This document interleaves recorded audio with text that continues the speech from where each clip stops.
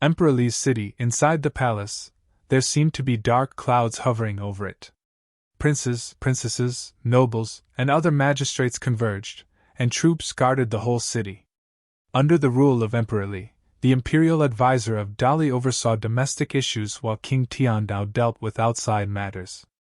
This management system rendered Dali dynasty incredibly strong and prosperous, far exceeding the neighboring Emperor Xia's realm.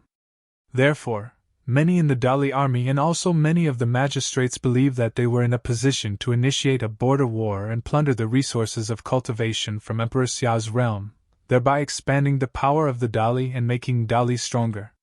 However, this all changed a few years ago when Futian appeared in Dali dynasty. After that, because of him, the imperial advisor of Dali was admonished, and the imperial advisor's residence sat there, deserted. In a few short years, the invasion of Emperor Xia's realm swept from all directions, pressuring Dali dynasty. The situation was reversed so quickly. In front of the towering golden hall of the palace, Emperor Li stood on the staircase. People were moving below. Messengers kept coming urgently to report the military situation. His Majesty, Sword Mountain and Sun City in the southwest fell. In the northwest, Emperor Xia's army had invaded Tianluo City and Yaodu. Directly to the west, Daily Mountain and the relics of the emperor were lost. King Tiandao and the regent failed in the ambush, with many casualties, and are now retreating toward the imperial city. The messenger relayed the news in one breath and then bowed his head on the ground, daring not to lift it. An important and strategic location in the west, in the shape of a fan, was lost successively, and even the ambush had failed. On the side of the empty realm, King White had evacuated, with Chao Kong left behind. The battle was becoming a one-sided situation. However, this situation was also expected. Under the circumstances, the opponent's cultivators of Nirvana Plain occupied the absolute advantage while Futian still brought many figures of the unblemished Saint Plain from the Crimson Dragon realm. The invasion by one realm was composed of all major top forces and the 8 great armies. As Dali had been weakened considerably by the loss of the imperial advisor's residence, in contrast, the disparity of power was one-sided. There was silence in the palace. Many ministers were quiet, and the princes and princesses were speechless. Some of the princes and princesses present even had dealings with Futian when he was known as the Seventh Swordsman in Dali, whose reputation rang throughout the realm. Who would have thought that the 7 swordsmen now controlled this great battle of the Renhuang realm? What are your thoughts? Emperor Li looked at everyone in the hall. It was met by more silence. In the world of cultivation, power trumped all. Their previous strategy was to retreat proactively, avoiding direct, all-out confrontation with the enemy, using a few cultivators to ambush possible points of entry. After all, the invading army of Emperor Xia's realm was scattered. King Tiandao and the Prince Regent were undoubtedly the most promising. Supposing they could ambush and destroy one army of the enemy, they could immediately support other areas of fighting. Then there was the empty realm. In addition to King White, Chao Kong was deliberately dispatched to infiltrate the Emperor Li's city in secret and deal a fatal blow if the enemy intended to make a move on the empty realm. But everyone had seen the result. Futian had convinced the Demon Peacock Emperor's realm to join forces with him to attack Emperor Li's city in the empty realm, causing the capture of Chao Kong, the premier demonic figure of Dali. His Majesty, since this is already the situation, it is better to give up all the positions. I can't hold it. Is it possible to concentrate all my strength and use time differences to break through one by one? Someone suggested. There had to be a time difference with the arrival of the great army of the other side. King Tiandao and the Prince Regent originally planned to do the same, but the Sword Master of Lihan and Yaya were the main forces defending the Sword Matrix. After the arrival of the reinforcement, the other parties seemed to be able to communicate remotely and kept from consistently advancing together. The closer they were to the Imperial City, their more positions seemed to converge to support each other quickly, reported the messenger. It is Futian's ability. He can control demons. That was the cause of defeat during the battle for the empty realm, someone said. Unless, the man who knelt on the floor continued. Emperor Li looked at him and said, "Unless what?" "Unless His Majesty leads us to the battlefield and smashes them one by one at the fastest speed," the messenger said, his head on the ground. When two armies fought, usually, Renhuags would not participate. If Emperor Li got involved, then it was possible that Emperor Xia may get involved as well. Once a Renhuang intervened, it was possible to make the situation even more serious until it became uncontrollable. It could even trigger a battle to extinguish an entire realm. This kind of thing was not unheard of in history. Emperor Li's eyes were sharp as he stared at the other. The man continued, "However, the army of the enemy did not launch a killing spree. Perhaps they have other motivations.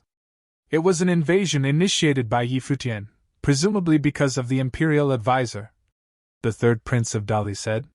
He had participated in the Battle of the Crimson Dragon Realm and understood that the imperial advisor was punished because he had let Yi Futian go.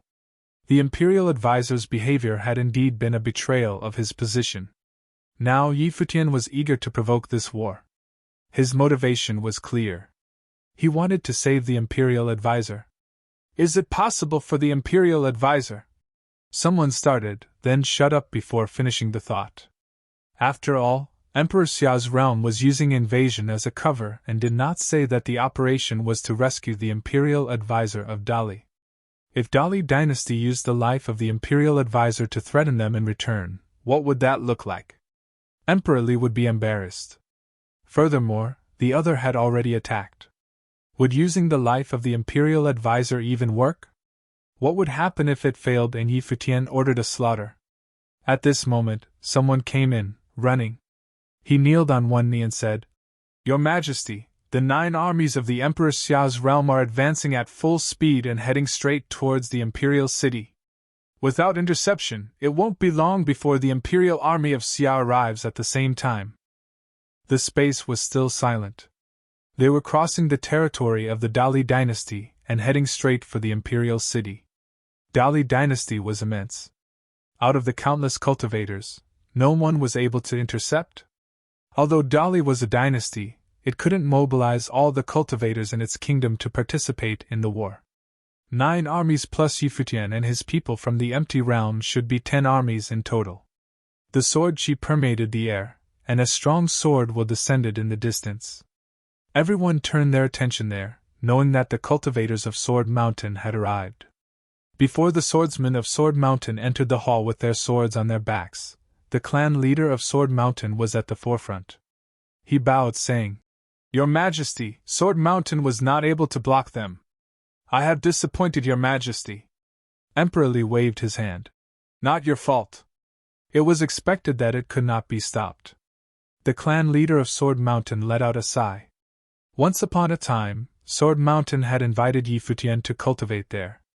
Although the army of the enemy invaded Sword Mountain this time, it was not a slaughter. The army of Emperor Xia's realm had only injured but did not kill. Clearly, Yi Futian had deliberately ordered his men to show mercy. Strictly speaking, there were also cultivators of Sword Mountain who were involved in the pursuit of Yi Futian, while in the empty realm. It is commendable that Yi Futian could achieve such mercy. It was a pity that he was Yi Futian, not the 7th swordsman. If he was really the 7th swordsman of Dali, how perfect would it be? There was a strong breath coming from outside of the imperial palace, and the great army continued its return to the imperial city. Both King Tianao and the Prince Regent returned and came to the hall, bowing their heads. They said, "We have failed." Not only were they unable to kill the sword master of Lihan and his companions, but were attacked by them. Their sword matrix killed many of their people. Emperor Li said nothing, as there someone came forward again. It was King Li, who arrived with cultivators from the lower world. However, King Li Wan had not even reached the Nirvana plane, and his arrival could change nothing. King Li's daughter, Li Yu, was also present, and her expression was extremely complicated. Back then, she had a good relationship with the 7th swordsman, who came from the lower world to the upper world. She knew that Yi Futian had given up on his grudge against Li Yao and had wanted to leave, but the Prince Regent pursued him relentlessly. Furthermore, the imperial advisor of Dali was later dispatched to the Crimson Dragon realm. The real mistake may have been this. Otherwise, the imperial advisor would not have gone to prison, and Dali would not be in this current situation. No one could come out and turn the tide. Dark clouds shrouded the imperial city of Li. The once prosperous Emperor Li's path seemed a little empty at the moment. The population was either converging at the palace or left this place altogether. Everyone was talking about just one thing: the great army of Emperor Xia's realm would soon arrive at the imperial city of Li. Moreover, the person who controlled this warfare turned out to be the Seven Swordsmen, a disciple of the imperial advisor whose name was known throughout Emperor Li's path. Had he come to avenge the imperial advisor? Many were thinking, in just a few years, what kind of genius had Yi Futian become? What would happen at the imperial city of Li? In the imperial city, large armies from all sides continually gathered. They were the legions that guarded all corners of Dali dynasty. They had all returned now to prepare for the battle at the imperial city. But according to the information received by the people inside the imperial city, even if the entire army of the dynasty converged, they would still be suppressed in this battle. After a long while, someone rushed toward the palace. Soon, outside the imperial city, in various directions, the army of Emperor Xia's realm descended. Outside the city, people looked up at the void, their hearts trembling fiercely. Armies of saints had surrounded the city. 9 armies came one after another, appearing in different positions outside the imperial city. Their bodies levitated in the air, and they could see the adjacent army. They had arrived. The troops had come. No one would have thought that there would be a day when Dali dynasty would be pressed outside its own city wall with no means to strike back. In the empty realm, Yi Futian had also ordered the army to gather and prepare. This time, with the troops marching to the imperial city, he did not believe that Emperor Li would not compromise and release the prisoner. Enter the city. A command was issued, and suddenly, the army outside marched straight into the imperial city in an awesome formation. All the cultivators within the city drew back with trembling hearts. Not only did the troops came to the city, but they had now marched into the city and headed toward the palace. Inside the imperial palace of Dali dynasty, Emperor Li looked up into the distance. He had sensed everything outside the city. The presence of 9 armies and a dozen nirvana existence. It was almost double their own numbers. He looked up at the sky and said, "Since you are already here, why not show yourself?" The hearts of the people inside the palace trembled, and when they saw a figure descended from the sky, it was Emperor Xia. When the army invaded the imperial city, Emperor Xia naturally had to be at the helm to control the situation. What if Emperor Li suddenly lost his composure and went crazy? But what was shocking was that beside Emperor Xia, 2 figures descended with him. One of them was an extremely beautiful woman, who stood quietly next to a man. The middle-aged man was wearing a gorgeous robe that seemed to be cast by divine feathers. His figure was long and slender, and he had strange pupils. Even in his middle age, he still possessed a handsome and extraordinary temperament. "To what do we owe the pleasure of the presence of the Peacock Emperor?" Emperor Li said, which made the hearts of many tremble. The Peacock Emperor of the Peacock Demon Realm had also come. The Peacock Emperor stood quietly above the sky and said, "Just walking about. I heard of the dispute between Emperor Xia's realm and Emperor Li's realm, so I came to take a look." Emperor Li's eyes were cold. In the empty realm, the Peacock Demon Emperor's realm had joined forces with Yi Futian to fight against Dali. The appearance of the Peacock Emperor, at this moment, was naturally a cause for concern. "Your Majesty, at the time of the battle for the empty realm, Dali dynasty and the Demon Emperor's realm were allies and were going to join forces to deal a blow to Emperor Xia's realm. However, those from Emperor Xia's realm were extremely conniving. They gained control of the cultivators of the demonic tribe and disrespected Princess Kong Xian. So now, why does your Majesty allow the idol king to join forces with the people from Emperor Xia's realm?" Some cultivator of Chao clan said with puzzlement. It was precisely because the Peacock Demon Emperor's realm and Yi Futian joined forces that their leader had been captured. His fate was still unknown. This was also the question of many people. There was a time that Kong Xian hated Yi Futian and his cohort to the bone. Now that you mention the empty realm, I seem to remember, Emperor Li, that the rules of the battle for the empty realm were set by us three parties and lasted many years. Your son broke our covenant by disobeying the rules. According to the agreement, Dali will not be eligible to enter the empty realm. I am sure you understand. The Peacock Emperor did not respond to the man but directly addressed Emperor Li. The man who spoke was pale, but Emperor Li was much calmer. The Peacock Emperor was making a point that he could not refute. When they were at the empty realm, it was indeed Li Yao who broke the rules. Well, now that the Peacock Emperor was present, was it to make Dali obey the rules? Of course, the Peacock Emperor said nothing, which only invited more speculation. But despite whatever happened in the empty realm, just the fact that the Peacock Emperor stood there was a kind of deterrence. Emperor Li, you want to wage war to invade Emperor Xia's realm, and your elder brother, King Tiandao, does even more so and caused many provocations. Since you seem to want such an ending, then let the armies battle it out, Emperor Xia said out loud. Emperor Li was silent, like everyone else in the palace. A great battle? Their powers were in great disparity.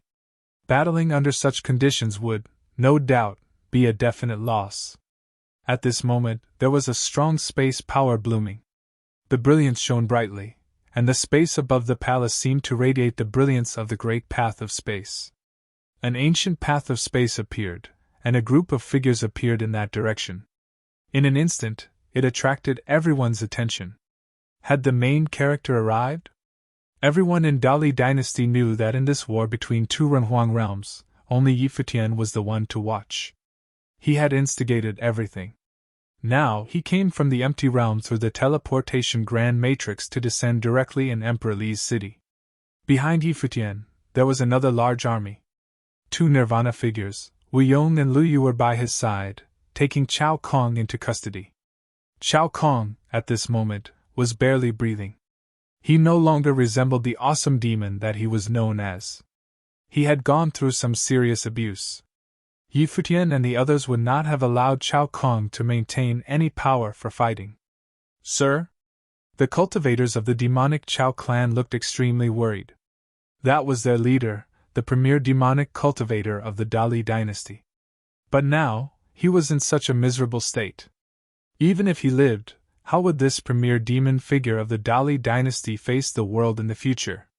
Yi Futian stepped forward toward the crowd directly across from him, and came to the front of Emperor Xia's army. Countless eyes from the Dali dynasty fell on him, and his white garments and silver hair. Whether in appearance or temperament, he was extremely outstanding. Compared to the seven swordsmen of yore, he was even more distinguished. Naturally, all of Dali knew that the silver-haired figure they saw was the genius who had infiltrated the Imperial Advisor's residence, the seventh swordsman. He was chased by Dali before, but now he returned with such a dominant posture. He had come leading the great army of Emperor Xia's realm. Many people in the Dali royal family knew this former seventh swordsman had even gone to the West Mountain to hunt together. Furthermore, the aggressive seventh swordsman had executed a descendant of the Prince Regent's residence without regard for anyone. Now, to behold the seventh swordsman again, the feeling was quite another. Emperor Li's eyes fell on Yi Futian. Back then, he did not even realize that the seventh swordsman was using a disguise. Once, he had wanted to grant his daughter to Yi Futian as a wife and make him a prince consort. To kill Yi Futian at the time, Li Yao and the Prince Regent suggested that he send the Imperial Advisor to the Crimson Dragon realm and execute Yi Futian to neutralize this threat. And he had agreed. However, the operation failed, and the Imperial Advisor could not harden his heart to kill Yi Futian. Yi Futian didn't die. The Imperial Advisor was admonished and was imprisoned by him, and the Imperial Advisor's residence was history. Emperor Li, as a figure of Renhuang, did not expect that the history of the Dali dynasty would change because of a young man. Now, the troops were here in the city. Yi Futian wanted to threaten him, the emperor, into compromising. To releasing the prisoner. Yi Futian greets your majesty, Emperor Li. Looking at Emperor Li, Yi Futian said in a clear voice, but he did not bow in respect, and there was not much respect in his tone. One could even say that his tone had a touch of indifference. In the battle at Crimson Dragon Realm, it was impossible without the explicit consent of the emperor. Who could order the imperial advisor if not the emperor? Obviously, Emperor Li had the intention to coerce the imperial advisor. Although he valued the imperial advisor, his heart was closer to King Tian now and the Prince Regent. After all, the same blood flowed within them. No matter how much the imperial advisor of Dali achieved, no matter how extraordinary he was always an outsider who could be used and even given enough respect. But when push came to shove, it was always blood that could be trusted more. If the imperial advisor was a relative of the emperor, perhaps the emperor would not have sent him to the Crimson Dragon realm. Emperor Li should have known how difficult it was for the imperial advisor. But Emperor Li had hoped the imperial advisor would make a choice. You have brought your men here, so don't bother with pretense. Emperor Li looked at Yi Futian coldly and said, Yi Futian, what do you want? When I cultivated in the 9 states, the lower world of Emperor Xia's realm, Li Yao crossed the Renhuang realm, leading people to lay siege on the clan I was with. This caused heavy casualties to my clan, including my wife. Yi Futian looked at Emperor Li and continued. In the Battle of the Empty Realm, it was another slaughter with total disregard of the rules, and in the Crimson Dragon realm, Dali Dynasty sent out 4 Nirvanas to attempt to kill me. It's not about what I want, but rather, Your Majesty, what do you want? Emperor Li stared at Yi Futian. If Emperor Li desires so much for me to be dead, well, here I am. Emperor Li could order them to do it. Yi Futian pointed to the people of the Dali Dynasty. No one made a move. On the side of the Dali Dynasty, there was dead silence. If the armies collided, they would suffer great defeat.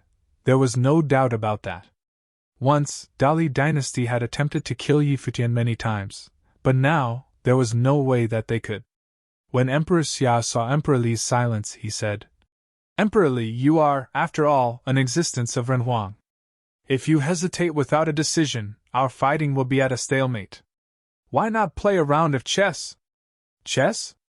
At this moment, Emperor Li did not have the interest to play chess. He and Emperor Xia were equal in strength. One could not beat the other. If there had been a clear gap, there would never have been border wars. The hardest fist was not bound by rules. It was only when 2 sides were equal was there the need for rules. Your Majesty, decide, Yi Futian said. Along the way, he didn't allow mindless slaughtering. It was obvious that he did not view this invasion as a true border battle. Otherwise, it would not have been so peaceful. Countless people of Dali would have fallen along the way. They had only killed those who fought against them because it was kill, or be killed by the other. Emperor Li, of course, knew what he wanted. 10 armies descended today. With soldiers now in the city, all these thousands of men came for only one person. The majestic imperial palace, with its towering hall, stood there in extreme solemnity. Today, for the first time, someone dared to threaten the lord of the Dali dynasty, Emperor Li, to make a decision in this majestic palace. Countless eyes fell on Emperor Li and Yi Futian opposite him. The army encircled the palace, and dark clouds loomed over the city, threatening Emperor Li. Although the reference to a decision was not stated, everyone knew very well what he meant. He wanted the emperor to let the prisoner go.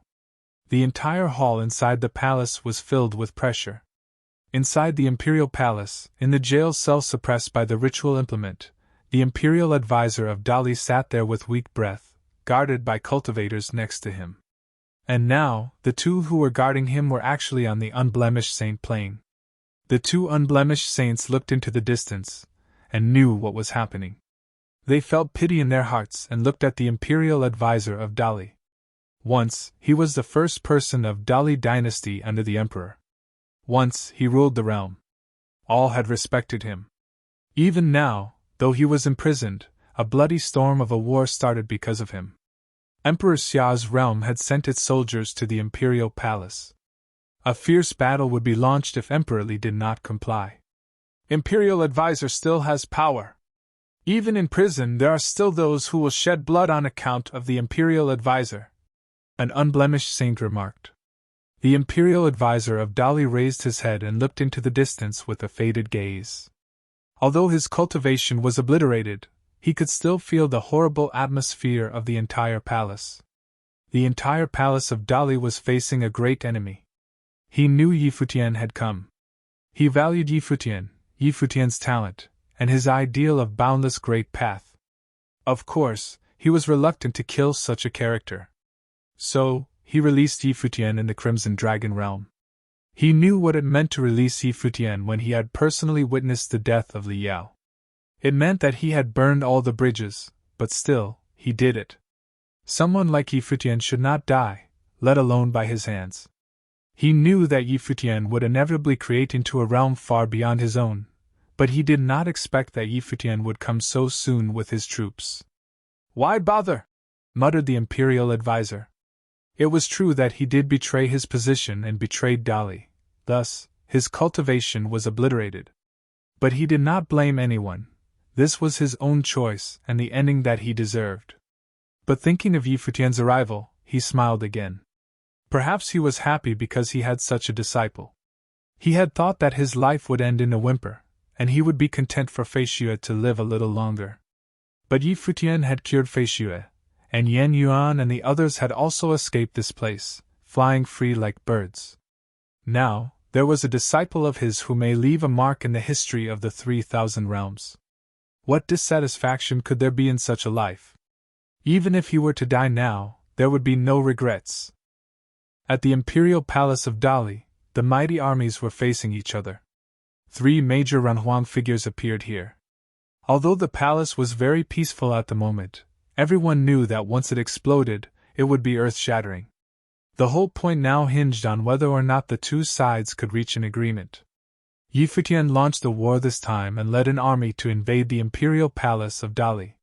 His purpose was not to slaughter, otherwise the way over would not have been so quiet, and countless cultivators would have perished. He came for the imperial advisor of Dali and wanted to force Emperor Li of the Dali dynasty to decide to release the imperial advisor. But could he persuade the emperor?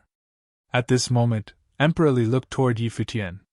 In his cultivation until now, in the Renhuang plain, he had ruled a realm respected by all in Dali dynasty. He wanted to strengthen the Dali dynasty so that even in times of trouble, they could conquer or defend. He wanted to glorify the name of the royal family of Dali so that it would be known more than just in the one realm. The imperial advisor was competent and was valued. In his view, the imperial advisor would be the main force in his plan to strengthen Dali dynasty. He had even vacated the power of the prince regent, and gave all the power to the imperial advisor. However, the imperial advisor had disappointed him. After all, the imperial advisor was not part of the Li clan, and there was no blood of the royal family flowing inside of him. Therefore, he did not share the same position as him. When he encountered Yi Futian, he had committed treason because of his affinity toward his disciple. He had said once that he could allow the imperial advisor to make any mistakes, except treason. He was also willing to give the imperial advisor a chance, but he had declined. Therefore, he asked the imperial advisor to obliterate his cultivation and be imprisoned. Now Yi Futian, the genius character who had caused the betrayal of the imperial advisor, had come here and surrounded the palace with his great armies, threatening him to release the imperial advisor. To release him or not? Yi Futian asked him to make a decision. But how? Yi Futian, in the world of cultivation, discussion of past rights and wrongs are meaningless. Li Yao killed your wife and those in your clan, but you also killed him. You want to rescue the imperial advisor, but the predicament the imperial advisor is in today is all because of you. If it was not for you having been the imperial advisor's disciple as the seventh swordsman, the imperial advisor would still maintain his honorable position in our Dali dynasty, and the imperial advisor's residence would still be respected by those in Dali. All of this was because of your plan for revenge. Emperor Li looked at Yi Futian and said, "Since you want me to make a decision, it will all end today. Everything started with you, and it shall end with you. Yi Futian, if you die, then the imperial advisor will still be the imperial advisor of Dali. I will forgive all the charges against the imperial advisor and his residents. And if they are willing, they can still be in positions of power in Dali dynasty. Of course, he can also choose to leave, and I shall send him off in a manner befitting his position as the imperial advisor. Those who were around were trembling inside, and countless eyes fell on Futian. Emperor Li's decision was that for Futian to die, and the imperial advisor would be released. And all transgressions would be pardoned. Now, the people of the Dali dynasty could naturally see that Futian's progress posed a great threat to Dali. If he died, there would not be a Renhuang figure who might obstruct Dali dynasty.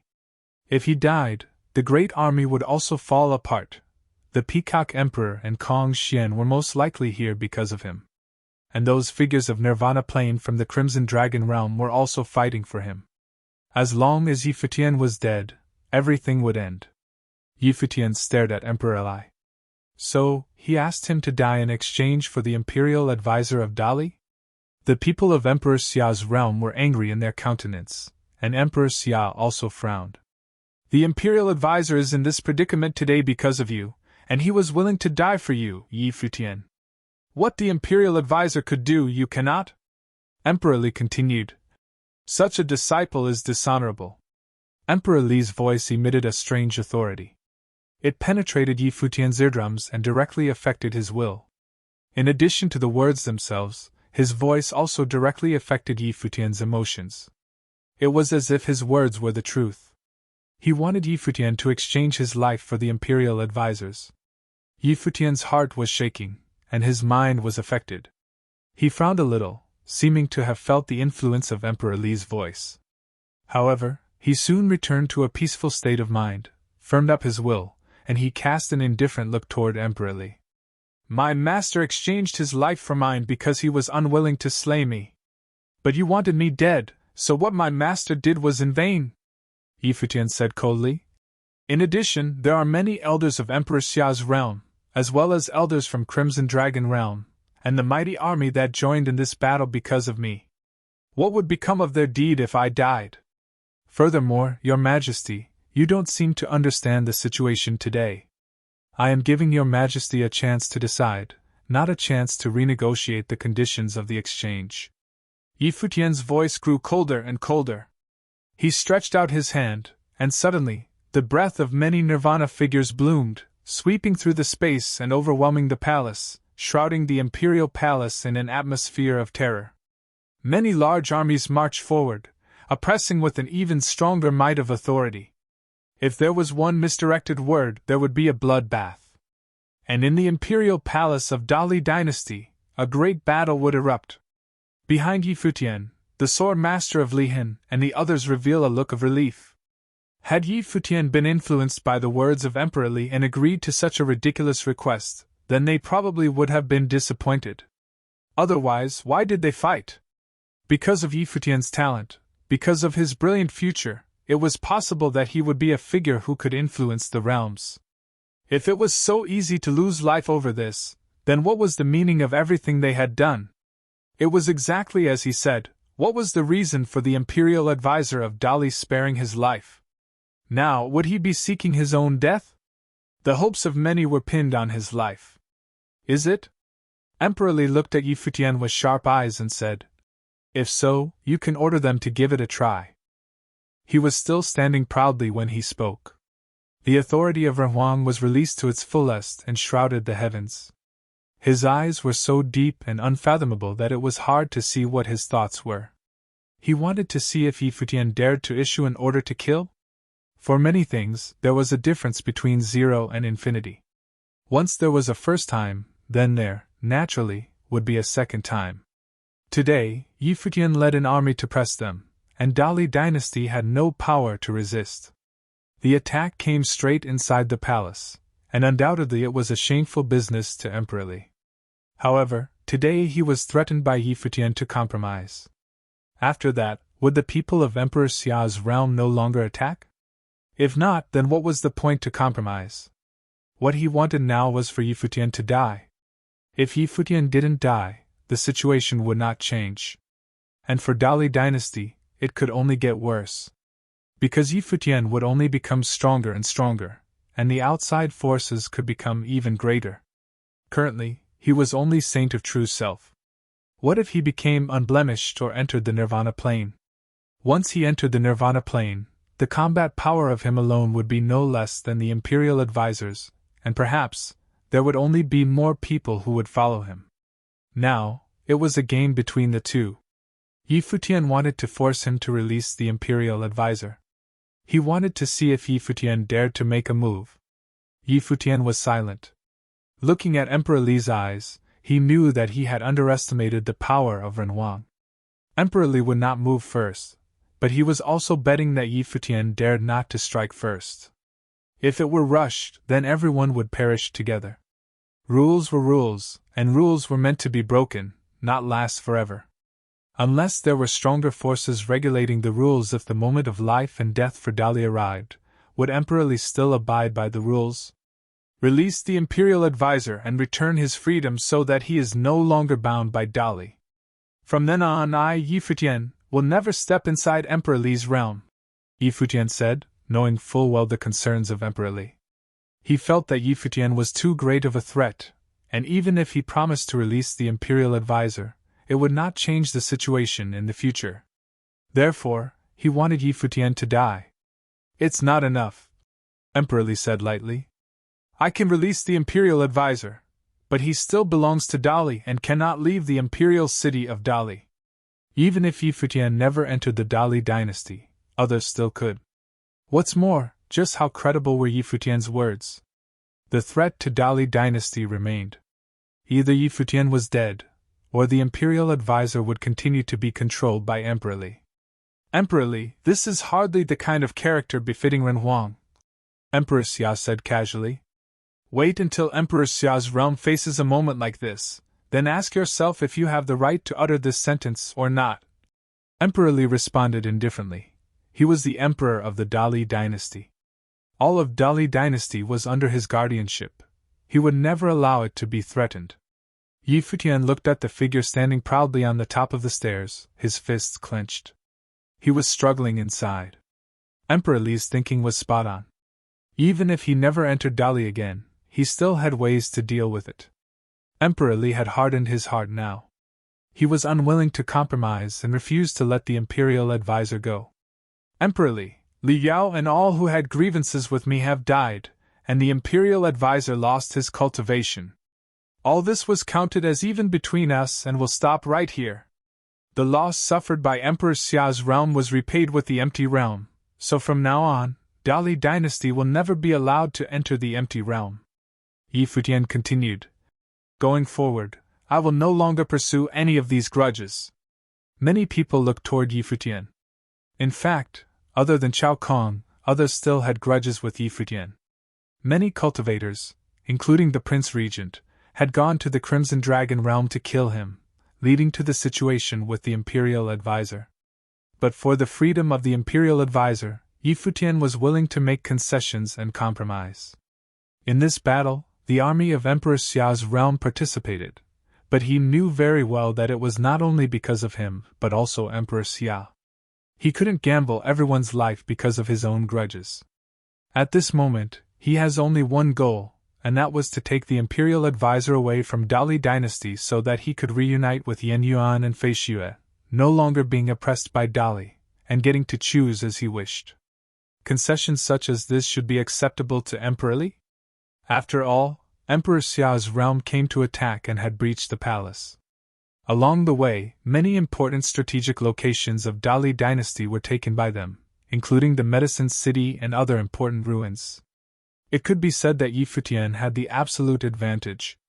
But now, Futian had only one condition, and that was the freedom of the Imperial advisor, and for that, he could let go of everything that had been taken. Next to him, Emperor Xia said nothing. This battle was for Futian, and he should make all the decisions. That's not enough. A cold voice responded to Futian. Emperor Li looked at him and spat out these words. Not enough. Even if Futian decided to give up the pursuance of this grudge, and his only wish now was to leave with the Imperial advisor safely, and he would no longer pursue things of the past, that was all he wanted now. As long as Emperor Li would agree, he would evacuate from Dali. However, Emperor Li had refused decisively. When Futian heard the response from Emperor Li, his face became extremely cold, and a chill was released from his body. His fists were tightly clenched. Today's situation, having surrounded the imperial palace of Dali, was an absolute advantage for them. It should be them who dictated the conditions to force Emperor Li to comply. However, the fact was that he stepped back and conceded, while Emperor Li still felt that it was not enough and refused to make any concessions and release the imperial advisor. The Peacock Emperor watched all this quietly in the void. He secretly transmitted to Kong Xian, saying, "When both parties are in negotiation, whoever cares the most is destined to lose. Emperor Li is Renhuang, after all, and dares to gamble everything and let go. But Yi Futian, he can't give up. He came for the imperial advisor, and his purpose is clear. He cares more than Emperor Li, so in this exchange, he is destined to lose." Kong Xian appeared to be deep in thought. Her father transmitted a secret message to her, was perhaps reminding her of something. In the future, she may also have the experience of an exchange such as this. Even those from Dali dynasty thought that the emperor might agree to Yi Futian's request and let the imperial advisor go, and Yi Futian would retreat. But they did not expect that Emperor Li still did not agree. The advantage that Emperor Li had, compared to that of Yi Futian, was that Yi Futian dared not gamble the lives of everyone, unlike Emperor Li. He was the lord of the Dali dynasty. He could make any decision, and no one could disagree with him. He did not need to consider anything else. He only needed to consider himself. It was deathly still. Even though Yi Futian was angry, he was also helpless. He wanted to have a great fight and let the army sweep over the entire Dali dynasty. But just as everyone thought, he had more concerns, and he cared more. "Your Majesty then means to make war?" Yi Futian stared at Emperor Li and said, "You came from Emperor Xia's realm and attacked until you came in front of me. Now you ask me if I chose to go to war?" Emperor Li smiled sarcastically, saying, "Yi Futian, I will give you two options: withdraw, and I release the imperial advisor, but he is still not allowed to leave the imperial city. The second choice is this: now that the imperial advisor is suppressed under a pagoda. If you are willing to try to survive the 3 levels of suppressions of the pagoda in the stead of the imperial advisor, and you are willing to withdraw your army, you may leave with the imperial advisor if you live. Nirvana-level implements are not to be trifled with." Emperor Xia said, looking towards Emperor Li. "The imperial advisor once served the Dali dynasty, but now you threaten us with his life. Emperor Li, don't you think this is unbefitting to your honor as Renhuang?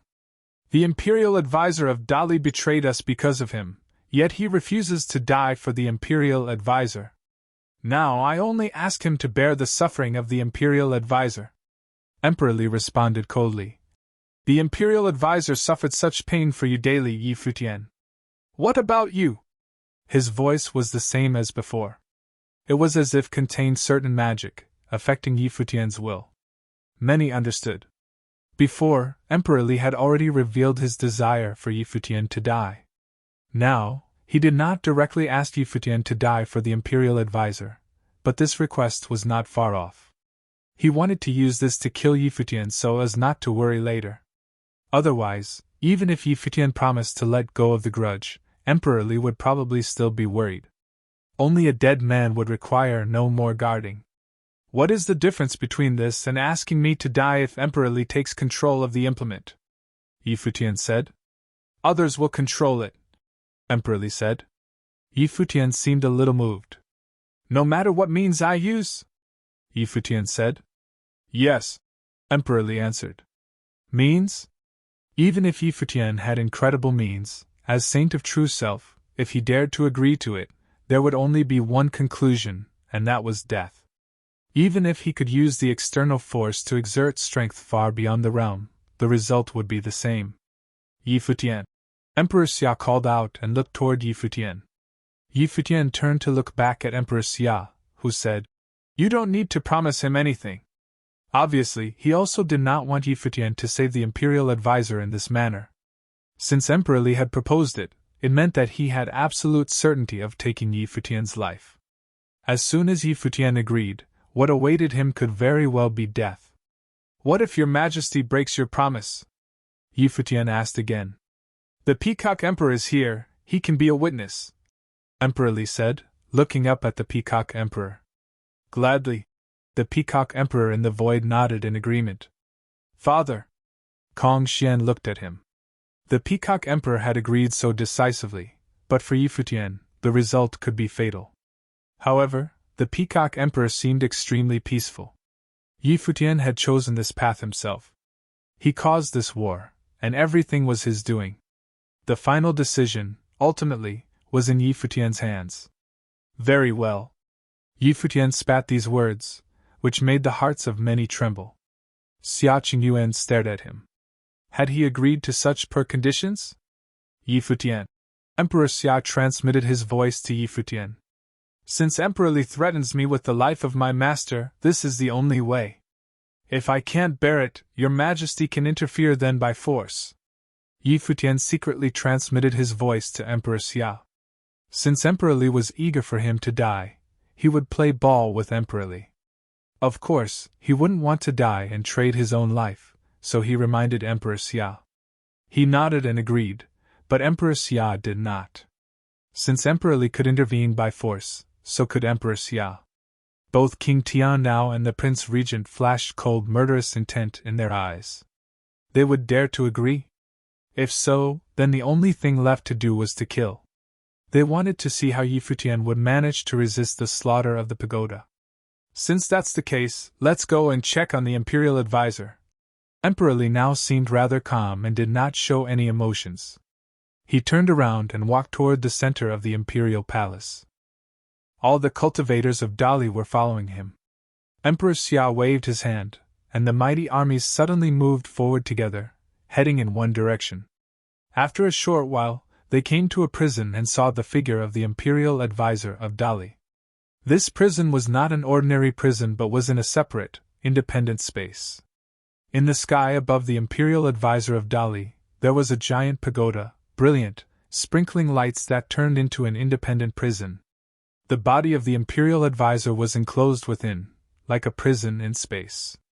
Traces of horrible will of the Great Path permeated from it, and there seemed to be an enchantment surrounding the Imperial Advisor. At that moment, he was sitting on the ground. His hair was a mess, his eyes were cloudy, and his hair had grayed much. He resembled the hero of yore, no longer possessing the brave spirit of his former self. Seeing the appearance of the Imperial Advisor, Yi Futian felt a little sad inside. How could this be the first person under the throne of Dali dynasty? Master! Yi Futian felt saddened, seeing what was before him. He still remembered that when he first came to the Dali dynasty, he had come from the lower realm and entered the palace. He met the disciple of the Imperial Advisor, Lu Chuan. Even though Lu Chuan was only the youngest disciple of the Imperial Advisor, he was still in a superior position, treated as a guest of honor by King Li, who ruled the lower realm as one of the four kings. After entered into the upper realm of Dali, he felt even more clearly how respected the Imperial Advisor of Dali was in Dali dynasty. He has been someone who stood at the peak top of all of Dali. But because he didn't want to kill him, he ended up like this. One could only imagine how Yi Futian felt at this moment in his heart. Leave! The Imperial Advisor looked at Yi Futian with murky eyes. His voice seemed weak and lacked energy. Leave? Seeing his master like this, how could Yi Futian leave? He walked forward. Behind him, Emperor Xia shrouded the entire palace with his might.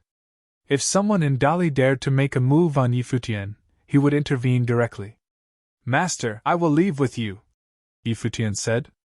The Imperial Advisor had no more cultivation left. How could he leave his master here in this state? Seeing the master today, his breath of life was drying up. He was left on his own. He could really die. For cultivators, the loss of cultivation was the greatest nightmare. People of Emperor Xia's realm seemed to understand why Yi Futian wanted to save the Imperial Advisor of Dali at all costs. The former Imperial Advisor of Dali had ended up like this. Even those top characters of Emperor Xia's realm who had seen him in Crimson Dragon realm still felt saddened in their hearts. How great was the Imperial Advisor back then? Even the great shaman was unable to resist him and was suppressed firmly by him. Just himself alone, he could battle several Nirvana characters at the same time. And now? He was on the verge of death. Futian, it's not worth it. The imperial advisor looked at him and said, it was not worth it for Yi Futian to save him. You were high above in Dali dynasty but ended up like this because of me. Was it worth it? Yi Futian whispered, feeling pain in his heart. He went forward, step by step, and horrific breath was released from him. The flames now burned into the sky. Above the firmament, wind and clouds were changing. Suddenly Yi Futian's body seemed to be devoured by the flames, but his eyes were still on the imperial advisor. He continued forward toward the area that was suppressed by the pagoda. Boom! A horrible illusion of the flaming god of war was condensed into existence. An elusive face seemed to appear in the flames above the sky. It was as if Emperor Kwa was summoned here and had descended. The sound of a roar came out, Yi Futian's body became immense, and the Zhonglo battle form was cast. It grew larger and larger, exuding radiance light of the sun. It was irresistible. The people of the Dali dynasty looked at this scene with shock. Could he exert such tremendous power? At this point, Yi Futian's breath was already that of the Nirvana plane. The strength of that flame was so strong that it might really slay the existence of Nirvana plane. Boom! With one step, Yi Futian entered under the pagoda.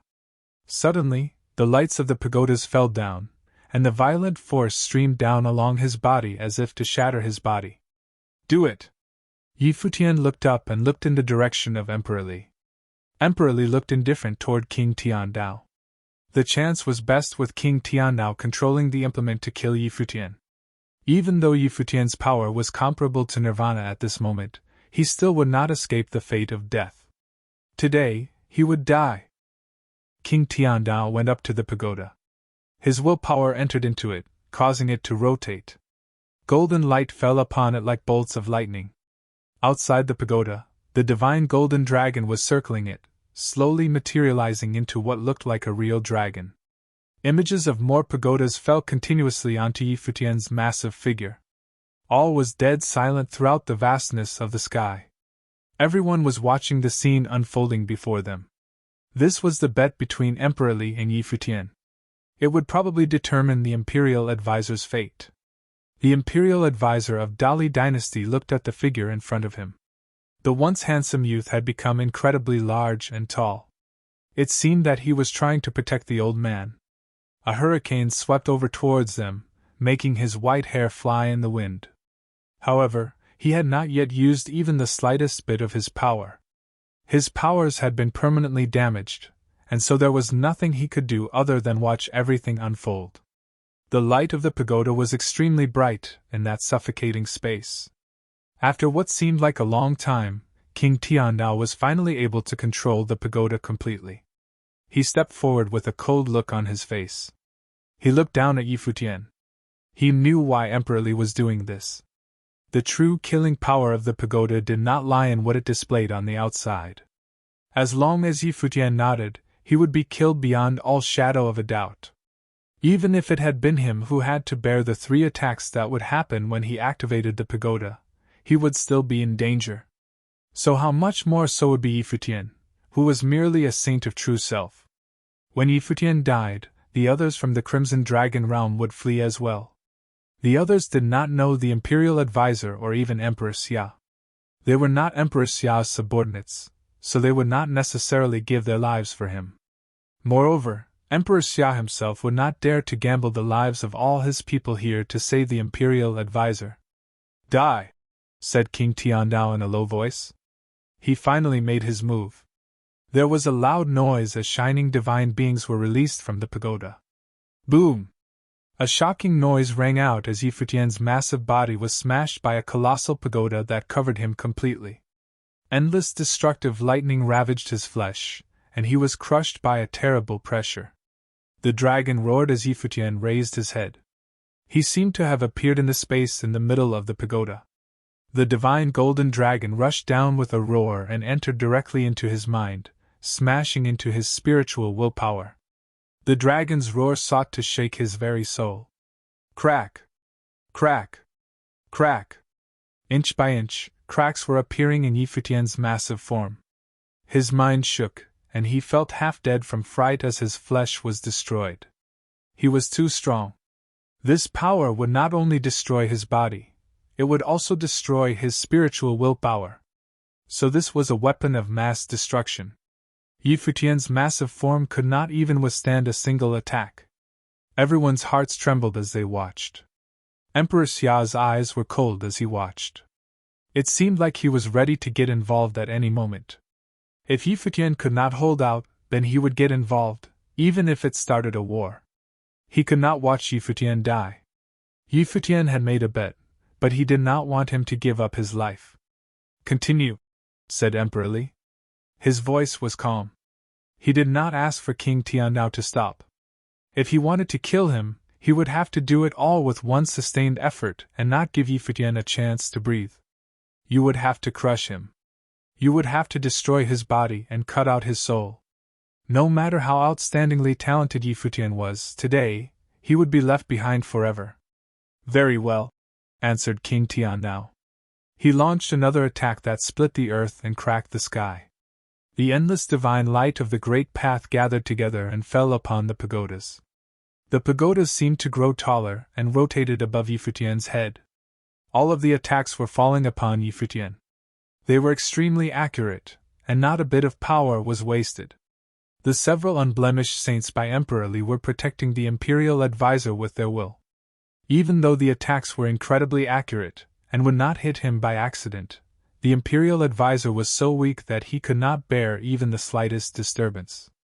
Before Emperor Li made his decision, they could not let him die here. The endless divine light transformed into another pagoda that wrapped around Yi Futian. The storm of golden pagodas spun, flattening everything, continuously shattering his Chonglu battle form. The terrible, destructive storm seemed to be at the nirvana level. Its fury was continuously renewed.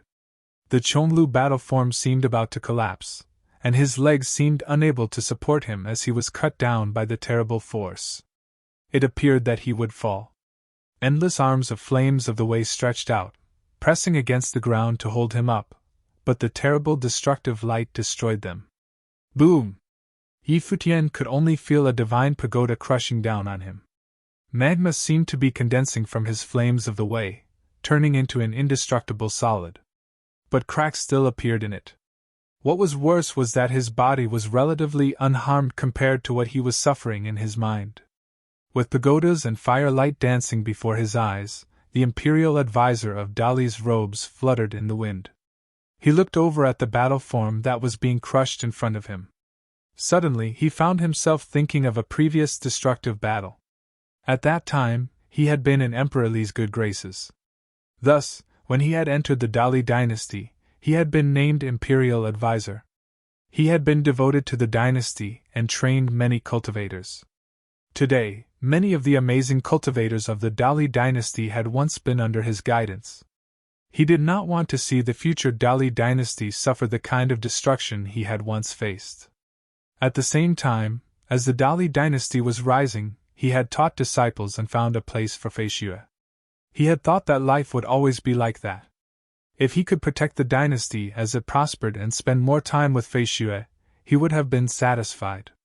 Because Feishue spent so much time sleeping, the two of them spent more time separated than together. The days had passed like this for many years.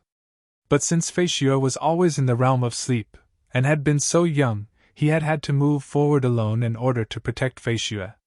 Yi Futian's appearance had changed everything. Everything in the world has a destiny. In the end, it had been impossible for things to continue as he had wished. But no matter what, everything that had happened before had been destined to happen, and so he could accept them with a clear conscience. Even if he died, he would have no regrets. But those disciples who had studied under him for a time were not willing to let him die. The destructive storm was tearing through Yi Futian's battle form. It seemed like he was about to fall. A stronger force was brewing and could fall at any time. Emperor Xia's aura was growing stronger. It seemed like he was preparing to attack. But just at that moment, an even stronger aura burst out from Emperor Li. He did not look at Yi Futian but at Emperor Xia. "Emperor Xia," he said, "the winner and loser of the previous battle have already been decided. Let's have another one, shall we? On saying this, he stepped forward and suddenly descended right in front of Emperor Xia. He had obviously guessed what Emperor Xia was thinking. He would not let Emperor Xia interrupt King Tiandao while he was killing Yi Futian. Emperor Li was so strong once he decided to act. In a flash, the entire palace was filled with his power. Emperor Xia raised his hand to attack, forcing his opponent's energy to disperse. The great army of Emperor Xia's realm was behind him. The two of them shot up into the clouds. There was a loud noise, and destructive light boomed. If the two of them had not gone up into the sky, countless people would have been killed by their attacks. Emperor Li was gambling with the lives of everyone in his palace. He was betting that Emperor Xia would not put up a fight. His beloved daughter Xia Qingyuan was there as well. Boom! At that moment, King Tiandao launched his third attack. Everyone's hearts were beating wildly as they stared at Yi Futian. His battle form was cracking inch by inch as it continuously collapsed. A lightning bolt shot into him, piercing through his body. The pressure was crushing him down. He turned his huge eyes towards the Imperial Advisor. Why are you doing this? The Imperial Advisor's long hair flew in the wind as he stared at Yi Futian. This was not the outcome he had wished for. He did not want to see Yi Futian gamble his own life for his. However, he saw that Yi Futian was smiling. Blood was flowing from his mouth. As the heavens' movement is ever vigorous, so must a wise man ceaselessly strive. These words echoed throughout Emperor Li's mind. These were the words that he had said to Yi Futian. Now Yi Futian was giving them back to him. When cultivating the great path, a gentleman should be continually improving himself. Why should he seek death? That was nirvana. Looking into those smiling eyes, the Imperial Advisor smiled as well. But even as he smiled, his eyes grew wet. He slowly stood up. Even though the years weighed down on him, he still stood straight. He had the backbone of a gentleman. As heaven's movement is ever vigorous, so must a wise man ceaselessly strive. The Imperial Advisor looked up into the sky. A terrible storm was whipping across the land, and a brilliant light was flashing. His body was still extremely fragile, and it seemed as if a gust of wind could knock him over. But within that weak body lay an unyielding heart. Boom! Boom! Boom! Destructive attacks were still shattering Yi Futian's battle form and even smashing into his body. His spiritual will was also under devastating attack. But his eyes were still bright. You're still not dead? King Tiandao's face darkened. You have had your 3 attacks. Release the Imperial Advisor. Came a voice from up in the sky. But as for the army that Yi Futian is leading, destroy them. The words, destroy them, fell from the sky like a bolt of lightning, entering directly into everyone's minds. It seemed that Emperor Li still wanted to do this. He had only promised to let the Imperial Advisor go. He had not promised that after 3 attacks, he would stop fighting altogether. King Tiandao could take this chance to kill Yi Futian. Yi Futian had no chance to escape. As long as he abided by Emperor Li's conditions, he would die for sure. Yes, Your Highness, said King Tiandao clearly. He had a fierce desire to kill Yi Futian. The unblemished saint's power disappeared from the Imperial Advisor's body, and at the same time, they tried to undo his bindings. Don't trouble yourselves, whispered the Imperial Advisor. As he said this, the bindings on him shattered into pieces. The destructive hurricane swept out, sending the unblemished saints around him flying. Brilliant light shot up from his body into the sky. Just as King Tiandao launched another attack, he raised his fist. Dong! With a loud noise, an incomparably huge pagoda fell, but it was blocked by a huge palm print that covered the sky. It was big enough to block the entire sky in one direction. Countless beams of divine light fell upon the Imperial Advisor. His white hair gradually disappeared, and his wrinkles faded. His cloudy eyes became dazzlingly bright again. His calm voice rang out through the palace. From now on, I will no longer obey Emperor Li. I am no longer the Imperial Advisor of the Dali dynasty. Everyone's hearts were beating fiercely as they watched. They saw the imperial advisor standing there in his worn-out robes. Although he had been rejuvenated, his body still looked frail. But even so, a brilliant divine light shone around him, and a formation flashed into existence. The ancient characters strong, flowing, leave, and threshold circled around him, making the storm of the great path grow stronger and stronger. He looked up into the sky and began to rise into the air. This is...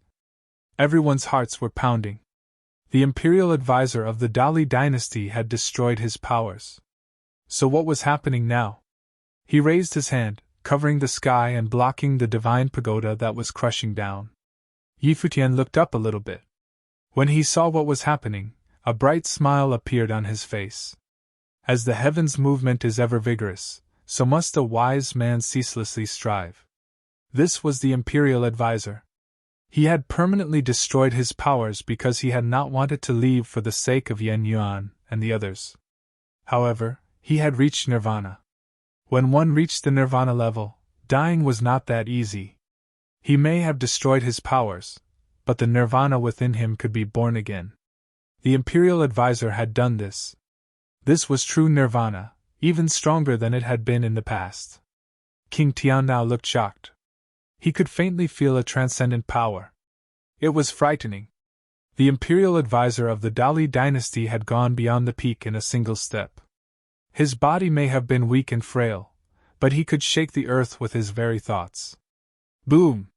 He activated the pagoda, and divine light shone, splitting the very air as it tried to flatten down everything below it. It was trying to kill the imperial advisor before he had been wholly revived. The image of a huge divine pagoda appeared, crushing downwards. It seemed strong enough to break someone's very soul. The imperial advisor looked up. Brilliant divine light was falling onto him from the sky. His aura was still quite weak, but when he stretched out his hand, a mighty figure appeared, moving in tandem with him. He raised his hand and pointed at the pagoda. At that moment, countless beams of light fell upon the pagoda at the same time. A loud dong rang out through the sky. In the next instant, countless cracks appeared in the divine pagoda as everyone watched with trembling eyes. The cracks spread and widened. Bang! The pagoda shattered as the divine light swept over it.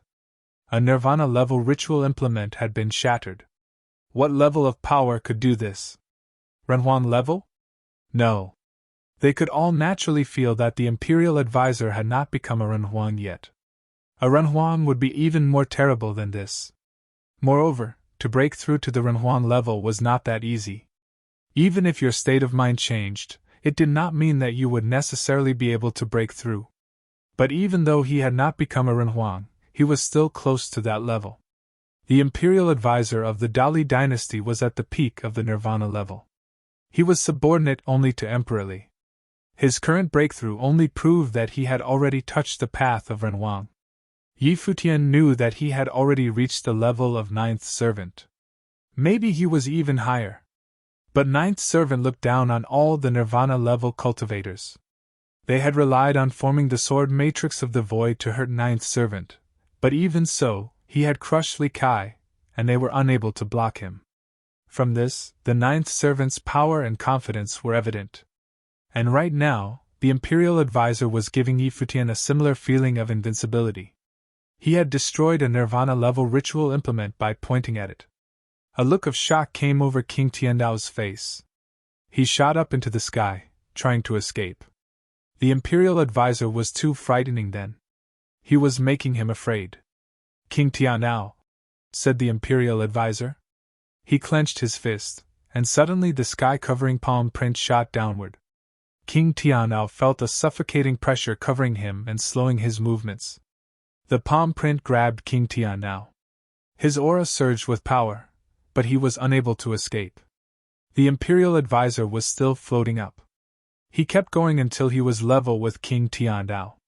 Imperial advisor, are you going to betray the Dali dynasty completely? Roared King Tiandao. I have already died once. I have no more association with the Dali dynasty. You wanted to kill me, and even destroy my residence, causing a war between realms.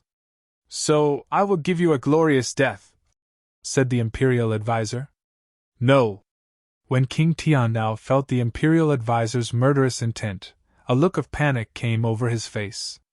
He was King Tiandao of the Dali dynasty, the brother of Emperor Li. He had once almost taken the throne from the emperor. Bang! The imperial advisor did not give him a chance. He squeezed his fist, and countless brilliant beams of light shot towards it like a catastrophe of the heavenly path. They not only destroyed King Tiandao's flesh, they even destroyed his soul, giving him no chance of survival. King Tiandao, the leader of the Dali dynasty's army, had fallen. He had been killed in the grand palace of the Dali dynasty. Moreover, the one who had killed him had once been the imperial advisor for the dynasty. They had once been the two most important people below Emperor Li in the Dali dynasty. The imperial advisor was responsible for internal matters, and King Tiandao was responsible for external affairs. Now, the imperial advisor had slain King Tiandao. This scene was incredibly shocking for the cultivators of the Dali dynasty. Even outside the palace, countless people were watching the battle. When they saw the imperial advisor kill King Tiandao, their hearts trembled as well. The imperial advisor! Came a series of murmurs and shouts. The voices built up into a storm of noise that flowed in all directions. The imperial advisor may have been imprisoned, but he was still a prestigious figure. Many people still remembered him, especially here in the imperial city. The people within the palace were the same. He had trained many of them. Everyone had once believed in him.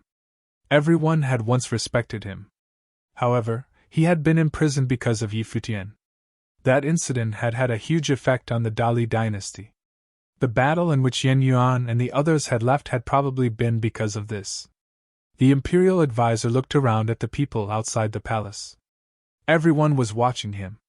Their whispers reached his ears. He said, "My residence was destroyed several years ago.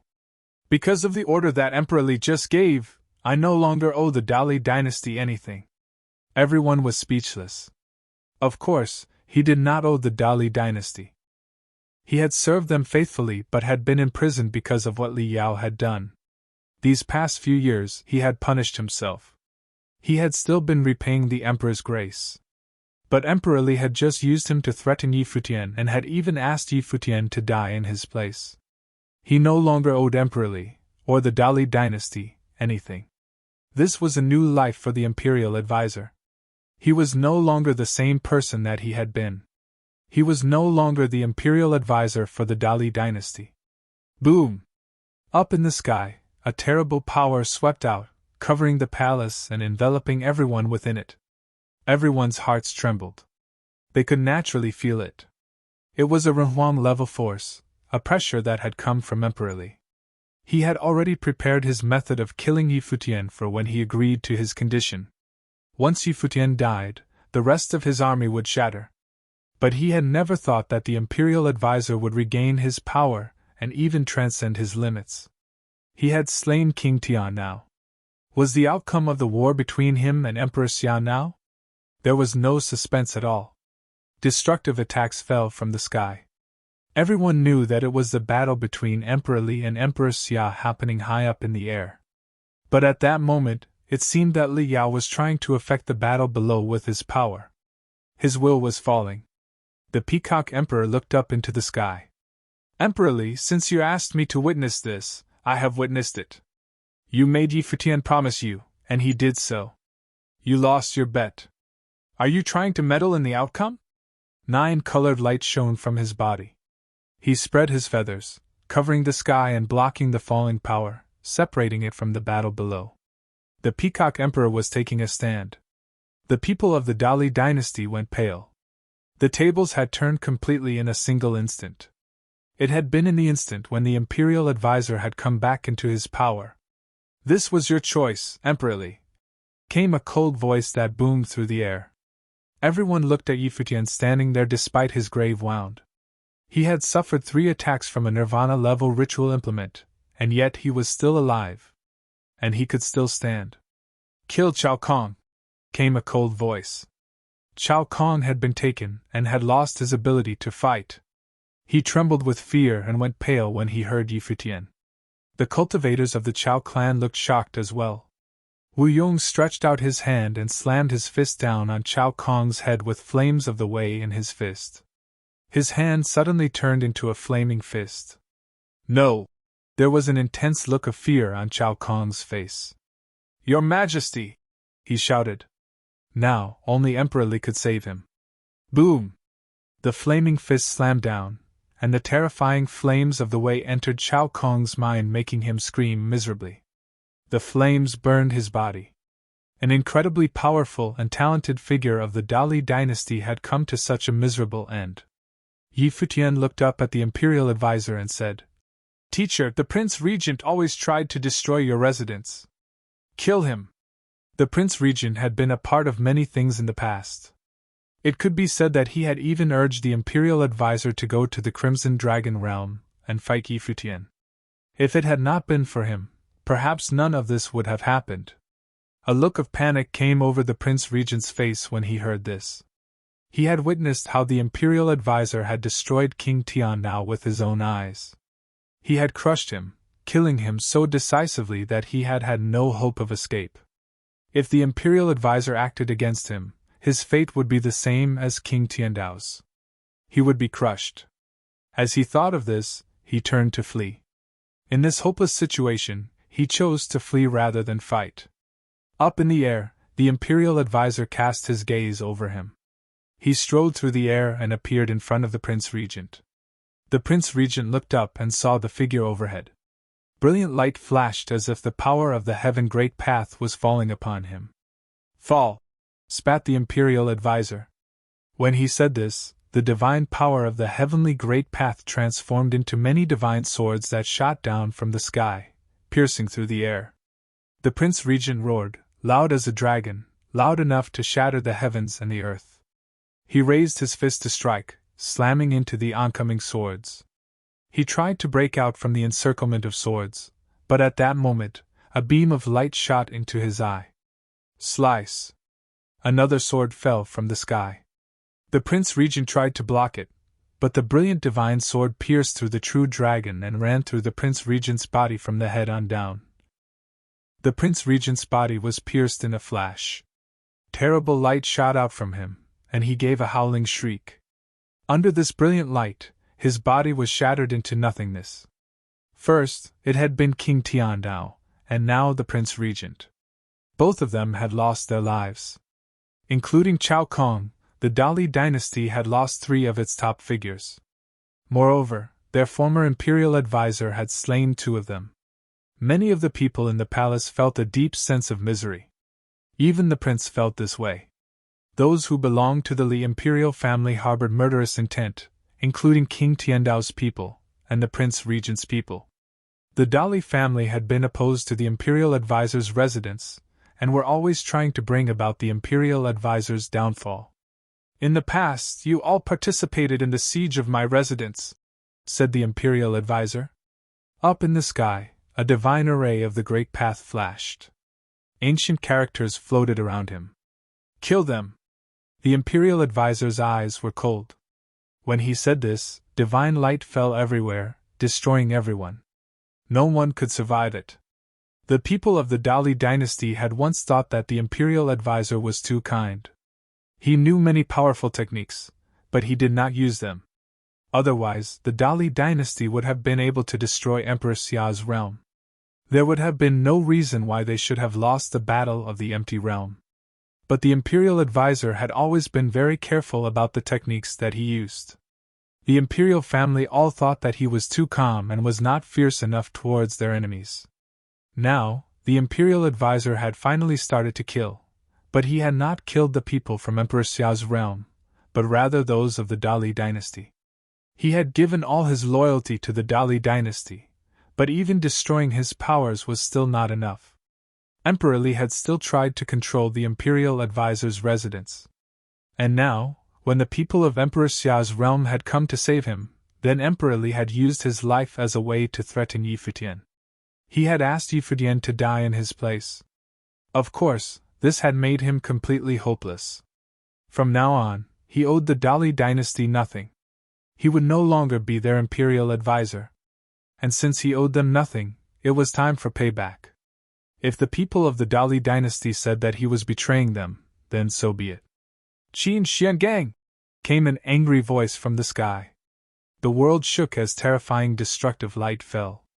The Imperial Advisor looked up and stretched out a hand. He used the heavenly great path to block the falling destructive light. There was a loud noise as his fist was destroyed, but the Imperial Advisor was not harmed. Even Emperor Li's will could not kill him. Since you have already made your choice, Your Majesty, you have no right to be angry. The Imperial Advisor was looking into the sky. Qin Xian Gang was his original name. Few people knew that.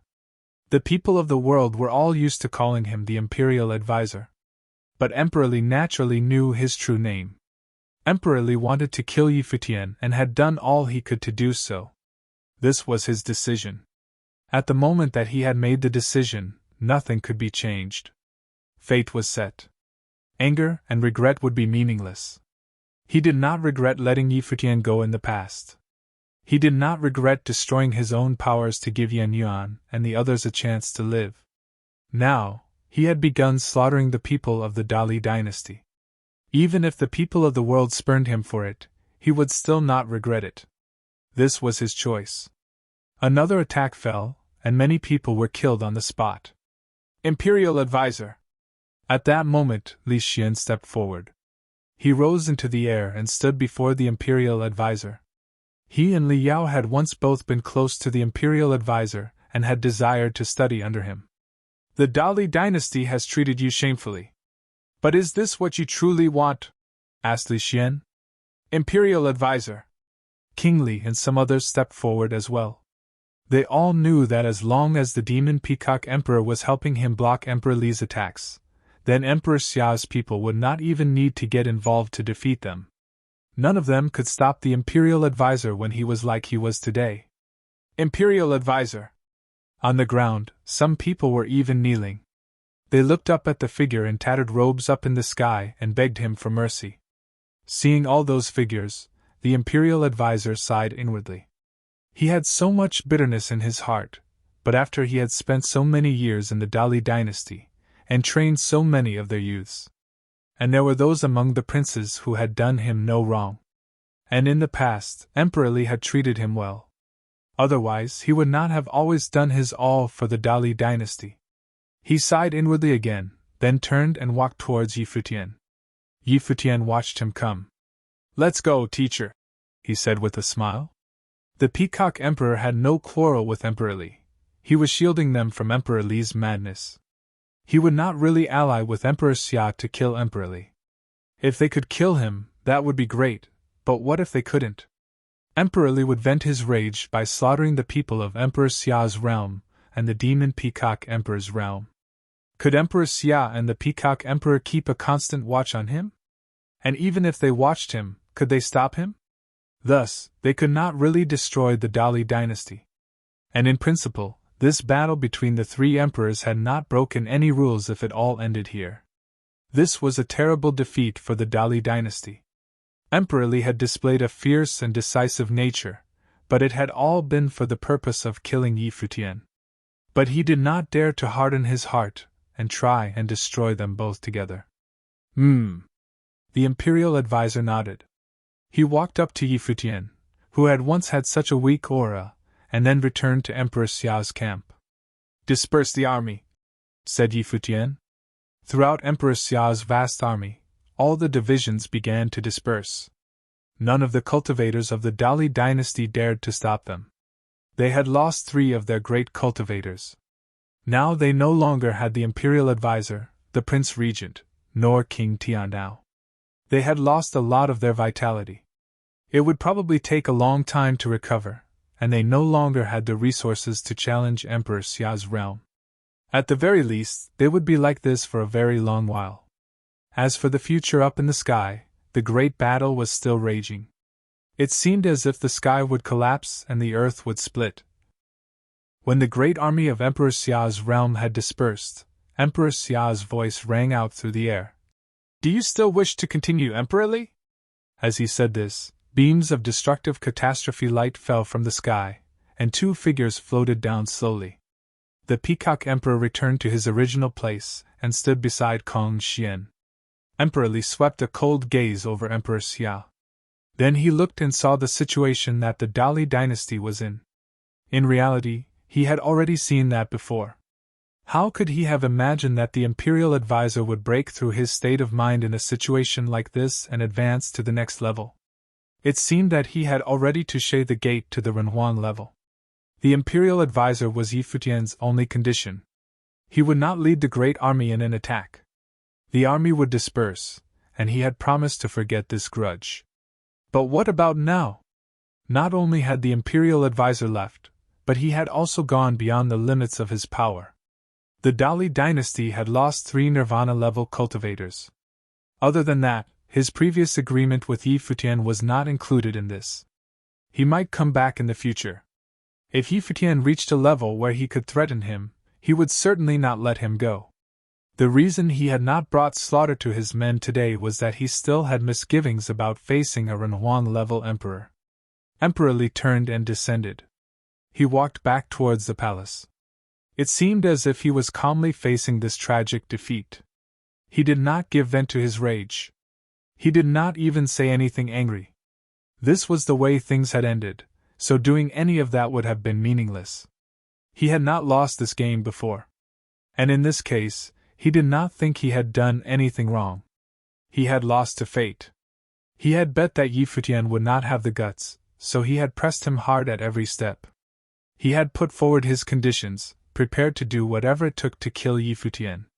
But the imperial advisor had recovered. And thus he had been badly beaten. But he had not lost to Yi Futian. Even though he had lost, he would not lose his temper and go on a rampage. He was at the Renhuan level, so his state of mind was better than that. But he had bet the Yi Futian would not risk that. But now it was all finished. Things had come to their end and could not be changed. Now he should be thinking about the future. Emperor Xia knew that Emperor Li was merely threatening Yi Futian. In reality, he also would not give vent to his rage by going on a rampage. He would wait and see who backed down first. He looked up and nodded to the Peacock Emperor, and then the two of them left in different directions. They disappeared in the blink of an eye. It was as if they had never even come. Everything in the royal palace of Dali was in disorder. This was a day that the Dali dynasty would never forget. Throughout Emperor Li's city, countless people were standing there in shock, looking up at the disappearing figures. The famous imperial advisor was now far away. After what had happened, he had already been fated to leave the stage of the Dali dynasty's history, but he had still been in the royal palace of Dali. But now, the Dali dynasty had lost him forever.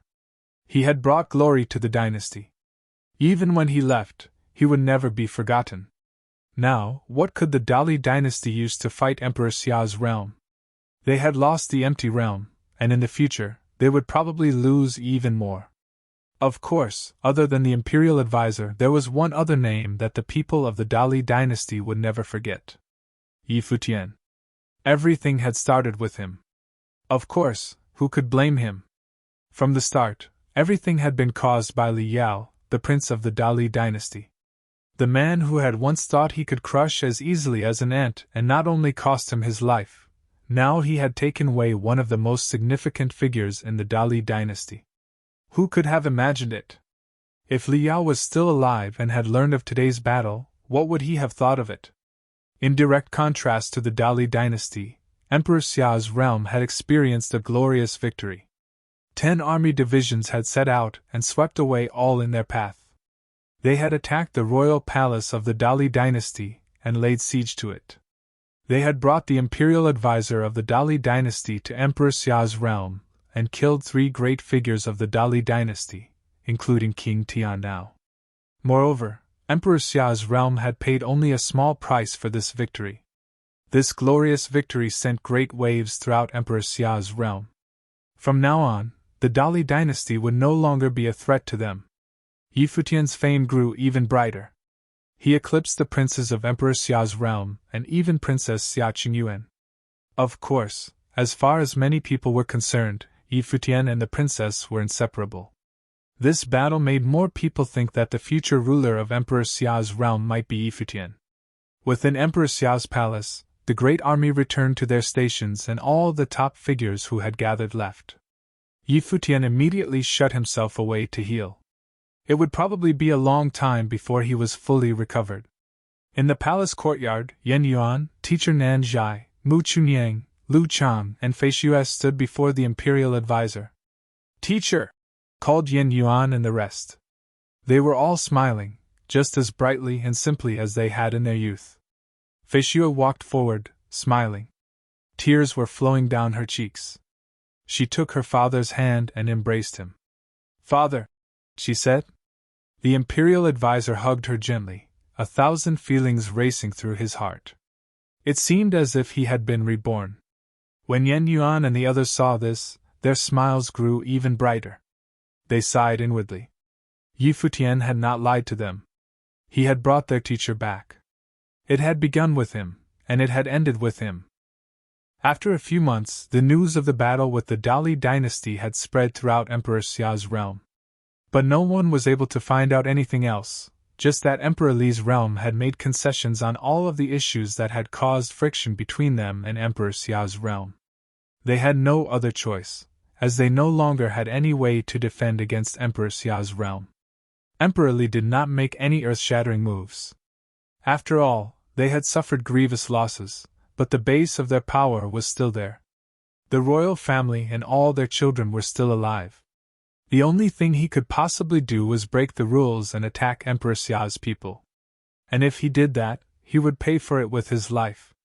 Obviously, Emperor Li was not that desperate yet. Futian was recovering, and Qin Xiangang was shut up for a period of time as well. After all, he had once destroyed his own powers, and his flesh had not yet completely reformed. He naturally needed to cleanse his will and recover to where he had once been. One day, everyone went to pay their respects to Emperor Xia. Although the people who had made names for themselves at the battle with the Dali dynasty were Futian and Qin Xiangang, the former imperial advisor, they knew that the one they should be thanking was Emperor Xia. In addition, Futian owed the Peacock Emperor his gratitude as well. Futian and the others reached Emperor Xiao's palace and bowed slightly to the emperor. "Your Majesty." Emperor Xia and Queen Xiao were sitting there. Emperor Xia looked at Futian and Qin Xiangang and said, "I trust you are recovering well?" "The worst part is already over," said Futian with a smile. "No need to trouble yourself over it, Your Majesty. I must thank you for my life as well, Emperor Xia, and the lives of the people of my household," said Qin Xiangang. Emperor Xia had come personally to save the people of the imperial advisor's residence twice. "You should thank Futian. If it were not for him, I would not have acted," said Emperor Xia with a smile. "But although you should not feel like you owe me anything, you should still consider coming to serve my realm. What do you think?" He had said that the imperial advisor did not owe him anything. He hoped that he would serve the realm of his own free will, not because he was returning a favor. Qin Xiangang naturally understood this, and he said, "Your Majesty, perhaps the Crimson Dragon realm would be more suitable for me." Emperor Xia nodded. "Very well. If Emperor Li does anything reckless in the future, you and Futian will be the first people that I turn to. Moreover, Qin Yuan is there as well. With you there taking care of her, I do not need to worry about her." His precious daughter would probably not remain in Emperor Xiao's realm. He had seen Qin Xuangang's power on that day. He had been able to block Emperor Li's will. He knew that he had already come close to the marvelous gate to the Renhuang Plain, and even before, few were a match for him on the Nirvana level. Now, his level was truly at its limit. Even in a place like Crimson Dragon Realm, there would be few people at the Nirvana level who would be able to threaten him. He was much stronger than the people that he had secretly sent to guard Xia Qingyuan. After all, Emperor Xia's realm could not part with such powerful figures. "I will do my best," said Qin Xiangang. "Futian, the people of the 9 great tribes are not needed here. You may take them all with you," said Emperor Xia to Futian. These were people that Futian had conquered in the Crimson Dragon realm, and he had sent them here to help Emperor Xia's realm guard against the Dali dynasty. Now that the Dali dynasty could no longer threaten Emperor Xia's realm, he was letting Yi Futian take them back. Yi Futian nodded. Very well. He knew that this time when he returned to Qianye City, they would replace the ancient imperial city and become the foremost city in Crimson Dragon Realm. There was no doubt about it. This was something that he could not have imagined before he had come here. There is someone else who would like to see you, Yi Futian, said Emperor Xia. Yi Futian was curious as to who it was. Emperor Xia looked out of the hall and called, Lu Yu, bring him in. Very soon, Lu Yu brought a man into the hall. He was wearing a black robe, and his aura was very weak. He had obviously been grievously wounded. Moreover, his face was dark, as if he had been poisoned. Yi Futian stared at him. He seemed to be lost in thought. This is the one who poisoned your friend. His powers have been destroyed. How would you like to deal with him? Emperor Xia asked Yi Futian. Let him live or die of his own accord, said Yi Futian. In reality, who already knew who had been behind the whole thing. Now, Emperor Xia seemed to want to settle the whole affair. Father, came a voice. Xia Kun walked inside the hall, then knelt to the floor, saying, I have made a mistake. Xia Qingyuan was watching everything calmly. This would all finally be settled. What do you think, Yi Futian? Emperor Xia asked Yi Futian. His opinion was obvious. They did not need to say too much about the things that had happened. They remembered them well enough. His Highness has admitted his mistake, and Linger and the others are in good health. You should be lenient, Your Majesty, said Yi Futian. In reality, this went against what he had originally wanted. If it were up to him, Xia Kun would be destroyed. However, he had to consider everything that Emperor Xia had done for him, as well as Xia Qingyuan. Today, he and the Imperial Advisor had come to thank Emperor Xia. To turn around and punish the prince would show that they were not grateful. Of course, the reason he could say this was because, in the end, everyone was still alive and well, and because the Imperial Advisor was standing there by his side. Otherwise, he would not be nearly so calm. His crimes were not just against you, said Emperor Xia. Xia Kun, from now on, you are stripped of your status as a prince. It will be better for you to prove yourself in the outside world rather than conspiring behind the scenes. Xia Kun went pale, but he still bowed and said, Yes, father. On saying this, he turned and left, not looking at Yi Futian or the others. He knew that starting from today, he would no longer have his status as a prince of Emperor Xia's realm. He was just a saint-level cultivator. He would no longer have cultivation resources.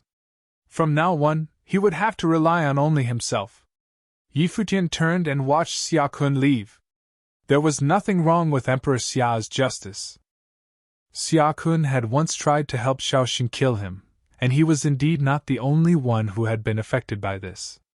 Xia Rong had nothing to do with this affair, but how should we deal with him for the things he did in the Crimson Dragon Realm and all of their consequences? Emperor Xia asked Yi Futian and Qin Xiangang. Qin Xiangang had been the one to suffer from his actions. Qin Xiangang bowed. Your Majesty, the prince had his reasons for making the choices that he did, so we cannot speak of right and wrong. I am able to stand here today because of your Majesty's grace.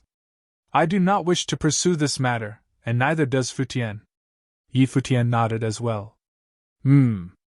Since his teacher had said this, what else was there for him to say? Your Majesty, Xia Rong has always wanted to prove himself in battle. Do not blame him too much, pleaded Queen Xiao. After all, Xia Rong was the eldest son of Emperor Xia's beloved one. After Emperor Xia became a Renhuang, he could only take a queen. Later, Emperor Xia had doted upon Xia Qingyuan, and the people of Emperor Xia's realm had all theorized that she would be his heir. This was probably quite troubling for Xia Rong. Emperor Xia nodded. Fine, then I will deal with him myself. He did not announce to the crowd how he would do so. He sighed inwardly. Xia Rong was not seeing things clearly. His eyes must be opened wider. What use was plotting against the Imperial Advisor and winning battles against the Dali dynasty? Emperor Li was still there, and so the Dali dynasty was still the same. Those who could truly decide everything were those who stood at the peak of their power. Xiaorong would probably never have a chance to reach that point. But in the future, Yi Futian was destined to take over Emperor Xiao's realm and the Dali dynasty. Thus, this whole affair was mostly meaningless. Very well, these matters have all been taken care of. You may all set yourselves at ease and depart. Emperor Xia suddenly smiled. Yi Futian would naturally not stay in Emperor Xiao's realm for long. He knew that many people of the realm were discussing whether or not he would be their new ruler in the future. But he knew that Yi Futian did not belong to Emperor Xiao's realm. If he truly took charge of the realm in the future, he could only bring it to even higher levels. But this all rested on the assumption that Yi Futian would survive. If he died, then all of this would come to nothing. And Yi Futian's family background was not simple at all. His future would undoubtedly bring great disturbance to the world. Thus, he would not live a pampered lifestyle. He was more suited to struggling and training in life or death situations, cultivating his state of mind, his will, and his authoritativeness. Yi Futian was very smart, and his will was extremely firm. But what was holding his back was that he often cared too much. For example, during the bet at the royal palace of Dali.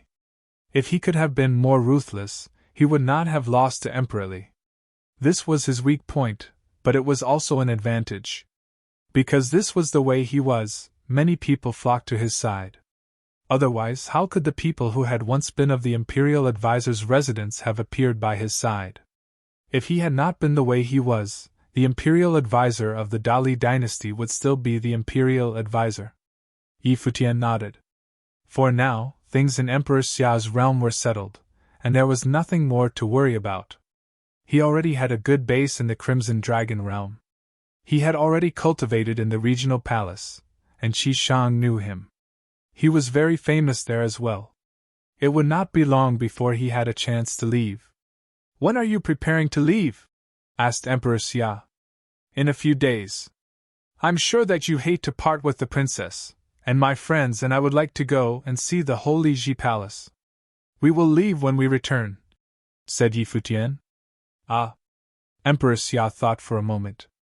When the time comes, I will have some powerful people bring their descendants to the Crimson Dragon realm. You won't need to worry about them. The wider world will have a better stage for them, and let them advance even higher. They will be responsible for their own cultivation. Yi Futian nodded. I understand. In reality, he had never worried about those people. They had seen to their training, and he had never been sure if they were in Xianye City or not. What Emperor Xia had said was exactly correct. Cultivation was his business, and he would help people as much as possible. Very well, you may leave, said Emperor Xia with a wave of his hand. Yi Futian and the others bowed and left with Qin Xiangang. As they exited the hall, Yi Futian let out a sigh and smiled. Teacher brothers, I never thought we'd have a chance, said Yi Futian with a smile. He had thought that he and the others were on different sides, and their relationship as masters and students would only last for a certain period. Are you satisfied?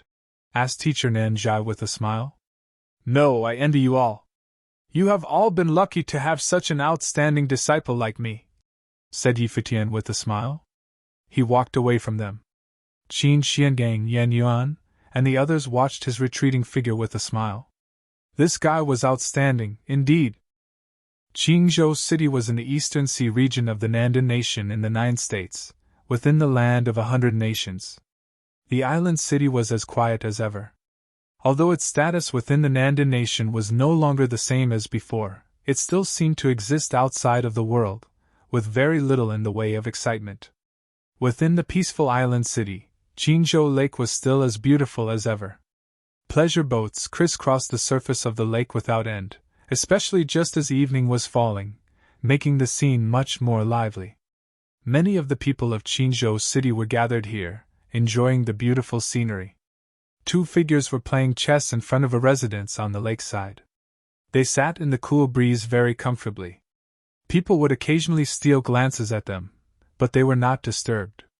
They had grown used to it. Father, you made a bad move there. It looks like you will never be a worthy opponent for Uncle Hua, not even in 10 years. Beside them, there was a beautiful woman who looked like she was about 30 years old. Her smile was bright and simple, and the years seemed to not have left their mark upon her. "Haha, I'm getting old. It's getting easier and easier to be careless," said Qin Shuai. "So if you weren't old, you would be winning?" said the middle-aged man across from him with a smile. It was Hua Fenglu. He had a weathered and worn look to him, but you could still see on his face what kind of a hero he had been when he was young. "You are truly ruthless," said Qin Shuai with a smile, putting down a piece as he spoke. "The game isn't over yet. It's been so many years, and you still haven't gotten used to it," came a laughing voice. Qin Shuai turned in confusion and saw a boat coming across Qinzhou Lake. A white-robed youth was in it. He stepped ashore and walked towards them. This man was clothed all in white, and his hair was like silver snow. He seemed to be one with the world around him. It was as if there was nothing unusual at all about him appearing there. He seemed a part of the landscape. Qin Shuai stood up and stared in shock at the young man who had just appeared. He was even more obviously an outstanding person now, and he seemed even to be otherworldly. Hua Fenglu looked at him as well.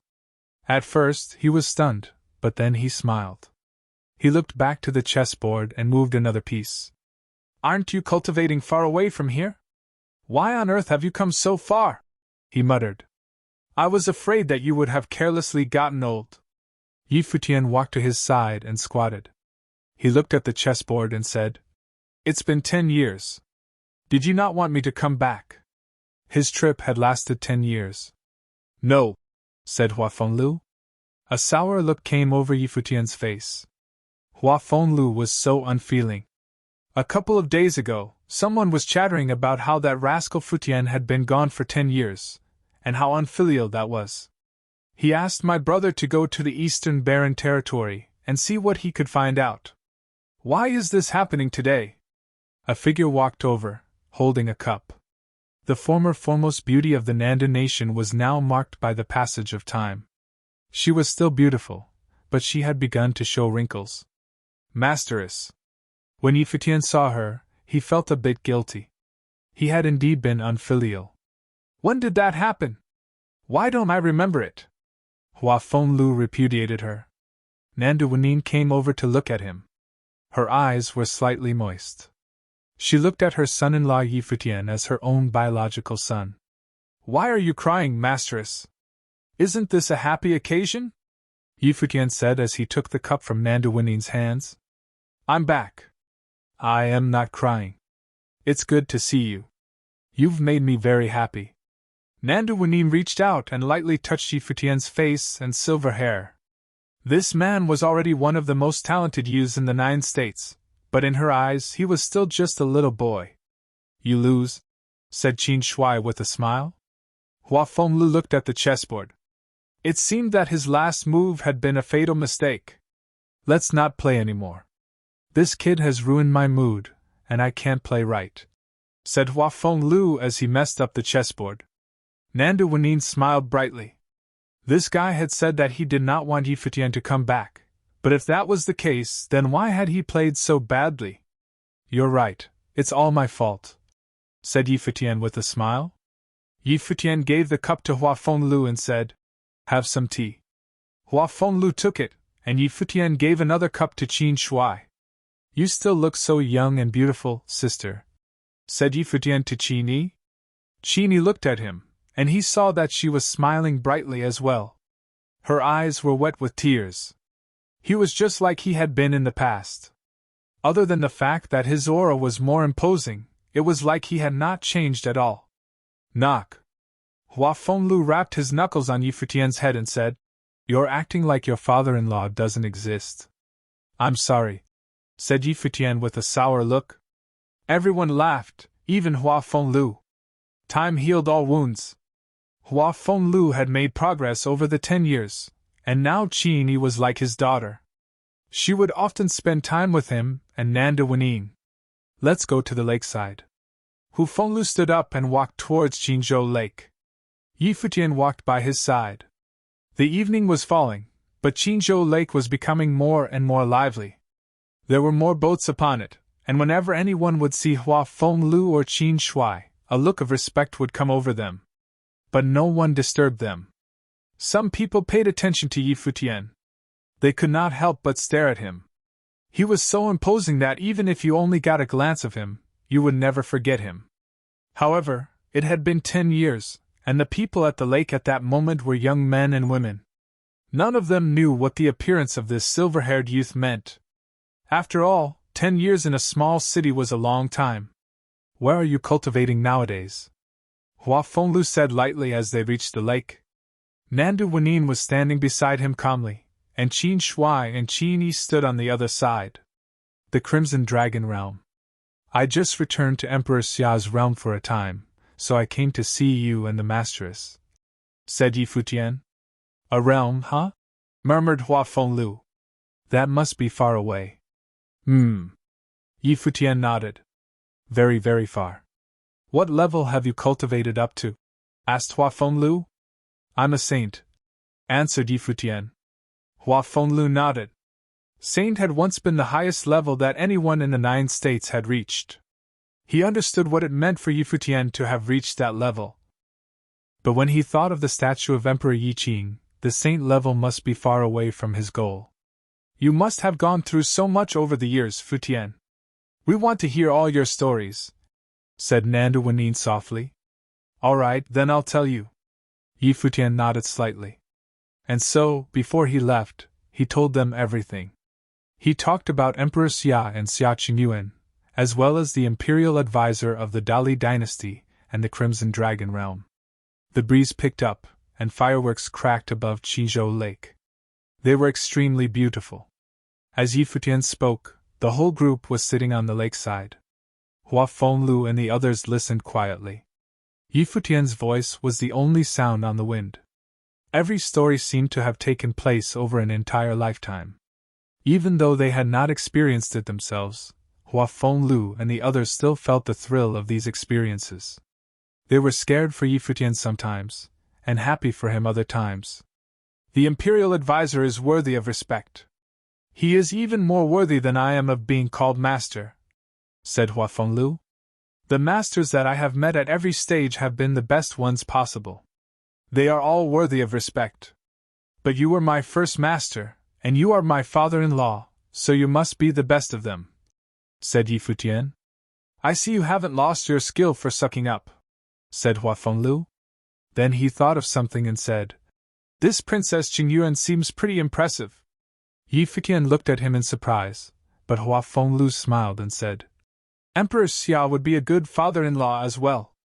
Yi Futian saw that smile on Hua Fenglu's face. He knew his teacher was being sincere.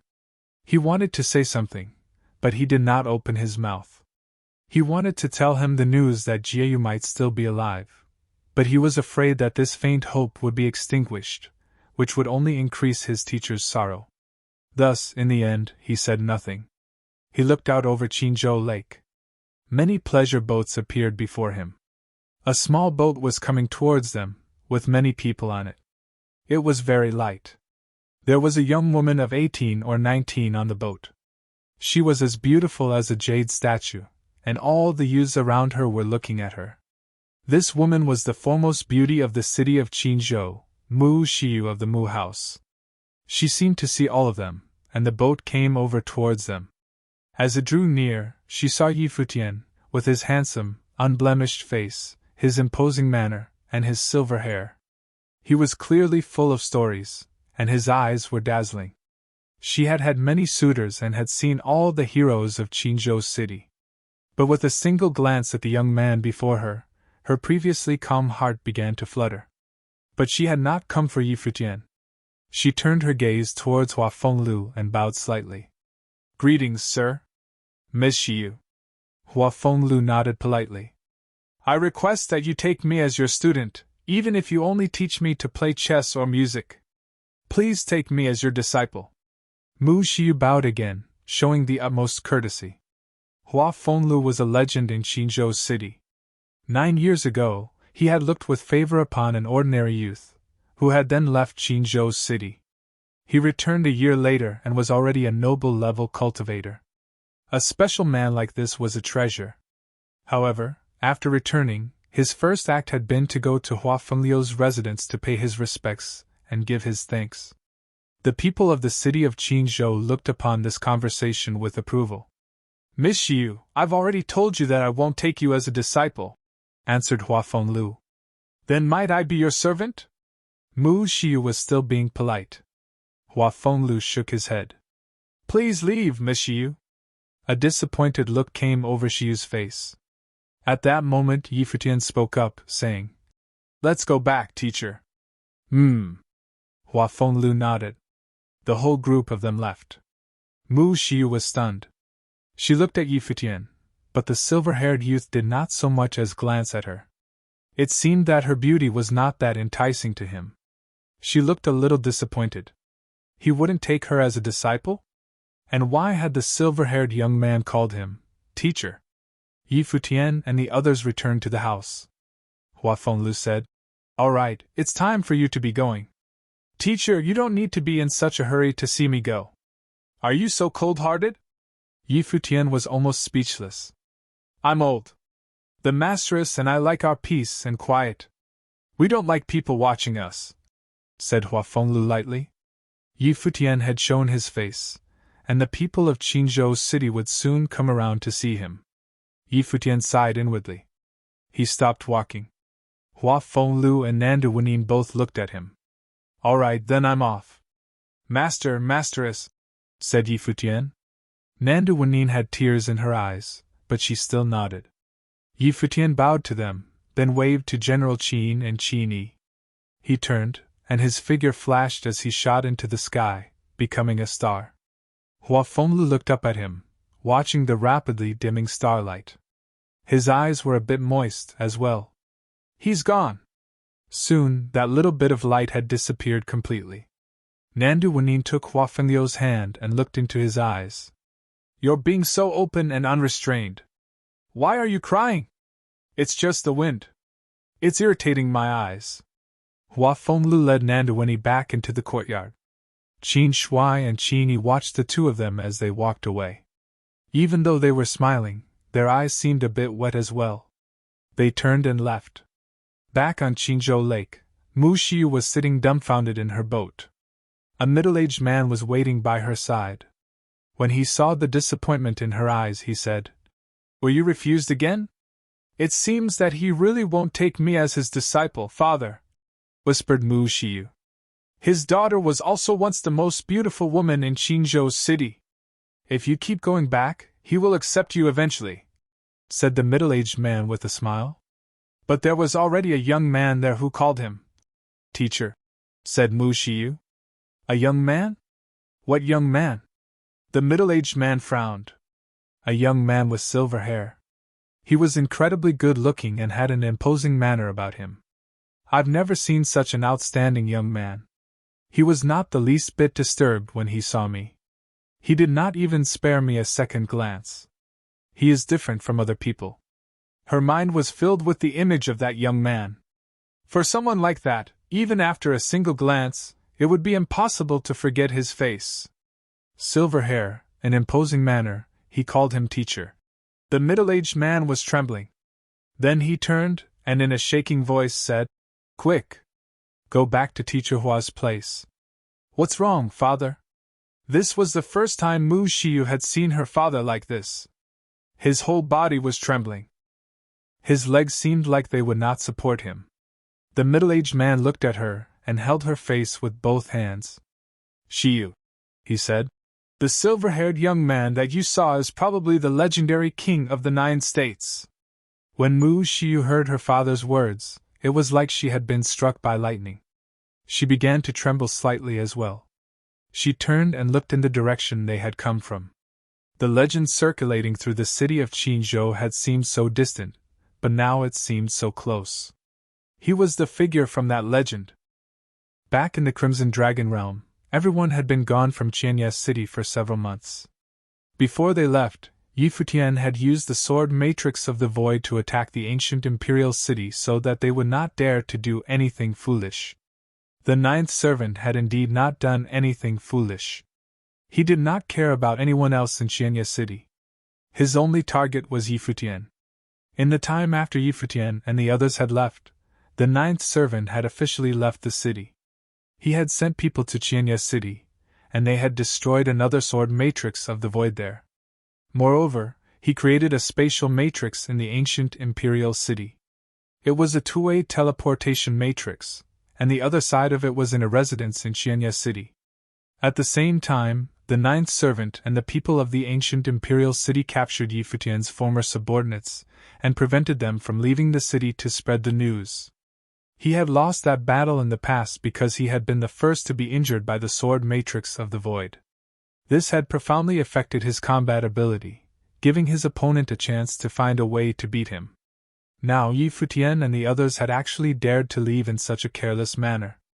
All they had to do was destroy the sword matrix of the void, and once Futian returned, he could teleport to that residence in Qianya City. At that time, if he wanted to go and watch, who could stop him? Otherwise, Futian would never come back.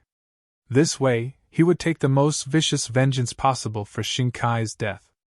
Many people in Qianya City were worried about Futian. For example, a man of the Sito family knew that if an enemy like the ninth servant would be so daring as to directly come here even under the threat of the sword matrix of the void, he must have some tricks up his sleeve. If Futian came back, it would be a disaster.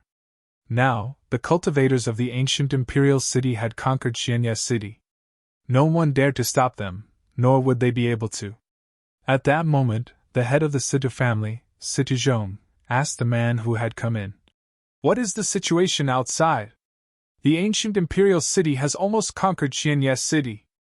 We are being watched, and we can't go out. Otherwise, the ninth servant will probably act against us," said the man.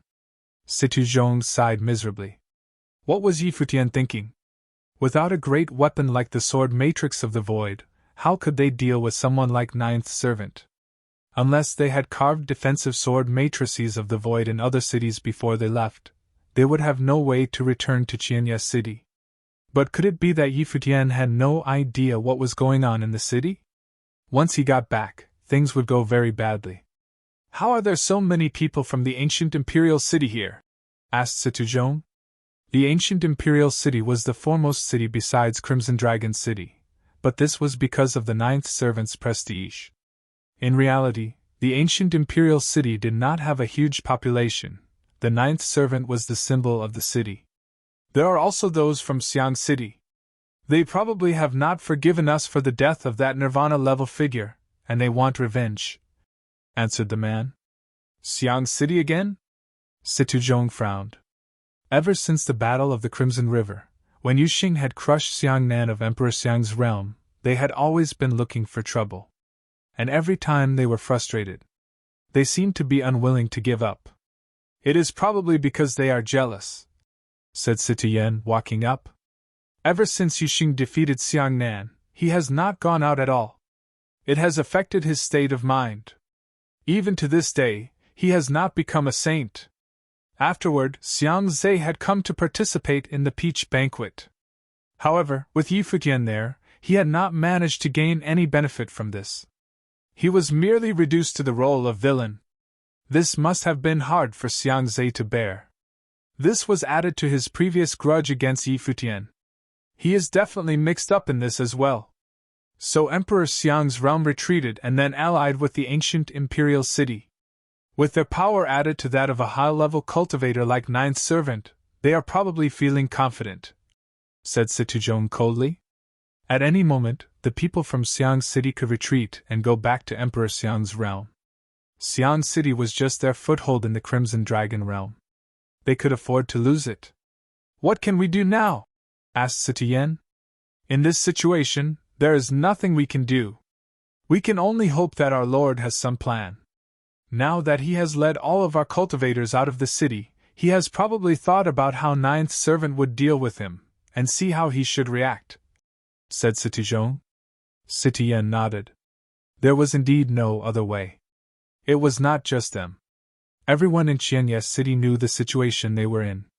The ancient imperial city had completely invaded them. Everyone was worried about Futian and the others. Futian still had an imposing reputation in Qianya City. This man, whose name resonated throughout the Crimson Dragon realm, and Yu Xing were two of the most powerful figures in the land. They were on the regional king ranking. These legendary figures were from Qianye City, and thus the people of the city felt honored. In a great palace in the ancient imperial city, Ninth Servant had his eyes closed in meditation. At that moment, someone came forward. Ninth Servant opened his eyes and looked at the man. It was the prince of Emperor Xiang's realm, Xiang Zhe. "What is happening below the palace?" Ninth Servant asked indifferently. "There are some matters of cultivation that I wish for you to teach me," said Xiang Zhe. They had sought an alliance with the ancient imperial city, and Ninth Servant had not opposed them. Some of the cultivators of Emperor Xiang's realm were stationed in the ancient imperial city. Once Futian appeared, he would head over directly using the space teleportation matrix. He would kill him in a single blow, not giving him any chance. "Fine." The Ninth Servant nodded. Xiang Zhe was taking advantage of his opportunities. He had asked him for guidance on many occasions. But he did not refuse. Xing Kai had been killed, and now all he had left was the little master Xing Qiu. It would be advantageous for Xing Qiu to make friends with good backgrounds. Ninth Servant gave Xiang Zhe some pointers about his cultivation, after which Xiang Zhe said, "Yi Futian and the others have been gone for a long time, they will probably be coming back soon." "I am not worried," said Ninth Servant indifferently. Xiang Zhe smiled and nodded. "With your great power, there is indeed no need to be worried. As long as no Renhuang level figures interfere, you will be able to easily kill Yi Futian of Emperor Xia's realm. There is no need for you to wait here." The Ninth Servant did not say anything. He naturally could not leave the Crimson Dragon realm and go find Yi Futian and kill him. If he ran into Emperor Xia somewhere, he would die a horrible death. He was strong, but not as strong as a Renhuang level figure. Here in the Crimson Dragon realm, he had protective charms. There was almost no one below the Renhuang level who could be a match for him. As they were talking, a bright flash of spatial light shot up into the clouds far away. The Ninth Servant looked up at it. He suddenly stood up straight and walked out into the air. A figure flashed over towards them incredibly quickly, then bowed and said, "My lord, Yi Futian has returned to Qianye City?" When he heard this, a powerful aura bloomed from Ninth Servant. "Let's go," he said in a loud, clear voice. He stepped through the air as he said this. Many figures from the Lord of the ancient imperial city's residence stepped into the air at the same time. Gai Huang was there as well, and the cultivators that Xiang Zhe had brought along. "Let's go," called Xiang Zhe in a clear voice. They were all moving extremely quickly. They had to get to the matrix and activate it before Yi Futian and the others did. In but a moment, the line of people that Ninth Servant was leading descended upon the matrix. The brilliant spatial light of the great path shone, seeming to cut through the ancient road of space. They all disappeared in a flash. Once Yi Futian and the others reached Qianye City, they felt that something was wrong. "It seems that someone is sending us some information," Wu Yon whispered to Yi Futian. Yi Futian nodded, but his expression did not change. They had left, leaving behind an empty city. How could the Ninth Servant not have made preparations for this? This was, without a doubt, a great opportunity. If his teacher were not fully recovered, this would be a problem. But now, there was no need to think about anything. If the Ninth Servant was not going to give up and was going to attack them directly, then he would have to stay here forever. The group walked towards the City Lord's office. All along the way, things seemed to be wrong. At that moment, a voice came up from below them. "Lord Yi, I am a member of the Situ family. Don't go back to the City Lord's office." Yi Futian looked down there. There was a figure on the road below them, but he was not looking at them. Suddenly, Yi Futian knew exactly what was going on. But he did not stop walking.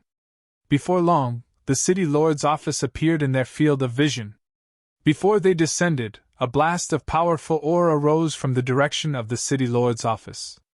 It swept out through the sky, covering them within it. A group of figures appeared there, and among them were the Ninth Servant, Gai Huang, and others. Their auras were mighty, especially the Ninth Servant's. His will bloomed, covering everything up to the far reach of the sky. Everyone in the area felt a suffocating pressure. Futian swept his gaze over them. Besides the ninth servant and the others from the ancient imperial city, he also saw Xiang Zhe of Emperor Xiang's realm. Moreover, there was cold murderous intent in Xiang Zhe's eyes as he looked at Futian, as well as a sense of mockery. He had really come back like this, dragging the people of the 9 major tribes along with him? But even though they had a few more Nirvana-level cultivators, could any of them stop the 9th servant? Futian had a death wish. The 9th servant stepped through the air, only taking a single step and yet still reaching Futian. He raised his hand and struck up into the air. When his fist fell, the worldly great path seemed to shatter.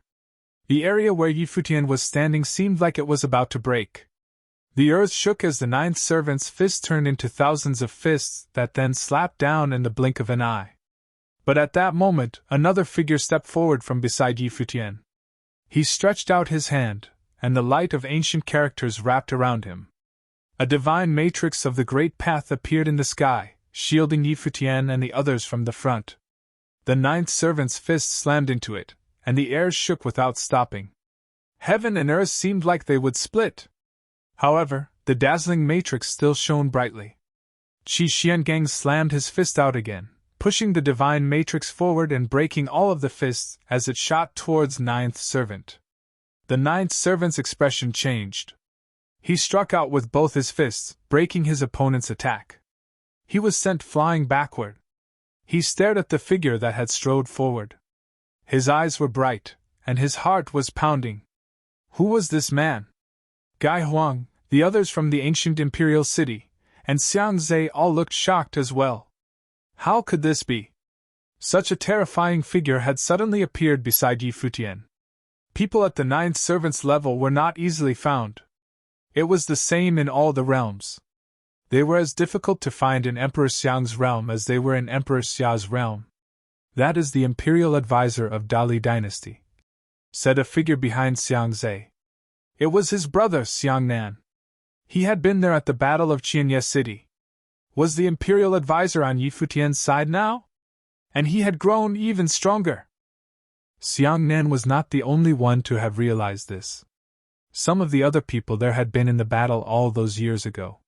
In particular, the people of Qianye City had all witnessed it, and they all recognized the imperial advisor of the Dali dynasty.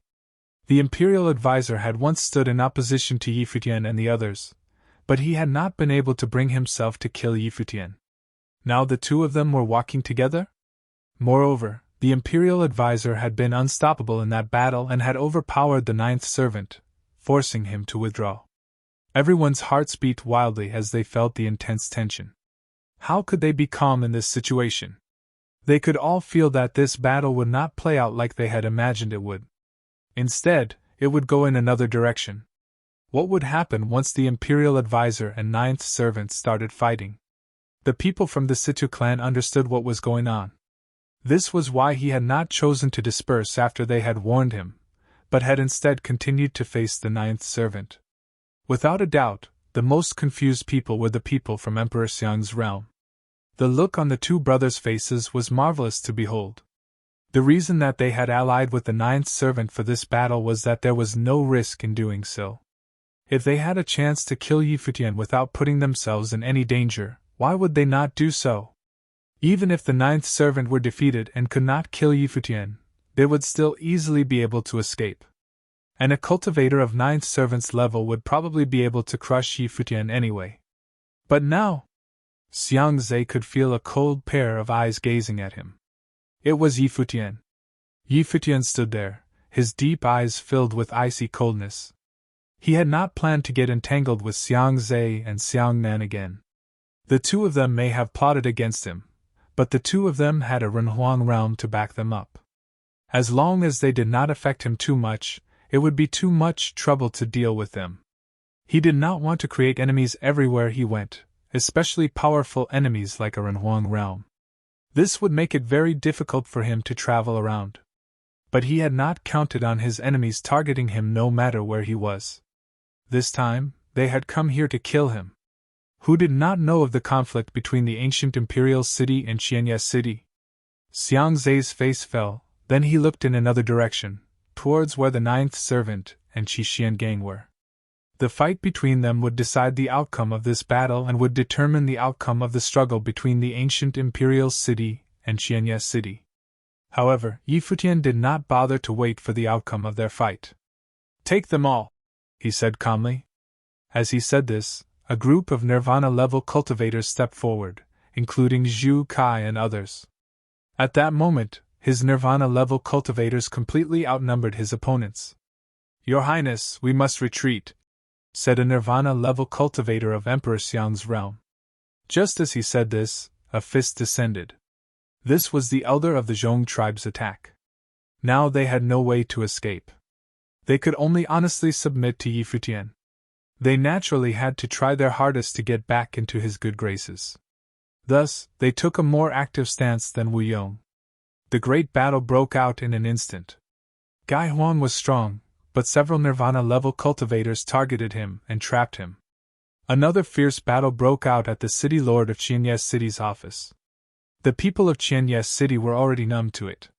This was not even as bad as things normally got here. Yi Futian stepped forward, and Wu Yong stayed behind him, guarding him.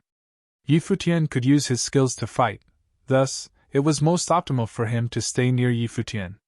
Xiang Zai looked frightened as Yi Futian came near him. He tried to flee. "You want to flee even now?" Yi Futian grabbed for him, and space will fill. Xiang Zai felt like his body had frozen.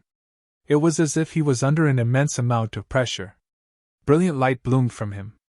The divine light seemed to be Ren Huang's brilliance. However, the brilliant light did not bloom in time. Yi Futian was already there. The star-plucking handprint reached through the air with a loud whoosh. Xiang Zai was not strong enough to resist it. He was grabbed easily, and his face instantly turned pale.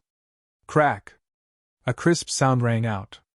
Xiang Zai cried out in pain as his bones seemed to snap. Yi Futian waved his hand, and the giant handprint slammed into the ground with a bang! Xiang Zai was smashed into the ground so hard that his body made a dent. He struggled to crawl out of the hole his body had made, but he saw a foot coming down toward him.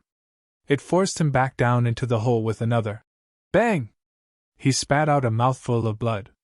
A furious look came over his face. Yi Futian was humiliating him this much. Not far away, Xiang Nan's face was as pale as ash. As he watched what was happening to his brother, it was like he was looking at himself. "Does Xian City think that Qianye City is a good target to bully?" Yi Futian stepped forward and picked Xiang Zai up from the ground, holding him by the throat. He lifted him into the air until he was dangling. He pressed down with a tiny bit of pressure, and Xiang Zai felt like he could not breathe. Xiang Zai went pale.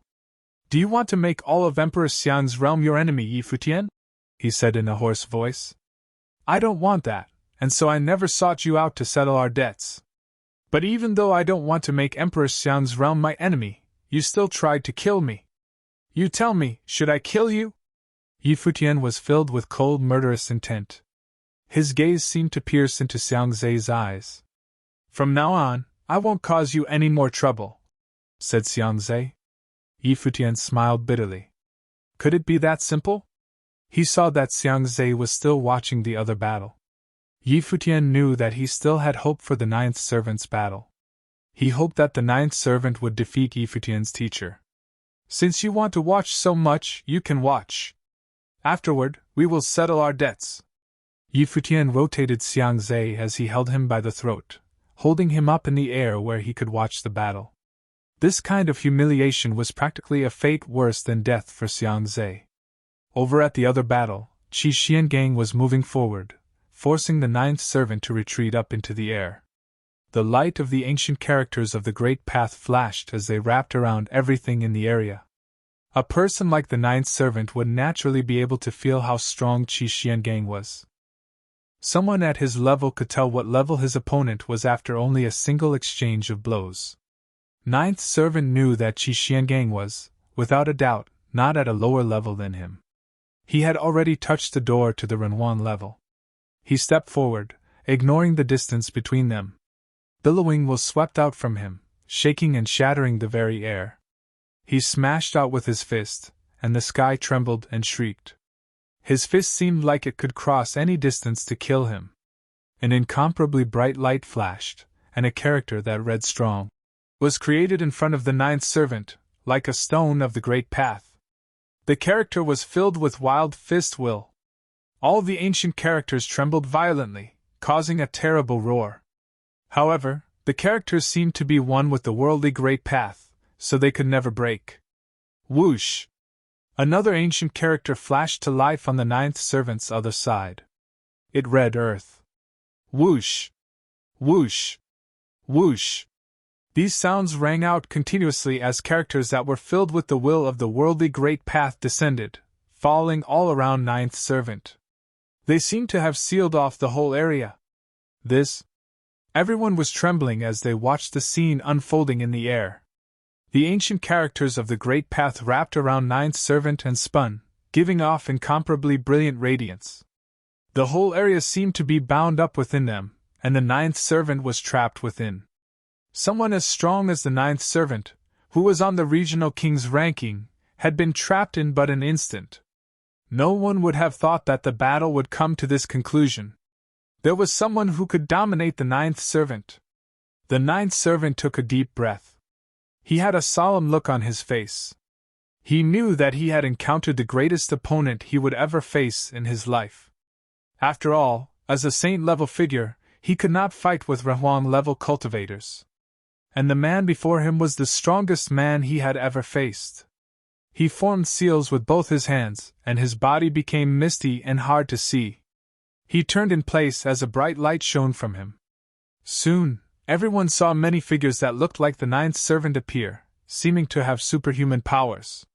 The air all around him trembled violently as if it would shatter under the weight of the will that filled it. Terrible fighting will burst out from his body.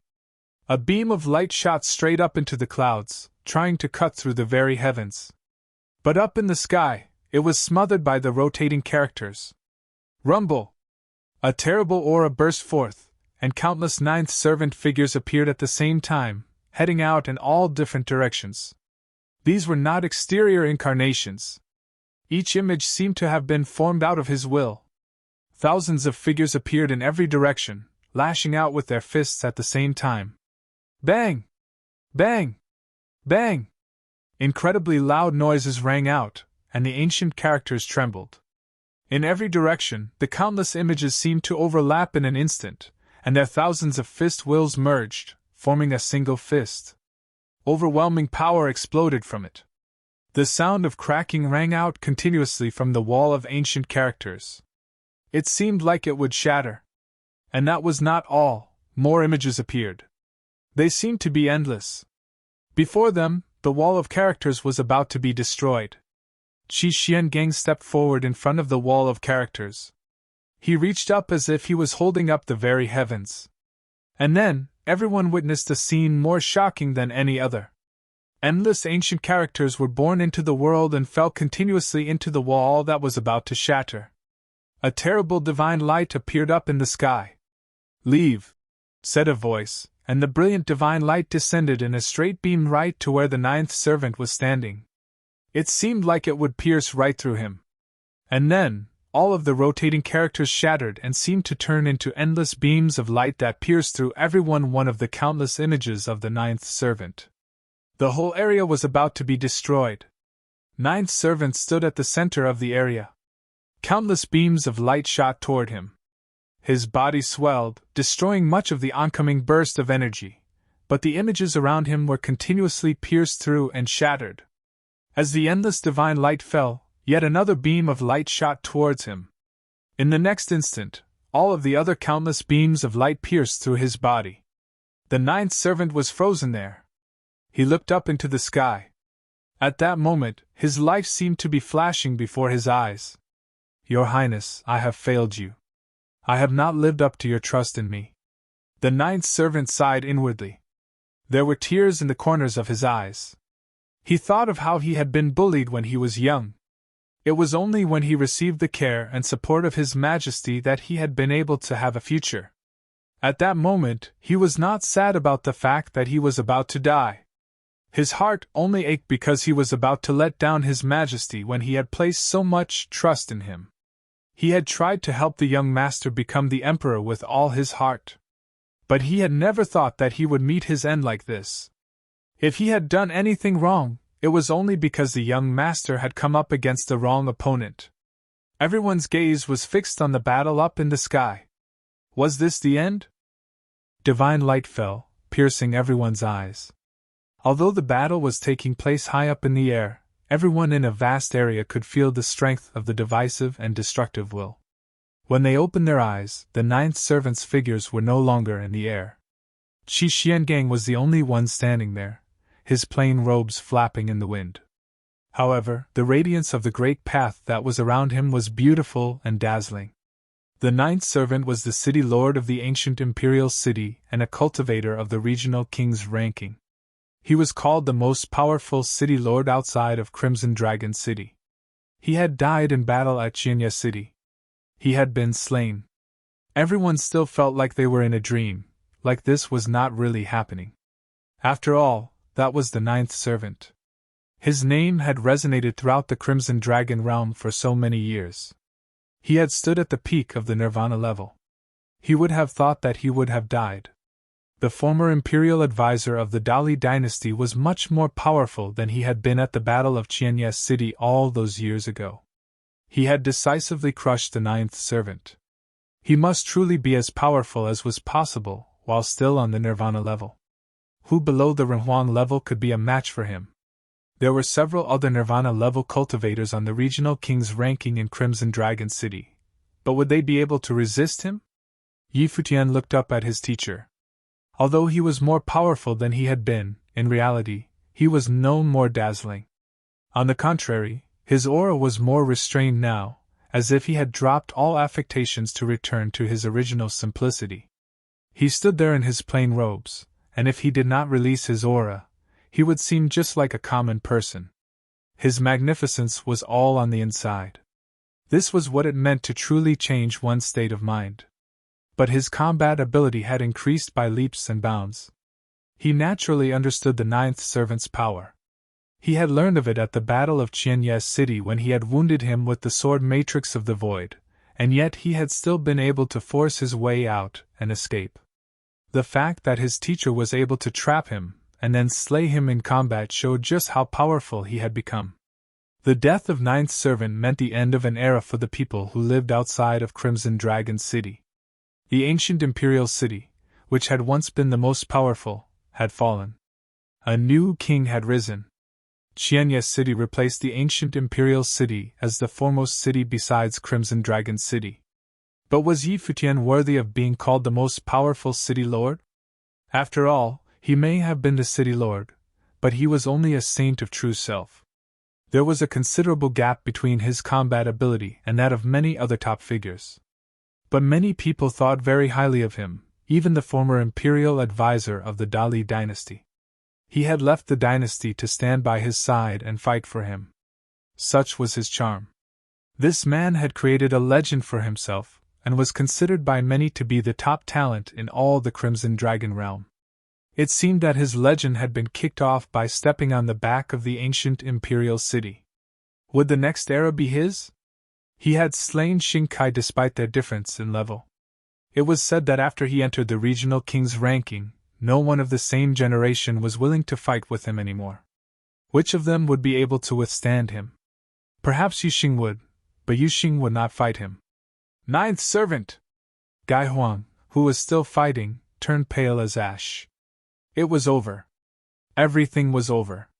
Even someone as powerful as Ninth Servant had died here in Qianya City. He had some regrets. If he had not been so arrogant in the past and intervened when all those cultivators had besieged Qianya City to seize Emperor Kua's ruins to give as a gift to Xingkai, there would not have been such hostility between the two sides. At that time, he had not considered Qianya City to be worthy of his notice. How could they have ever imagined that the city would one day destroy them? Xiang Zhe and Xiang Nan felt the same way. Their faces were also as pale as ash. It could even be said that they were utterly without hope. Futian was still holding Xiangzhe up in the air to watch. He witnessed the ninth servant's death with his own eyes. His death destroyed his hopes. The battle was already lost. The victory was Futian's. Who could save him? How could Futian humiliate him this much? It was indeed over. The outcome was decided at the moment of the ninth servant's death. The ancient imperial city no longer could resist at all. They had wanted to launch a single decisive attack. They had tried to eliminate Futian and the others at the moment that they landed and had not yet had a chance to settle, relying on the ninth servant's power. But now, ninth servant was dead, and their opponents still had Qi Xiangang, who was strong enough to kill the ninth servant. Even if Qi Xiangang did not do anything else, and just watched, they still would have no way to withstand the nirvana-level cultivators of the 9 major tribes. Moreover, they still had Yan Yuan, Yaya, and Xingtianzhan. Their formation was so much stronger than theirs. The battle was completely one-sided. Gai Huang tried to flee, but several nirvana-level cultivators surrounded him, blocking off his avenue of escape. Everyone knew that he was doomed. In the last battle at Qianye City, he had not shown the least bit of grace. How could Futian let him go? Does that put an end to your hopes? Futian asked Xiangzhe, who he was still holding out. What are your terms? With Futian holding his throat, it was hard for Xiangzhe to speak, and so his voice was very hoarse. Futian looked at him coldly, though he felt a bit sad. Even now, he was still talking about terms? He relaxed his grip, freeing Xiangzhe. Then he slammed out with his fist, hitting Xiangzhe in the torso. The sound of snapping bones rang out. He groaned as blood flowed from his mouth. Take him away and imprison him in the city. Lock him up with Xiangnan, said Futian. Wu Yong walked forward and took Xiangzhe. Xiangzhe looked up with great difficulty and saw Futian staring straight forward. He was not even looking at him. Xiangnan was taken as well. The two brothers felt sadder than they ever had before. Were they going to be imprisoned in Qianye City? What made Xiangnan even more afraid was that Futian did not even seem to care about whether he lived or died. He had said only one thing: imprison him. The feeling that this gave him was that he was not even worthy of Futian's consideration. The only thing that Futian was concerned about was the Renhuang realm that was backing them up. Or rather, it was only their father that concerned him. Futian had initially wanted for Xiangzhe to give him a reason to show him mercy. But unfortunately it seemed that Xiangzhe did not know his place. He still sought to make a deal and to talk about terms. What terms could Xiangzhe possibly offer him? And even if they were going to talk about terms, it would be Emperor Xiang who sent people to do the negotiations. It was just like the ancient imperial city had been in the past. Now Qianye City was the foremost city besides Crimson Dragon City. They did not have to worry about other Renhuang-level figures. Here, they were nearly without enemies. The reason he did not kill Xiangzhe and Xiangnan was not that he valued them. On the contrary, it was because he did not think they were worth killing. What would be the point of killing two useless people and, in doing so, earning Emperor Xiang's enmity? While they were in the Crimson Dragon realm, Emperor Xiang could not do anything to them. And what if they were able to leave one day? This was bound to happen. It was not a good thing to be remembered by a Renhuang-level figure. Of course, just letting them go was not something he could do. So, he had chosen to imprison them and let Emperor Xiang send people to negotiate. Before long, the battle had quieted down. The cultivators of the ancient imperial city had been destroyed. Futian swept his gaze over the crowd. He discovered that Xing Kai's brother Xingqiu was not there. At the start, it had been because of Gai Huang and Xingqiu that their enmity had grown so deep. Now, the ninth servant had not brought Xingqiu along with him. Had he feared that this great battle would affect him? After all, Xing Kai was dead, and so the ninth servant would probably not want to put his last young master, Xingqiu, in any danger. Spatial teleportation. Futian smiled mockingly. The ninth servant had ordered people to set up a two-way teleportation matrix between the ancient imperial city and Qianye City. That was really Yi Futian was almost speechless, but he said, "Let's go to the ancient imperial city." On saying so, he stepped forward, and many cultivators followed him. They headed towards the teleportation matrix. The ancient imperial city is finished, everyone thought as they saw what was going on. It was completely finished. In the ancient imperial city, Xingqiu was standing there calmly. He had been waiting all along for news from the other side. It had been so long, and they had still not come back. The battle must have already broken out. As long as the fighting had started, then Yi Futian must be dead, without a doubt. He was staring farther. At that moment, beams of brilliant spatial light flashed, seeming to form an ancient road of space. Xingqiu felt his heart surge with pride, and an excited look came over his face. "Have you returned in triumph?" He stepped forward with a smile, preparing to welcome Teacher Ninth Servant. The light of the great path of space shone, and a group of figures appeared in Xingqiu's field of vision. As soon as he saw clearly who these figures were, he froze. His face went deathly pale as the blood drained from it. His heart pounded in his chest. In a flash, all of his thoughts ceased. How was this possible? How could this be? How could Yi Futian be the one who had come? What had happened to the ninth servant? Yi Futian swept his gaze over him. He stepped out, straight towards him, moving extremely quickly. Only then did Xingqiu react. A powerful, saint-level aura burst out from him. Crack! A bolt of lightning flashed through the air, and Yi Futian descended right in front of Xingqiu.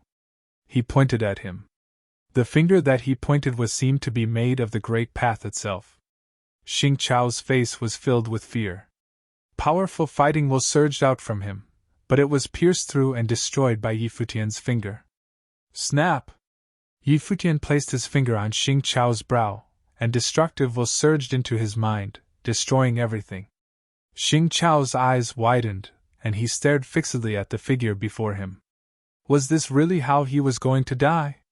Yi Futian did not say a word. He was simply going to kill him. At that moment, Xingqiu felt incredibly sad, as if he had just realized that he had never been an important figure. Instead, he was someone that Yi Futian could kill with a single finger. Bang! A beam of light shot out of his finger, and into Xingqiu's brow. A terrible killing will shot into his mind, destroying everything there. In a flash, Xingqiu's body fell lifeless to the floor. From start to finish, Yi Futian had not said a word, as if Xingqiu had not even been worth talking to. Young master! The other people in the city lord's office trembled in their hearts. Yi Futian had been able to slay Xingqiu like that? Destroy the powers of the Xingqiu and the ninth servant's trusted aides. Let everyone else go. If they cause any problems in the future, kill them, said Yi Futian coldly. The rest of the people he had brought with him shot through the air, preparing to sweep through the ancient imperial city. In an incredibly short period, the most powerful city besides Crimson Dragon City had fallen to this level. After years of hegemony, they finally had to withdraw from the stage of history. Yi Futian swept his gaze over the once might ancient imperial city. If they had not acted aggressively towards him, he would not have acted against them. He left everything in the city to be coordinated by the people who had previously done so, and he returned to Qianye City. The matter had finally come to an end. Now there were no more forces that could threaten Qianye City. The war between Qianye City and the ancient imperial city was over, and Qianye City was completely victorious. The ninth servant, the city lord of the ancient imperial city, was dead. It was said that Xing Kai and Xingqiu, the descendants of Emperor Zhan, had been slain by Yi Futian. Emperor Zhan's bloodline had been completely cut off, leading many people to weep ceaselessly. Afterward, Yi Futian named the chief of the Bailey tribe as the city lord, giving him command of the city. Other than Wu Yong's Wu tribe, all the other tribes moved into the city as well, so they were in complete control of the city. However, everyone knew that the ancient imperial city was still a vassal of Qianye City, and the status of the Bailey tribe seemed to have changed entirely. As for Wu Yong, Yi Futian had originally thought to make him the city lord, but he wanted to stay by Yi Futian's side to cultivate, and so he gave up the prized position of city lord. After some time, Emperor Xiang's realm sent envoys. Emperor Xiang had sent them. They brought many cultivation resources as gifts, and they were willing to cede Xiang's city and promised that from now on, Emperor Xiang's realm would leave the Crimson Dragon realm. As long as Futian was there, they would not set a foot there. They also promised that they would never seek revenge for this in the future. They were willing to write off this grudge with a single stroke of the pen. Many people sighed inwardly at Emperor Xiang's courage. Although they had suffered great losses in their struggle with Futian, if they continued to pursue this grudge, their losses would further outweigh their gains. First of all, Futian's power within the Crimson Dragon realm was nearly unmatched, and Emperor Xiang's realm could never compete. Secondly, he had Emperor Xia's realm backing him up. And finally, there was his infinite potential for the future. If Emperor Xiang's realm hardened their hearts and continued fighting Futian, then even if they were able to kill him, the price they would have to pay would be far too high.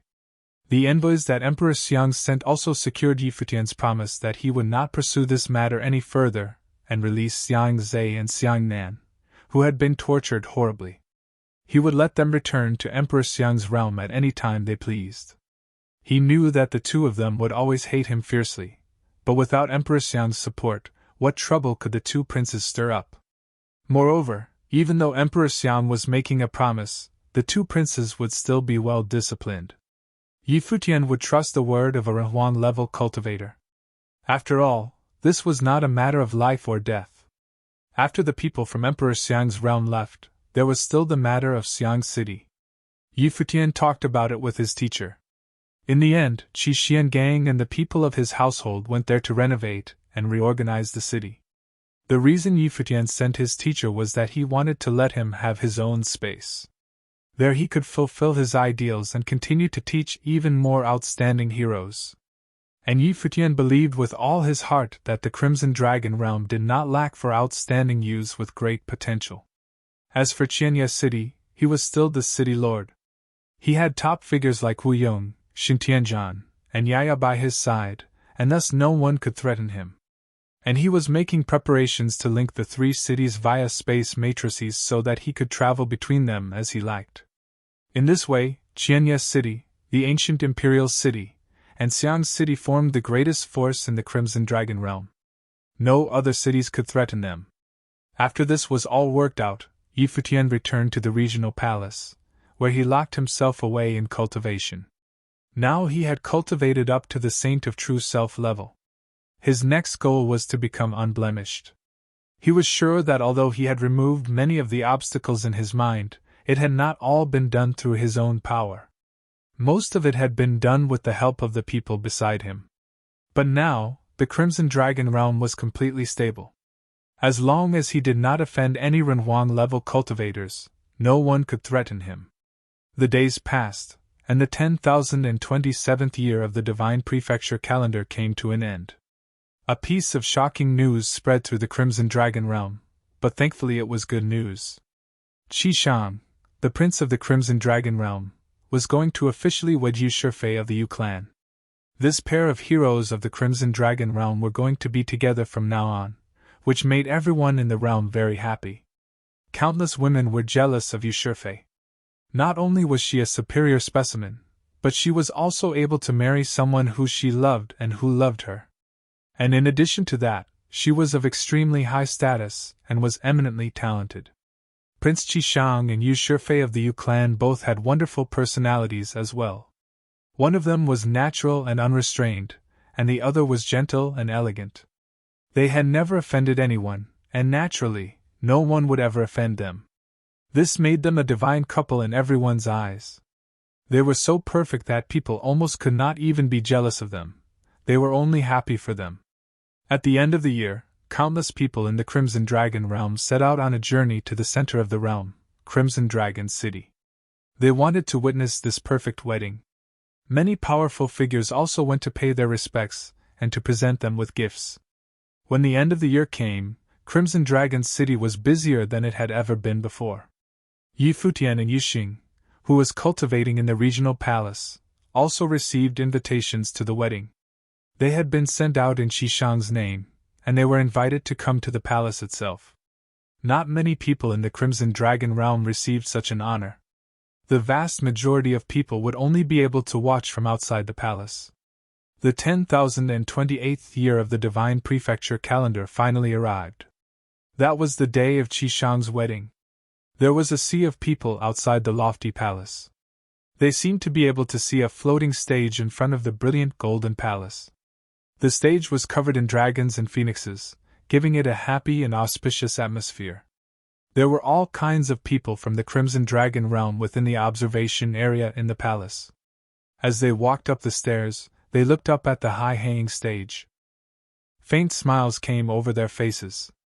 Futian had brought the others as well. Yu Xing, who had been cultivating in the regional palace, Xia Qingyuan, Pei Min, and Yin Tianjiao all came together to pay their respects. And they were giving respects on behalf of the Renhuang realms that they represented. Yi Futian! Came a voice. He turned and saw a man coming towards him. He smiled when he saw him. The man who was walking towards him was Duan Wuji, who had come from the Eastern Palace to pay his respects. An extraordinarily imposing and elegant woman was beside him. It was his sister, the princess of the Eastern Palace. "Long time no see," called Yi Futian with a smile. "It has indeed been a long time. But with all the great deeds you've been doing, I hear your name all the time," said Duan Wuji with a wide smile. This guy had actually managed to destroy the forces of the ancient imperial city. Xing Kai had been unlucky the day he made an enemy of Yi Futian. "Let me introduce you. This is my sister Luo Yu.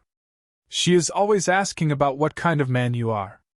Now that you can see him, what do you think?" said Duan Wuji. Yi Futian looked at Duan Wuji. This guy, the woman beside him, could not hide her embarrassment at what Duan Wuji said. She could not help but hit her brother, and her pretty face looked like all the blood had drained from it. How could her brother be like this? It was true that she wanted to see this legendary figure, but when he heard her brother's words, he would not be in any doubt about that fact. Yi Futian smiled and nodded to hear. Princess Luo Yu. He was someone who had been in all kinds of intense situations, so this was nothing. Princess Luo Yu smiled slightly and bowed. "Let's go, the ceremony is about to begin," said Xia Qingyuan coldly from beside him. Her gaze was fixed straight forward. "Let's go together." Yi Futian smiled at Duan Wuji. Duan Wuji nodded and grinned at Xia Qingyuan. They walked until they reached the bottom of the observation platform. Everyone who was allowed to come here was someone of high status, and so Yi Futian saw many familiar faces, like Luo Yang, who he had first met at the Peach Banquet, and Jiang Tai of the Jiang clan. They watched him coming. Yi Futian had displayed his unparalleled talent at both the Peach Banquet and the Battle of the Crimson River, where he had defeated Xing Kai. Now that he had become a saint of true self, they did not know just how strong he was. But this was not a time for fighting. Soon their gaze shifted. They looked back to the ceremonial stage. Up in the sky, radiant sunlight shone down. A golden rock appeared amidst the sunlight, flying by means of real power. It flew down, and seemed to form a real body for itself. There was a figure standing atop it. It was Qi Shang. On the other side, a strange phoenix that was the color of ice crystals appeared. A beautiful figure was standing atop of it, wearing a dress of ice phoenix feathers. The golden rock and the ice phoenix circled in the air, gradually coming closer together. The two people riding them clasped hands. Qi Shang was bathed in divine fire, and Yu Shifei was bathed in snow and ice. When they stepped onto the ceremonial stage, it seemed like the rest of the world had lost its color. The Yu clan cultivators all smiled brightly. They had waited a long time for this day. Dazzling light shone down from the palace as the two figures stepped forward. The Crimson Dragon Emperor and the Crimson Dragon Queen appeared. One of them had a majesty that eclipsed all else, and the other was elegant and poised. She could have been a model for all women everywhere in the world. "Greetings, your majesties. Congratulations on the wedding," someone called out as they bowed. In an instant, countless other voices rang out as well. "Greetings, your majesties. Congratulations on the wedding." The sound roared through the palace. Countless people were there to witness the wedding. All the women in the palace were looking at Yu Shifei like she was the luckiest woman in the world. "She's very beautiful," whispered Xia Qingyuan. At that moment, Yu Shifei was indeed blindingly beautiful, and even Xia Qingyuan could not help but express her appreciation. This must have been the happiest time of her life. Her smile was warm enough to melt the world. Her beauty engraved itself on everyone's hearts. All the women in the world could only dream of having a moment like this, of being this beautiful. Would she have a day like that? On the first day of the 10,028th year of the Divine Prefecture calendar, an incomparably magnificent wedding was held in the royal palace of the Crimson Dragon realm. All kinds of famous figures had come, including the Crimson Dragon Emperor and Empress, who had come to personally witness the wedding. Everyone there was a witness. Yi Futian and the others had been watching quietly from below the stage, up until the point where Qi Shang and Yu Shifei bowed to each other, then smiled and took each other's hands. Hand in hand, they would live together to a ripe old age. But it would not be easy for the two of them to reach old age. Today, the whole world shares in Qi Shang and Shifei's happiness. "We welcome everyone who has come here to pay their respects to enjoy the feast," said the Crimson Dragon Emperor. His voice resonated throughout the palace. A beam of brilliant light shone, and a divine tree seemed to appear up in the air. The tree swayed, and fire-red fruit fell from it. "This fruit comes from the Ganyuan Fusang tree and contains the essence of flames of the way that have been gathered over 1,000 years. It belongs to whoever it falls upon, and no one is allowed to fight them for it," said the Empress from beside the Emperor. The tree covered the sky, and many pieces of fruit fell from it towards those waiting below. Everyone looked up with a look of longing. Eating this fruit would be equivalent to absorbing a powerful burst of flames of the way. But the Empress had said they could not fight for it, and so naturally, no one would dare to do so. This was the Empress's way of livening things up. Yi Futian and the others were also watching the fruit fall. When he saw the fruit falling towards him, he could not help but reach out for it. But then, the piece of fruit fell into a pale white hand. Yi Futian smiled at Xia Qingyuan beside him and said, "It seems like you are very lucky." She looked at him and smiled, which made Yi Futian think she looked beautiful. She smiled so rarely. He did not know what happy thing she was thinking about. All of the people who received one of the pieces of fruit smiled as they were overcome with joy. Then the banquet started. Many pretty serving maids weaved their way through the crowd, and soon a feast that was both delicious and pleasing to the eyes had been laid out. In addition, all of the food and drink at the banquet was rare and precious.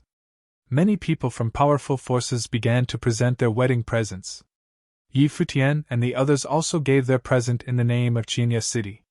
Although it meant little to Qi Shang, it was still a heartfelt expression of their good intentions.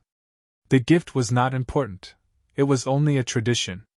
Obviously, those who were able to come to the palace today were all people of high status, and so none of them would give a shabby gift. "Wait, there is one more thing," Qi Shang said suddenly. Everyone looked up at him on the ceremonial platform with a look of surprise. Qi Shang took off his ceremonial robes, and his bright smile was unrestrained. A gasp of surprise came up from the crowd. They all seemed incredibly excited. There was a custom in the Crimson Dragon realm that if the groom was willing to give his ceremonial robes to someone else after the wedding feast, it would bring them sacred blessings. Usually, the groom would only do this for his siblings or good friends. Obviously, Qi Shang meant to do this now. But who was he planning on bestowing this blessing upon? Even the Crimson Dragon Emperor and Empress looked surprised. They clearly had not known that he was going to do this. This was Qi Shang following his own will. On this day, the groom could decide these things for himself. Qi Shang and Yu Shifei walked down from the ceremonial platform towards the crowd. Everyone's eyes were on them. It seemed that Qi Shang was not going to give it to any of his brothers. Then, would he give it to one of the top figures of the Crimson Dragon realm? Who would it be? They all watched as he stopped before a young man. The silver-haired youth still looked dazzling as he stood there among the crowd. His handsome features were no less magnificent than those of Prince Qi Shang. This hero of the Crimson Dragon realm was known as the greatest talent in the realm. Was Qi Shang planning on giving his blessing to him? And indeed, everyone watched as Qi Shang placed his ceremonial robe upon Yi Futian's body. He smiled and said, "I hope that one day I will be able to witness the rise of Qianya City." Yu Shifei smiled at him as well and took off her ceremonial robe as well. She put it on Xia Qingyuan. Xia Qingyuan did not respond, she just stared at her blankly. Qi Shang and Yu Shifei turned and left, walking naturally and unrestrained. "Good luck." Yu Shifei's voice rang through her mind. Xia Qingyuan watched her retreating figure. She did not know what she had meant by that. At the peach banquet, both Qi Shang and Yu Shifei had known that Xia Qingyuan was experiencing unrequited love. Later, they had found out how things stood between her and Yi Futian, and thus they knew everything. The silver-haired young man and the princess of Emperor Xia's realm would have their own magnificent story. Some of the people of the regional palace were stunned by this, like Pei Min and Duan Wuji, but then they smiled. That was just the way Qi Shang was, he always acted in a carefree manner. Maybe he had not had any particular reason for doing this, it was just his casual nature. However, for the two of them to have received Qi Shang and Yu Shifei's blessing above so many others was truly special, and was making everyone stare at them. "Thank you, Your Highness," said Yi Futian with a smile. That was all he said. Xia Qingyuan looked at Yi Futian beside her, then was silent for a while. The cultivators of the Luo clan, the Jiang clan, and many others were all looking at Yi Futian. This palace lord of Qianya City had swept away all of his opponents, and then not long after had stolen all the glory from the other cultivators of the Crimson Dragon realm. His fame had truly been set when he had fought with Xing Kai and defeated him. Now, Qi Shang was clearly watching him. They did not know that at the divine martial road of the Peach Banquet, Qi Shang and the other people of the palace had already found out which cultivators were the most powerful. The banquet commenced, and the atmosphere in the hall became much more lively. Read the next chapter on our VIP novel. Calm. A figure walked towards the people from the regional palace. It was Jiang Tai. He looked at Yi Futian and Pei Min, then raised his glass in a toast.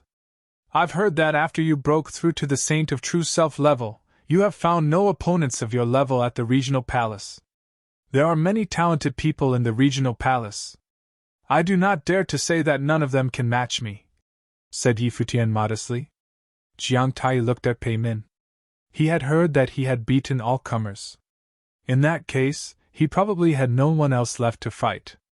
"You are too modest, Lord Yi. If we have a chance, I'd like to come to Qianya City and spar with you," said Jiang Tai politely. Yi Futian nodded his agreement. "Of course." Jiang Tai turned and left. Luo Yang was also looking at Yi Futian. He wanted to spar with him as well. It was not that he was jealous of him, it was that he truly wanted to test himself against someone as tough as him. Ever since his defeat at the Peach Banquet, he had wondered what would happen if the two of them fought a battle in which they held back nothing. After toasting his elders, Qi Shang walked over to them. "It seems that everyone is itching to test their skills." This group of people had all participated in the Peach Banquet. It seemed that they had all come together, whether by chance or on purpose, no one knew. "Please do not blame us, Your Majesty," said Jiang Tai. "Of course, I understand. As members of the regional king's ranking, you must not have many opponents within the Crimson Dragon realm. There are so few that you can actually have a good fight with," said Qi Shang with a smile. In reality, after he had become a saint, he had found the Crimson Dragon realm to be a little bit boring. Given his status, people who were stronger than him did not dare to fight him. "What are you saying, Your Majesty?" Luo Yang seemed to realize that Qi Shang was hinting at something. "After the ceremony, we will go and settle this. Shifei and I are planning to take a trip to the Heavenly Mandate realm," said Qi Shang. Everyone's hearts beat faster when they heard this. Apparently, Qi Shang wanted to train. Before he did that, he would finish this wedding. Once he and Yu Shifei were officially a couple, they could go there hand in hand. The Heavenly Mandate realm, everyone whispered. The name was both strange and familiar. They had naturally heard of it. It was one of the 9 supreme imperial realms. How could they not know of it? The Heavenly Mandate realm was at the head of several hundred Renhuang realms, 10 of which were of particular note. The Crimson Dragon realm was one of them. That was a place where the greatest figures of the 3,000 realms of the Great Path could gather. Heavenly Mandate realm. When Futian heard what Qishang had said, his heart beat faster. He looked up into the sky. That peerless empress that Emperor Xia and Xia Qingyuan had told him about was there. He had waited for this day for so long. He had asked Yu Xing to enter the regional palace to come to this point. Now his name was famed throughout the Crimson Dragon realm. Now he was able to come to the palace itself, and get close to Qishang.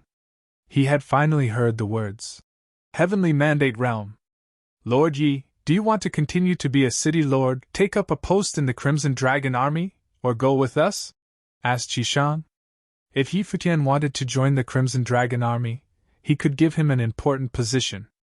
In the future, he could become a powerful figure in the Crimson Dragon army and guard one of the borders of the realm. But Qishang hoped that would not be Yi Futian's future.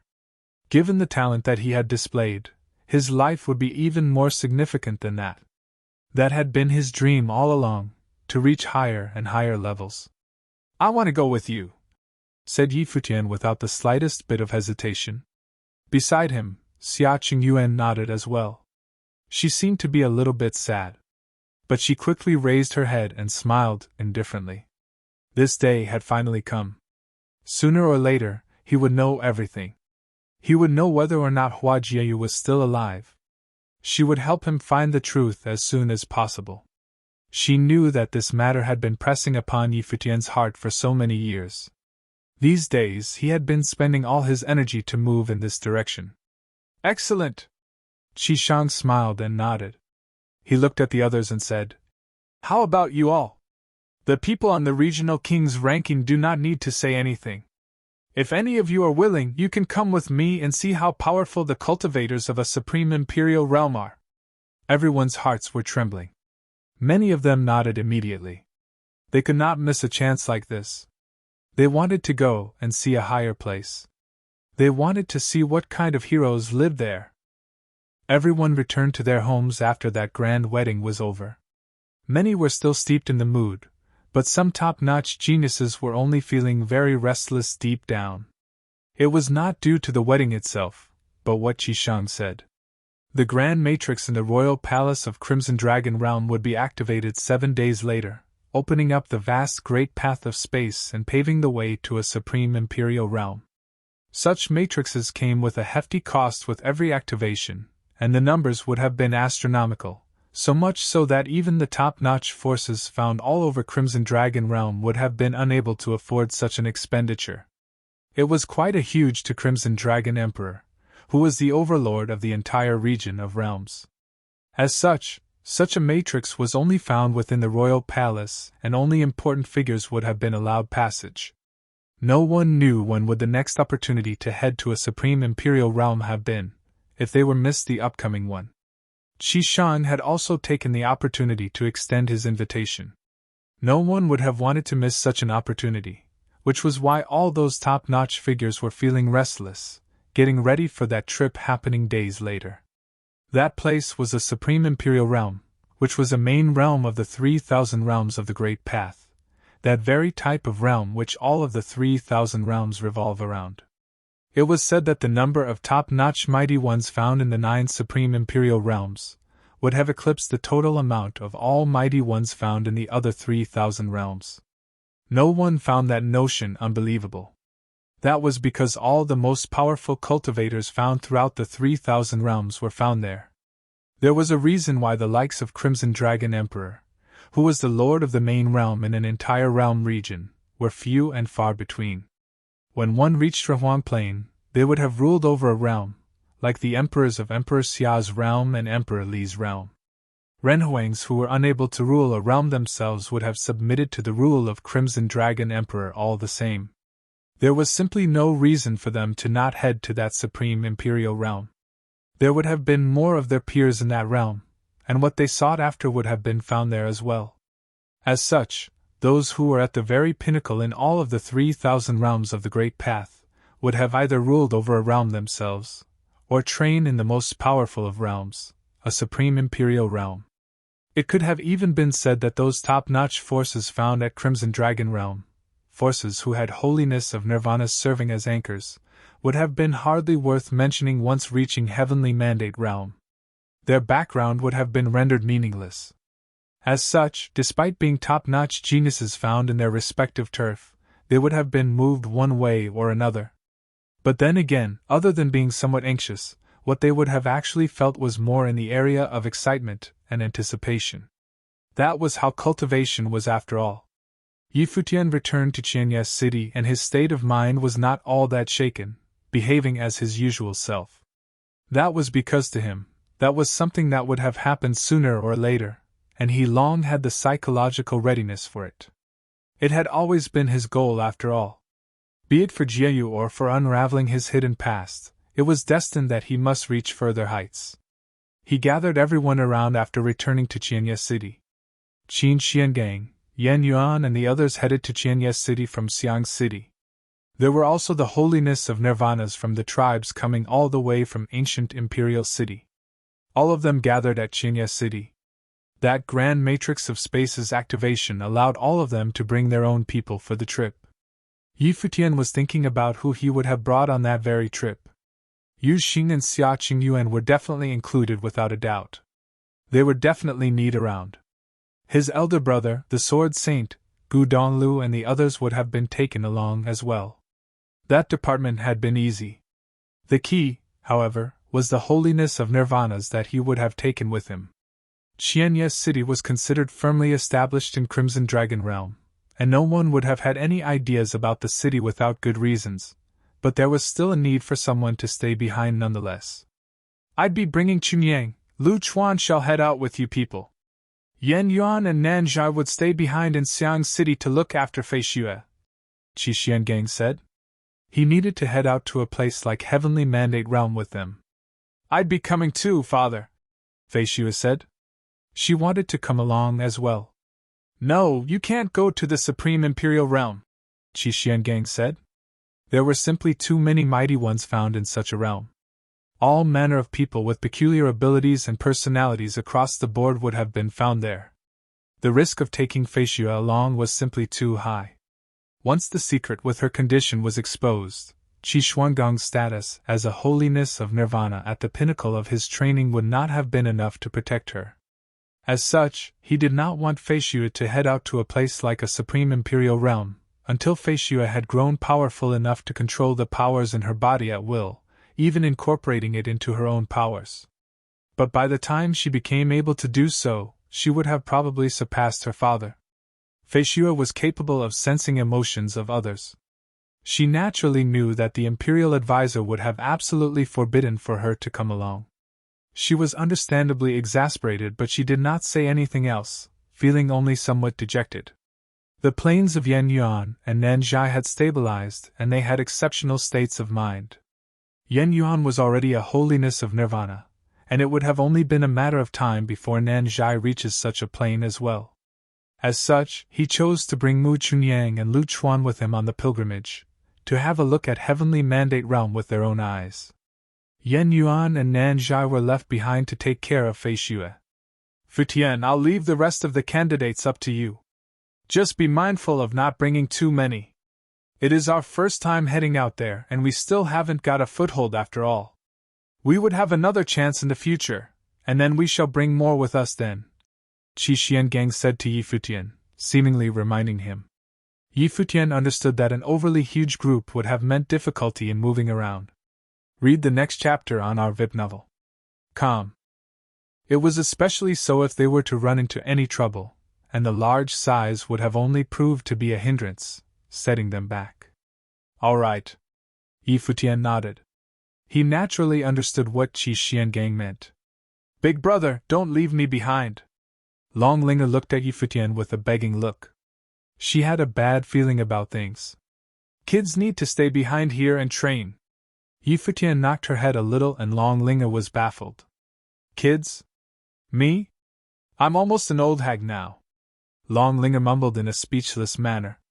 However, age of cultivators was looked at differently from how it was with common people. Despite her advanced age, she looked young and spiffy nonetheless. She had been making progress throughout the years, but when compared to Futian, she was still rather nothing much. In truth, it was not just her, everyone was making progress as well. Those are still not yet saints, it is better for you people to not head out this time. Futian continued. Devote your time to train here in Crimson Dragon Realm, and get to St. Plain as soon as possible. Many looked dejected at Futian's words. No going in this trip before becoming a saint, huh? There were many who had yet to become saints. But then again, Futian had also told them to first train in Crimson Dragon Realm. There were still many places in the realm that they had yet to explore, so they held off going to a Supreme Imperial Realm for now. Everything was to be decided later after making a breakthrough into St. Plain. They would have only served as baggage otherwise. 7 days were over in the blink of an eye. Mighty ones gathered in Xianya City on that day, to send their city lord and his entourage off. Even Zhuge Mingyu elected to stay behind due to yet becoming a saint. She would have been able to head out in that trip still, as her might as the second sister was still there nonetheless, but she just did not want to be of too much trouble to Futian and the others. It was as her little brother put it, they had to first dedicate themselves to their training, and strive to make it through St. Plain to catch up. Futian left behind sacred spirit stones and training methods. Even if they were to simply boost their training only with resources, they needed to at least get to the pinnacle below St. Plain. So long as their states of mind proved to be sound, getting into St. Plain would not have been much of a problem. The St. Plain was a threshold in itself, and one's state of mind was of the utmost importance. Wait for me to come home. Gu Donglu stood before Zhuge Mingyu and said, Relax, I'm not running off with someone else. Take care of our little brother. Zhuge Mingyu smiled and said. Futian felt rather speechless, finding her second sister to still be that tough and unyielding. Second sister, you seriously think I'd need looking after? Futian shrugged and said. Yeah, right. Zhuge Mingyu glared at Futian and said, Why do you think these people are here for? Who among them is not looking after you? Futian felt speechless again and then looked at the ones beside, before saying, Touché, second sister. Good to hear. If Jiayu is still here, you have to bring her back to see me, Zhuge Mingyu said in a solemn manner. She and Hua Jiayu were like actual, biological sisters. It was her to picked up Jiayu from the land of 100 nations, and had the younger woman train in the Zhuge clan. Zhuge Mingyu really wanted to see that woman who had the looks of a fairy, who was strong yet delicate at the same time. Futian felt rather sorrowful hearing what his second sister said and nodded solemnly. He then turned around and walked, saying, Let's go. All of them headed out en masse, waving goodbyes to their loved ones. That trip was truly an expedition. The distance between where they were and their destination would have been a lot further than what was between Emperor Xia's realm and Crimson Dragon Realm.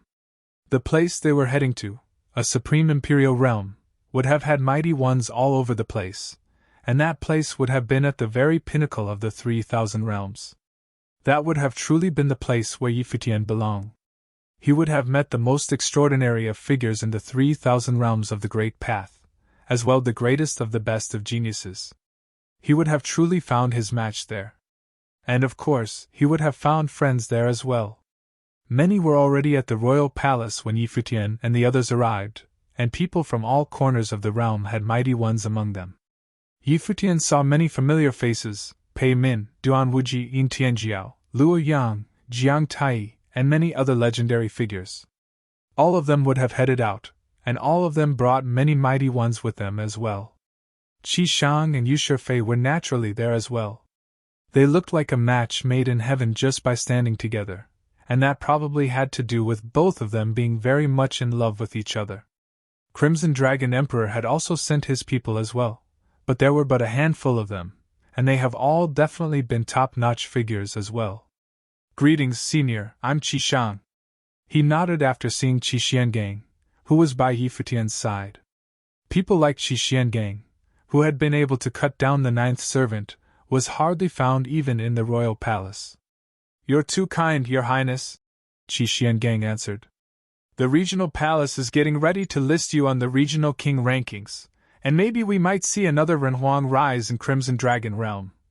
Qi smiled and said. Many people around them were busy getting ready while they talked. An extremely huge grand matrix of space gradually lit up. Countless images brightened and shot to the skies.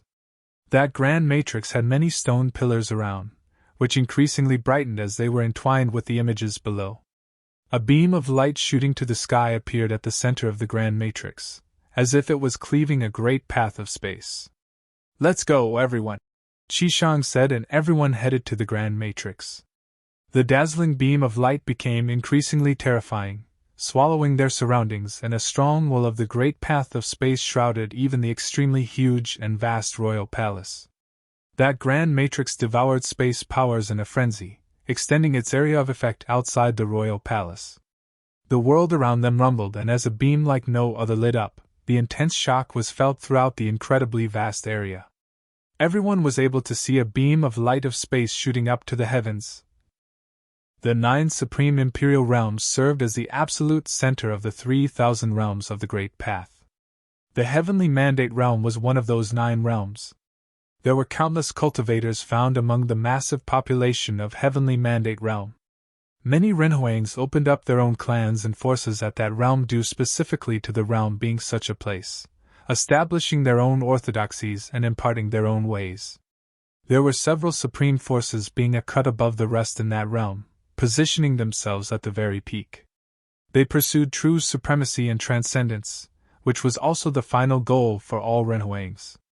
There were too many regions with Heavenly Mandate realm, and every single region was extremely vast, with populations of cultivators each reaching hundreds of millions. They were Renhuang class beings who reigned supreme over all, but there were also many weak cultivators eking out at obscure places. But of course, the bulk of the population was found somewhere in the middle.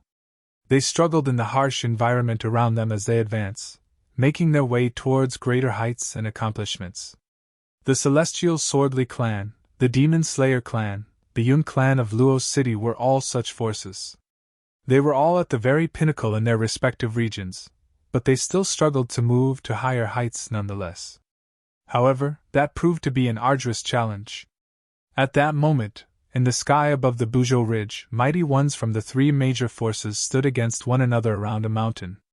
Sword will permeated the sky above that ancient peak, as if countless divine swords were circling in the heavens.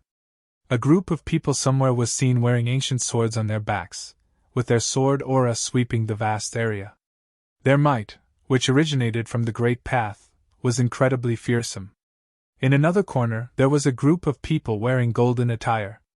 Their might of the Great Path shrouded the entire area as their auras burst, as if golden rings were fired, clashing with the sword auras in an invisible manner in the air.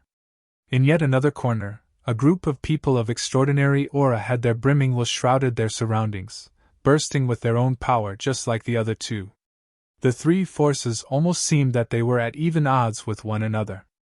All of them wanted that peak for themselves, or precisely put, a piece of the cut cliff.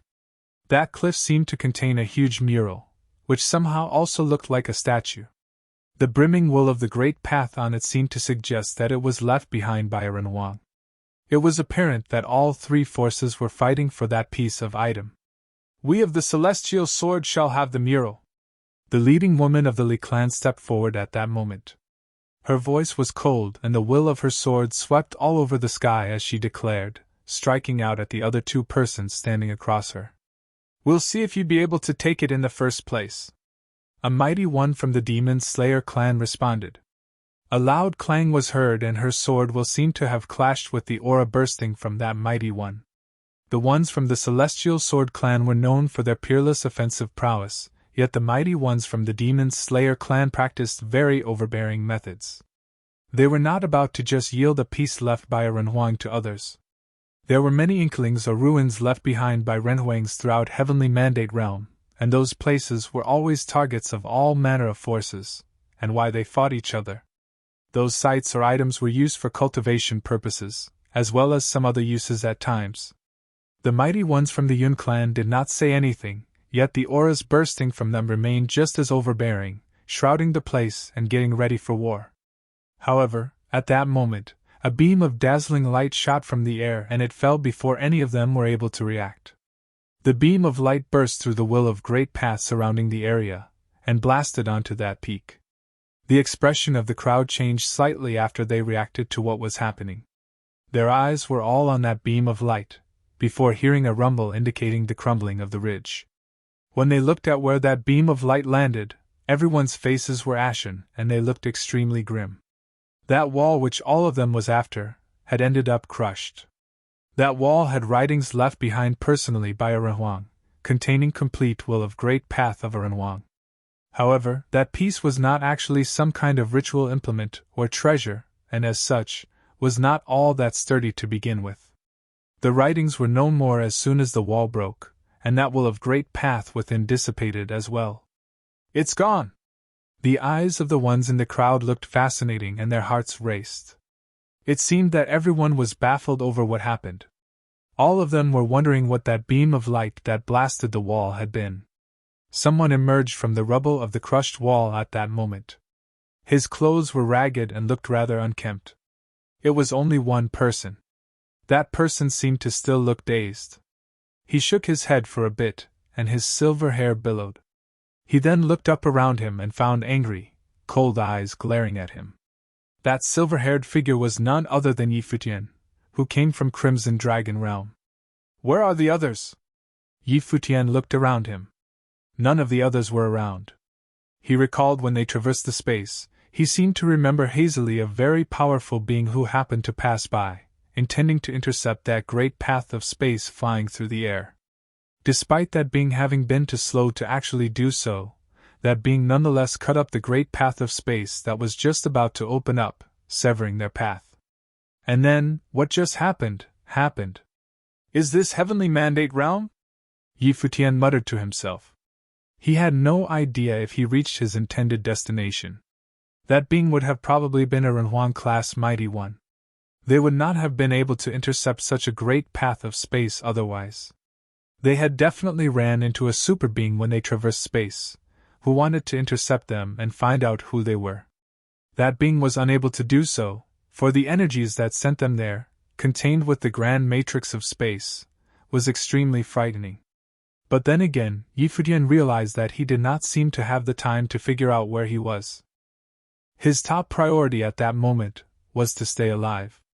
Those eyes that were glaring at him seemed to be saying that they wanted to kill him where he stood.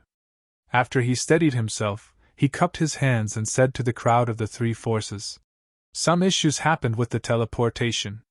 I'm very sorry to cause all of you trouble." He was about to leave after saying so.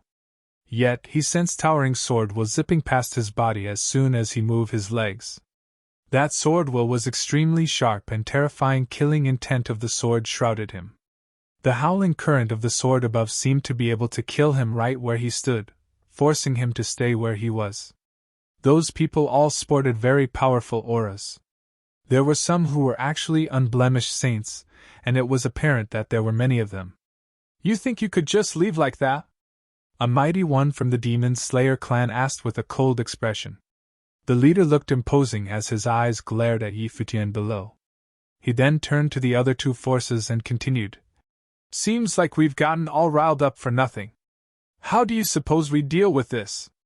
The one who talked turned his attention at the leader of the Celestial Swordly clan, who was a beautiful woman wore simple attire.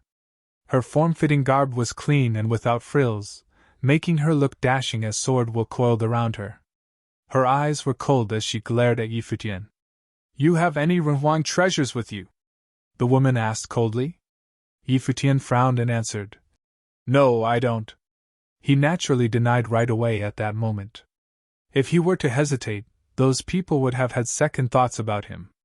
"Hand over all valuables you have on you. If any one of them was worth a Renhuang's item, you get to live."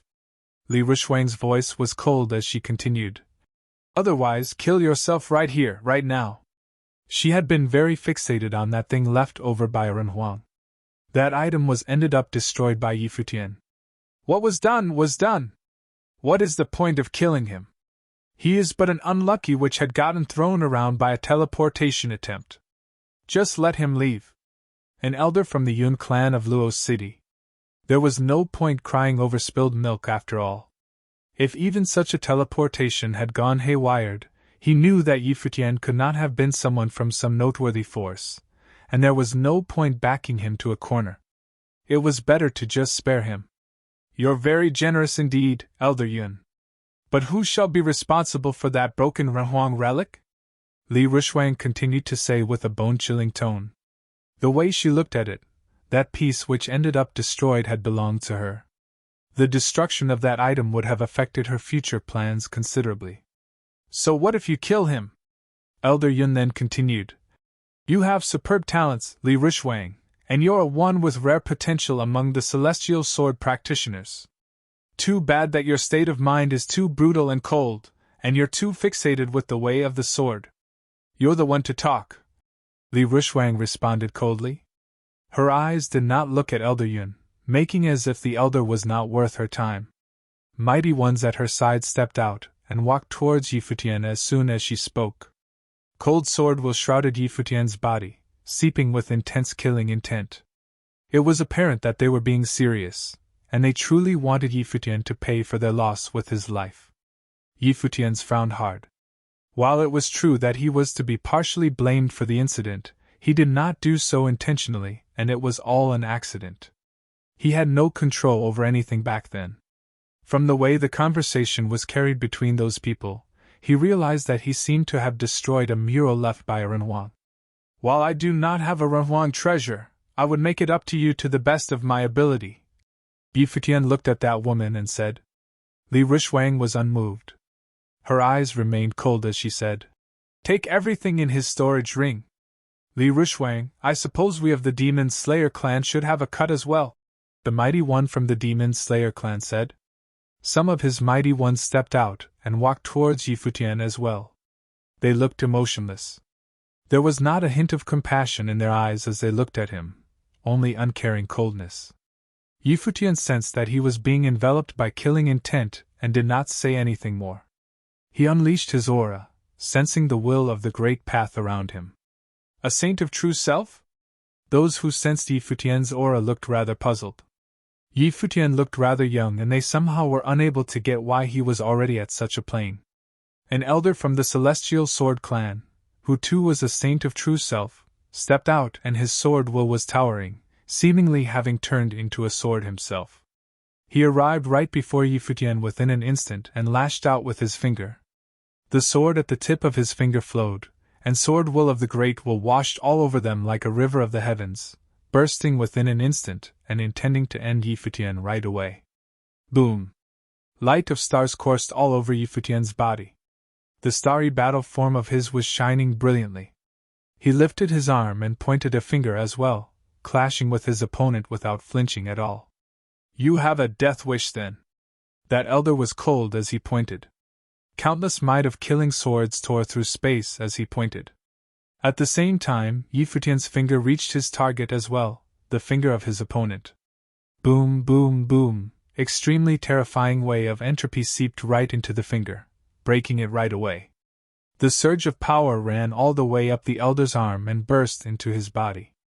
A loud rumble was heard and then explosions were heard within his body. His back seemed to have been busted by a force. All of his internal organs crumbled in a frenzy. His eyes were frozen right there and then, staring straight at Yi Futian. Yi Futian pulled his finger back and saw his opponent slowly dropping to the ground.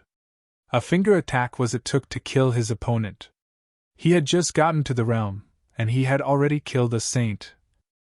The sword aura dissipated and a mighty one from the Celestial Swordly clan was killed outright on the spot.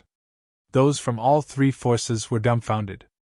From their perspective, that person would absolutely not have been someone from some top-notch force due to having even such errors happening with the teleportation process. Only lone cultivators would have made such mistakes, as grand matrices of space of greater forces would have been stable, and there was no way such errors could have happened. They naturally did not think that the person who just appeared out of nowhere before them had actually transcended regions, and happened to have a Renhuang class being interrupting their travel. Furthermore, competition between cultivators at Heavenly Mandate Realm was extremely intense. The fighting was far more brutal than even what was back at Crimson Dragon Realm. That supreme Imperial realm was even more vast, and there were even greater number of mighty ones. Even cultivators were practically limitless, and there were few rules binding anyone. They needed to fight over any cultivation resources they were able to find, and more so when it came to items left behind by Renhuangs. Futian broke one such item, and that disrupted all of their plans, which was why the ones from the Celestial Swordly clan and the Demon Slayer clan both wanted to kill Futian and take whatever there was to take from him. However, the attack with that one finger from him clearly indicated that he was anything but weak. He just killed a cultivator from the Celestial Swordly clan who was the same plane with him, and that meant that his attack would have been extremely overwhelming. Li Rushwang's expression remained bone-chilling cold, yet she was rather surprised nonetheless. She thought that taking on such might of the sword head-on would have killed him outright. It was apparent that she had underestimated Futian's powers. Several swordsmen took to the sky and sword wills howled above Futian's head, as if they were about to rain down on him at any given moment. There was one unblemished Saint Elder stepped out, and his might was frightening. Futian frowned hard. If that was an unblemished saint, that meant that the upcoming fight would have been tough. It was a given that the Elder intended to wipe him out right there and then, but there was no way he would have just sat around waiting to be dealt with. If he were to be backed to a corner, he would have had to unleash the will of Emperor Qua. However, he was nonetheless a newcomer to the realm, and he did not want to do so as soon as he had arrived. The recoil would have been bad as well after all. The halberd of time and space appeared in his hand, and will of the great path pulsed on it, containing intense will of space. The eyes of the people around him flashed. That ritual implement seemed to be very powerful, and it looked as if he still had some treasures with him. Vroom! Dazzling flash of the sword of the great path rained down from above in a straight line, targeted right at Futian's body. He disappeared from where he stood within an instant. Two swordsmen charged at the same time at him with their swords drawn, moving at blitzing speeds. Sword auras came at Futian like bolts of lightning. Overwhelming will of the great path emerged from Futian's hand, charging into the boundless sword wills in a straight line, heading for a mighty one. The halberd of time and space lashed out. Raging currents of sword aura coming from everywhere parted in the middle, as they were being destroyed in a frenzy. That swordsman noticed something was afoot and intended to back away, but felt his will of the great path being blocked. PFFTT. A crisp sound was heard, and Futian, who had been standing far away just moments ago, burst through the current of sword aura right away armed with the halberd, piercing his brow at blinding speed. However, that unblemished Saint Elder stepped out and charged. Towering flash of the sword rained down as he stepped out, with terrifying hurricanes of the sword whipped up in the sky. Swords rained down one after another. The speeds at which the blades moved were unbelievably fast. Futian lifted his hand and lashed out with a palm print. Rumbling explosions were heard. The palm print continued to shatter as his body kept being pushed down. That river of swords washed at him, threatening to bury him in blades completely. A cold snorting noise was heard at that moment. That leading elder of the Yun clan stepped out and came right above Futian, bursting with a terrifying storm of lightning. He lifted his arm, and there seemed to be a god of thunder appearing behind him, extending its hand. Said god's lightning palm print repelled the attacks and burst with boundless lightning within an instant, blasting on the current of the sword that was raining down. The sky was lit right away, and devastating powers were all destroyed up in the sky. However, countless sword wills in the sky coalesced into one single blade, which was then materialized into a giant sword, pointing at the ground below. Hurricanes of the sword circled around that blade, with boundless sword auras surging into it. That unblemished Saint Elder stood beside the sword and pointed downward, saying, "Kill!" Their surroundings howled in rage as he said so. That giant sword wrapped in hurricanes disappeared right away, cleaving a line downwards. The elder from the Yun clan looked up, and towering might of lightning was coalesced into a single beam within an instant, which then streaked through the sky like a blade. That terrifying lightning bolt seemed to be out to tear the sky apart. Devastating light drowned the sky around them. Mighty ones backed away one after another. That terrifying beam raised the ridge all around them. The sword in the sky and the lightning then dissipated altogether. The Yun clan elder and Yi Futian both retreated to the side where the Yun clan cultivators were. Li Ku, you're an old man yourself, and I'm afraid bullying someone a lot younger than you isn't the way to do it. That Yun clan elder looked up at that mighty one from the celestial swordly clan and said. Li Ku's expression was cold, and sword will was seen in his eyes. He then moved forward, burning with intense killing intent. Yi Futian killed 2 of their saints, and was definitely anything but weak.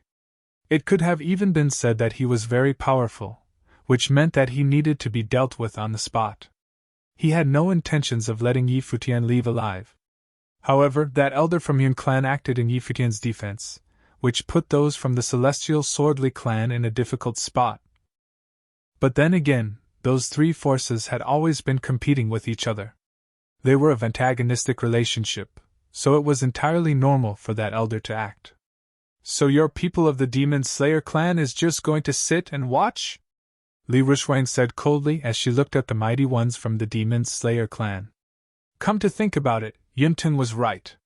That thing was already destroyed and there was no point killing the kid. We'll just let the matter slide and have no intentions to pursue the matter further. Excuse us. The mighty ones from the Demon Slayer clan made up their mind on the spot, leaving immediately as soon as that one mighty one finished talking, without staying around for even a second longer.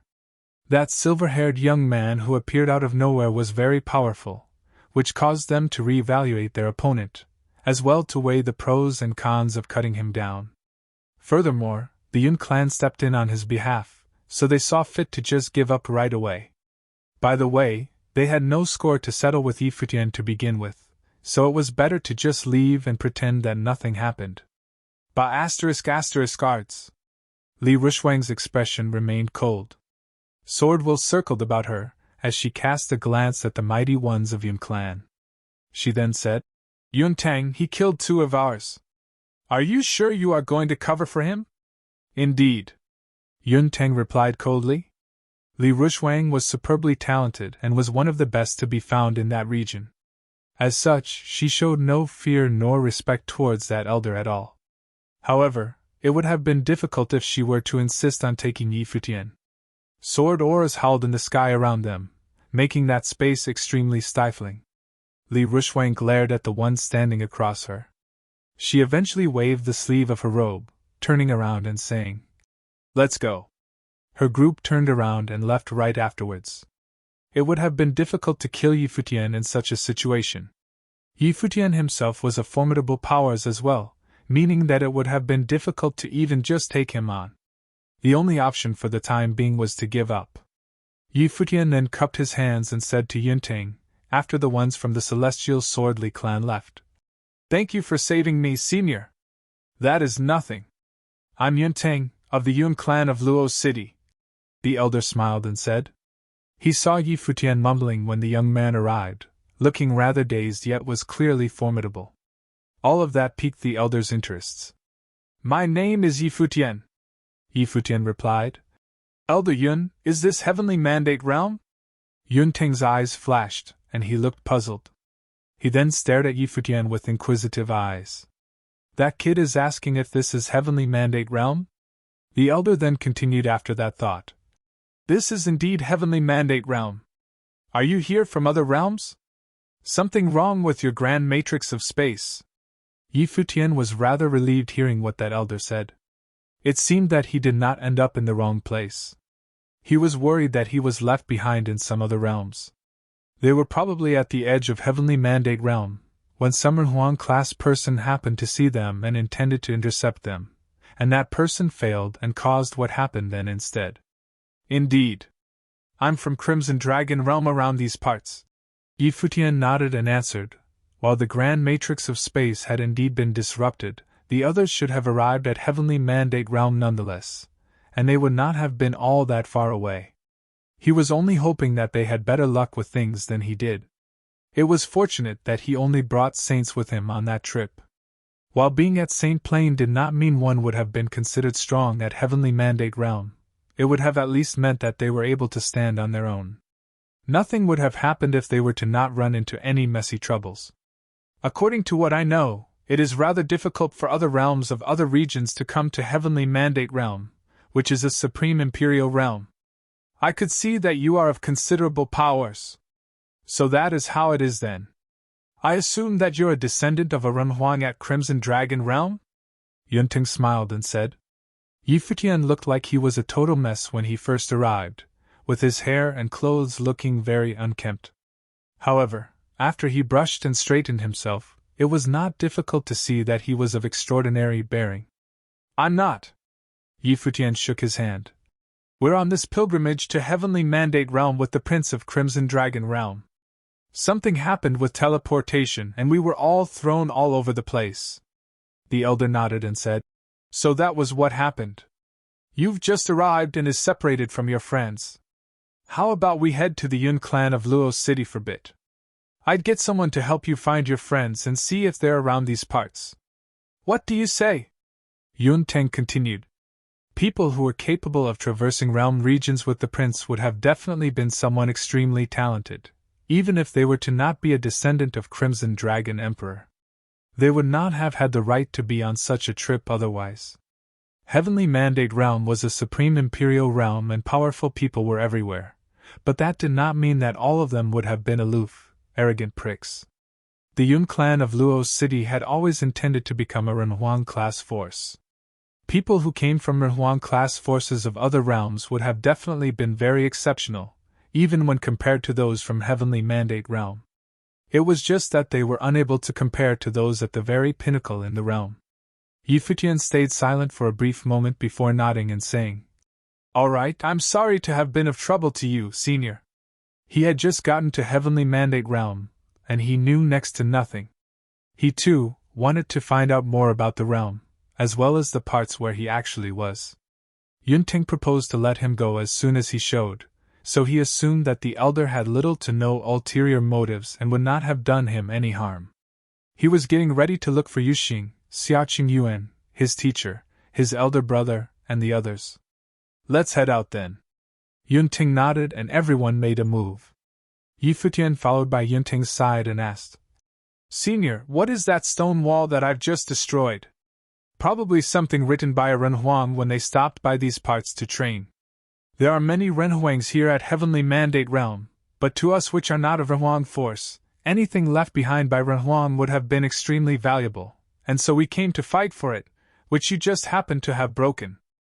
Yunting then elaborated further. The region that we are in now is where Luo City is, as well as the Celestial Swordly clan and the Demon Slayer clan you just saw. All of us belong to Emperor Qi's territory. According to what I know, Li Rushwang had intended to take that thing to be brought to Emperor Qi's palace as a gift, so as to earn teachings from the Emperor. Your arrival broke her plans, and that was why she wanted to kill you. Futian nodded, realizing that Renhuangs had their own territories in Heavenly Mandate Realm as well. Luo City was one of the cities in Emperor Qi's territory. The Yun clan of Luo City was the most powerful force to be found in that ancient city. Futian found the city to be an extremely bustling one after entering it, which was comparable to Qianyes City in terms of liveliness. That city was considered a medium-class city in Heavenly Mandate Realm. While it was without doubt stronger than the smaller cities, the city itself was considered a small city when compared to top-notch cities. The key lied with the city it was being compared to. Many in the city took notice after Yunting and the others entered the city, and everyone seemed very respectful, which showed that they apparently knew who Yunting and the others around him were. The group came to a grand, majestic-looking manor. That was the manor of the Yun clan of Luo City. Someone was seen coming out of that grand building to receive them. How did it go, father? A middle-aged beautiful woman of St. Plain looked at Yunting and asked. There had been some hiccups. Yun and I, this is Futian, Yunting said and introduced the young man to his daughter. He then said, See to our guests here and send men out to see if there are any who seems to have ran into predicaments similar to Futian in the region. I need to be elsewhere. Very well. Yun and I nodded. The clan was a huge one and her father still needed to report to her grandfather. Yunting nodded slightly to Futian before leaving with a group of people. Yun and I gave the order, and then said to Yi Futian, Sir Yi, we of the Yun clan still has some influence in Luo City. If your friends were to have landed in Luo City or somewhere nearby, it shouldn't be difficult to find them. If they were to end up in territories further away, things would have been considerably more difficult. Thank you. Yi Futian then nodded. Please come in, Sir Yi. Yun and I extended her hand and said. Both of them walked, and then she asked, So you have fought with the Celestial Swordly clan, Sir Yi? Indeed. Yi Futian nodded. The people of the Celestial Swordly clan wanted to kill me. I owe my life to Senior back then. Father was not actually doing it all for you, Sir Yi. Yun Ni's eyes turned rather cold, and continued. The way the Celestial Swordly clan carry about their business, and how Li Rushwang is being so aggressive now, it is just normal for Father to butt in. The group came to an elegant compound, and there seemed to be a young woman training before them. Sparks of lightning dazzled all over her, contained auras of rules. She extended her hand and slashed. The resulting lightning shot forward like a serpent. However, that did not seem to be the result she was after. She turned around and saw Yun and I and Yi Futian. She then called, Mother! This is my daughter Yun Qianyu. Qianyu, this is Sir Yi. Yun and I introduced. Sir Yi. Yun Qianyu took a look at Yi Futian and bowed slightly. That silver-haired young man had extraordinary bearing and was probably not common folk, but he looked very young, as if he was her age. However, his aura was very reserved and his training would have probably been of very high levels. Her mother, who was a saint, would not have addressed him as Sir otherwise. Is the Yun clan mainly practicing the ways of lightning? I have seen Senior Yun's lightning ways and the power shown was extraordinarily overwhelming, Yi Futian said. You're too kind, Sir Yi. The lightning arts of the Yun clan is naturally considered powerful in Luo City, but we're not even at Renhuang class. If we were to take the entire Heavenly Mandate realm into consideration, we wouldn't even be considered strong at all. Furthermore, there is also an insurmountable mountain in the realm, Yun and I elaborated. You mean to say? Yi Futian was feeling curious. Nothing much. It is still all too far away, Yun and I said as she shook her head. She did not want to say more, and that was not part of her world after all.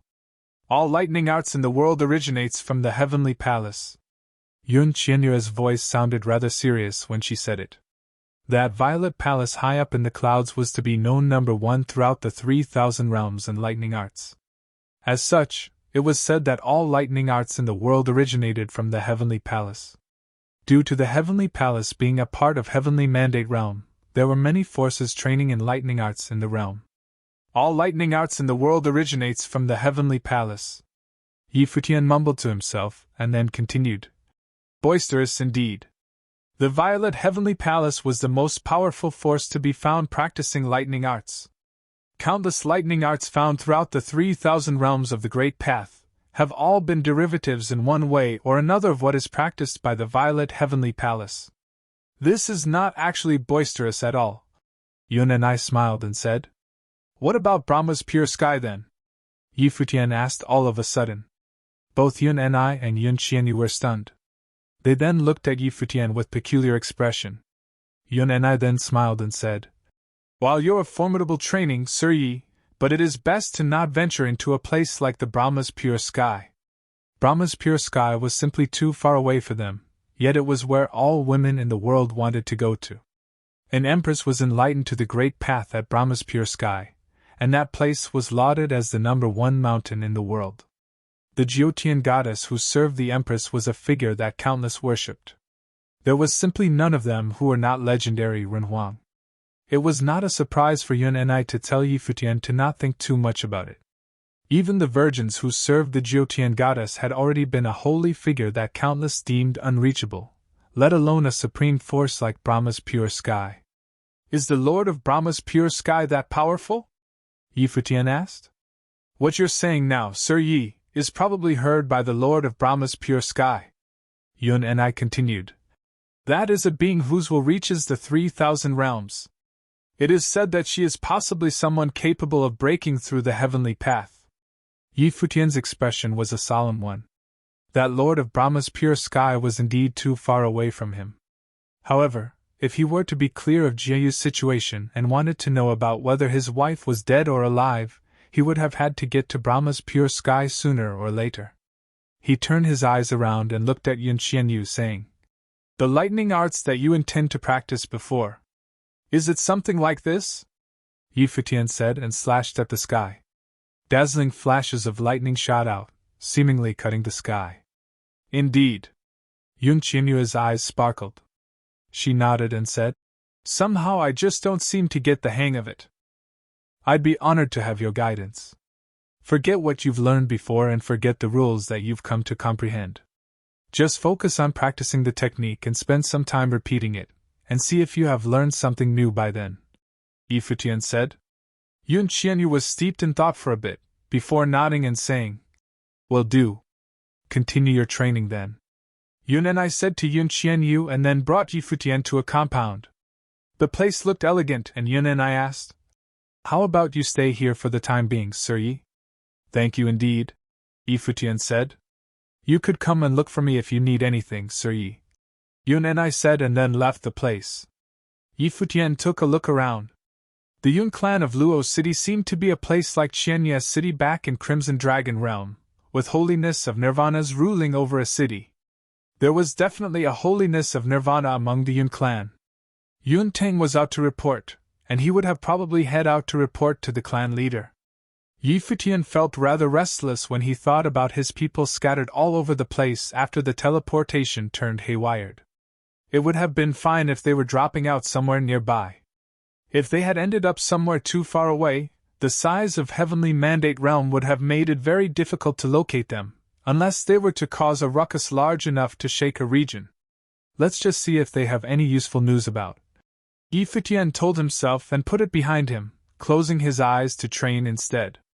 Someone else came not long afterwards, but did not bother Yi Futian seeing that he was training with his eyes closed, electing to stand far away instead. Yi Futian opened his eyes and then saw Yun Qianyu smiling. He then asked, "Is there anything I could help you with, Ms. Qianyu?" Yun Qianyu stepped out and came before Yi Futian. She was dressed in blue attire, facing Yi Futian before bowing to him, saying, "Please guide me in my training, sir." "You've learned something?" Yi Futian's expression was peculiar. He had only reminded her of something, and did not expect her to be able to get something out of it in such a short period of time. "Indeed." Yun Qianyu nodded. "I'd like you to be my teacher. I was simply giving you pointers. That was just a way of training and I didn't actually teach you anything. You owe being able to get it so quickly to your own intellect. It has little to do with me, and I'm afraid I'm unqualified to teach you."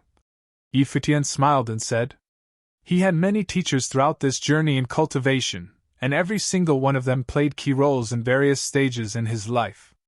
He totally did not expect someone to want to take him as their teacher. However, he had actually fulfilled all the requirements for such a role. The only inadequacy was that he appeared too young.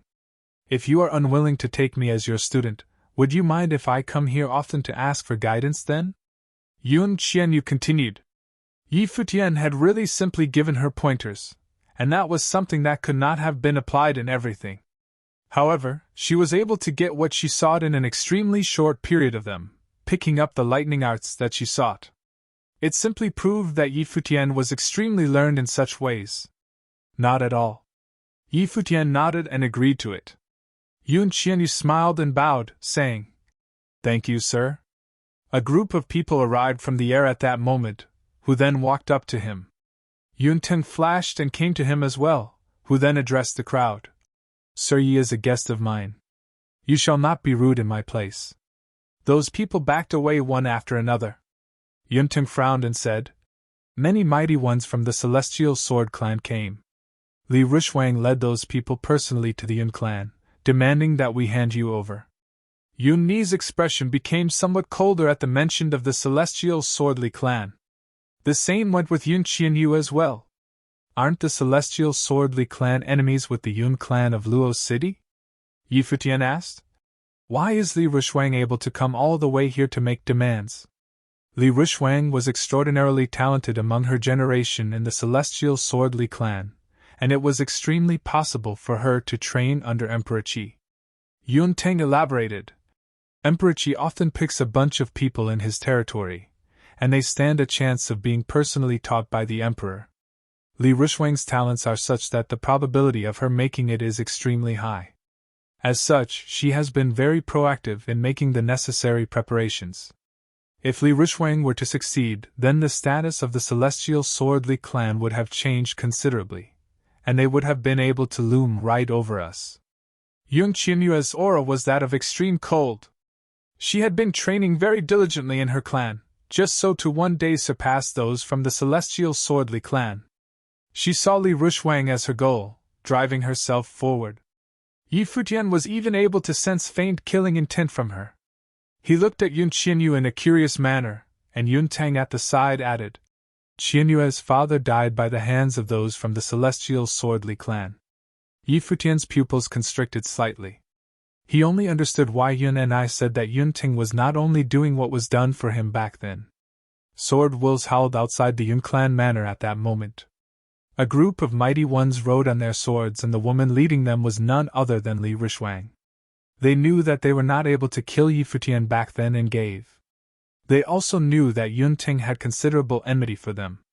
At that moment, however, she came directly to the Yun clan and demanded they hand over the man they were looking for, and it was to see if the Yun clan would have complied. Li Rushwang had elders standing on each side of her.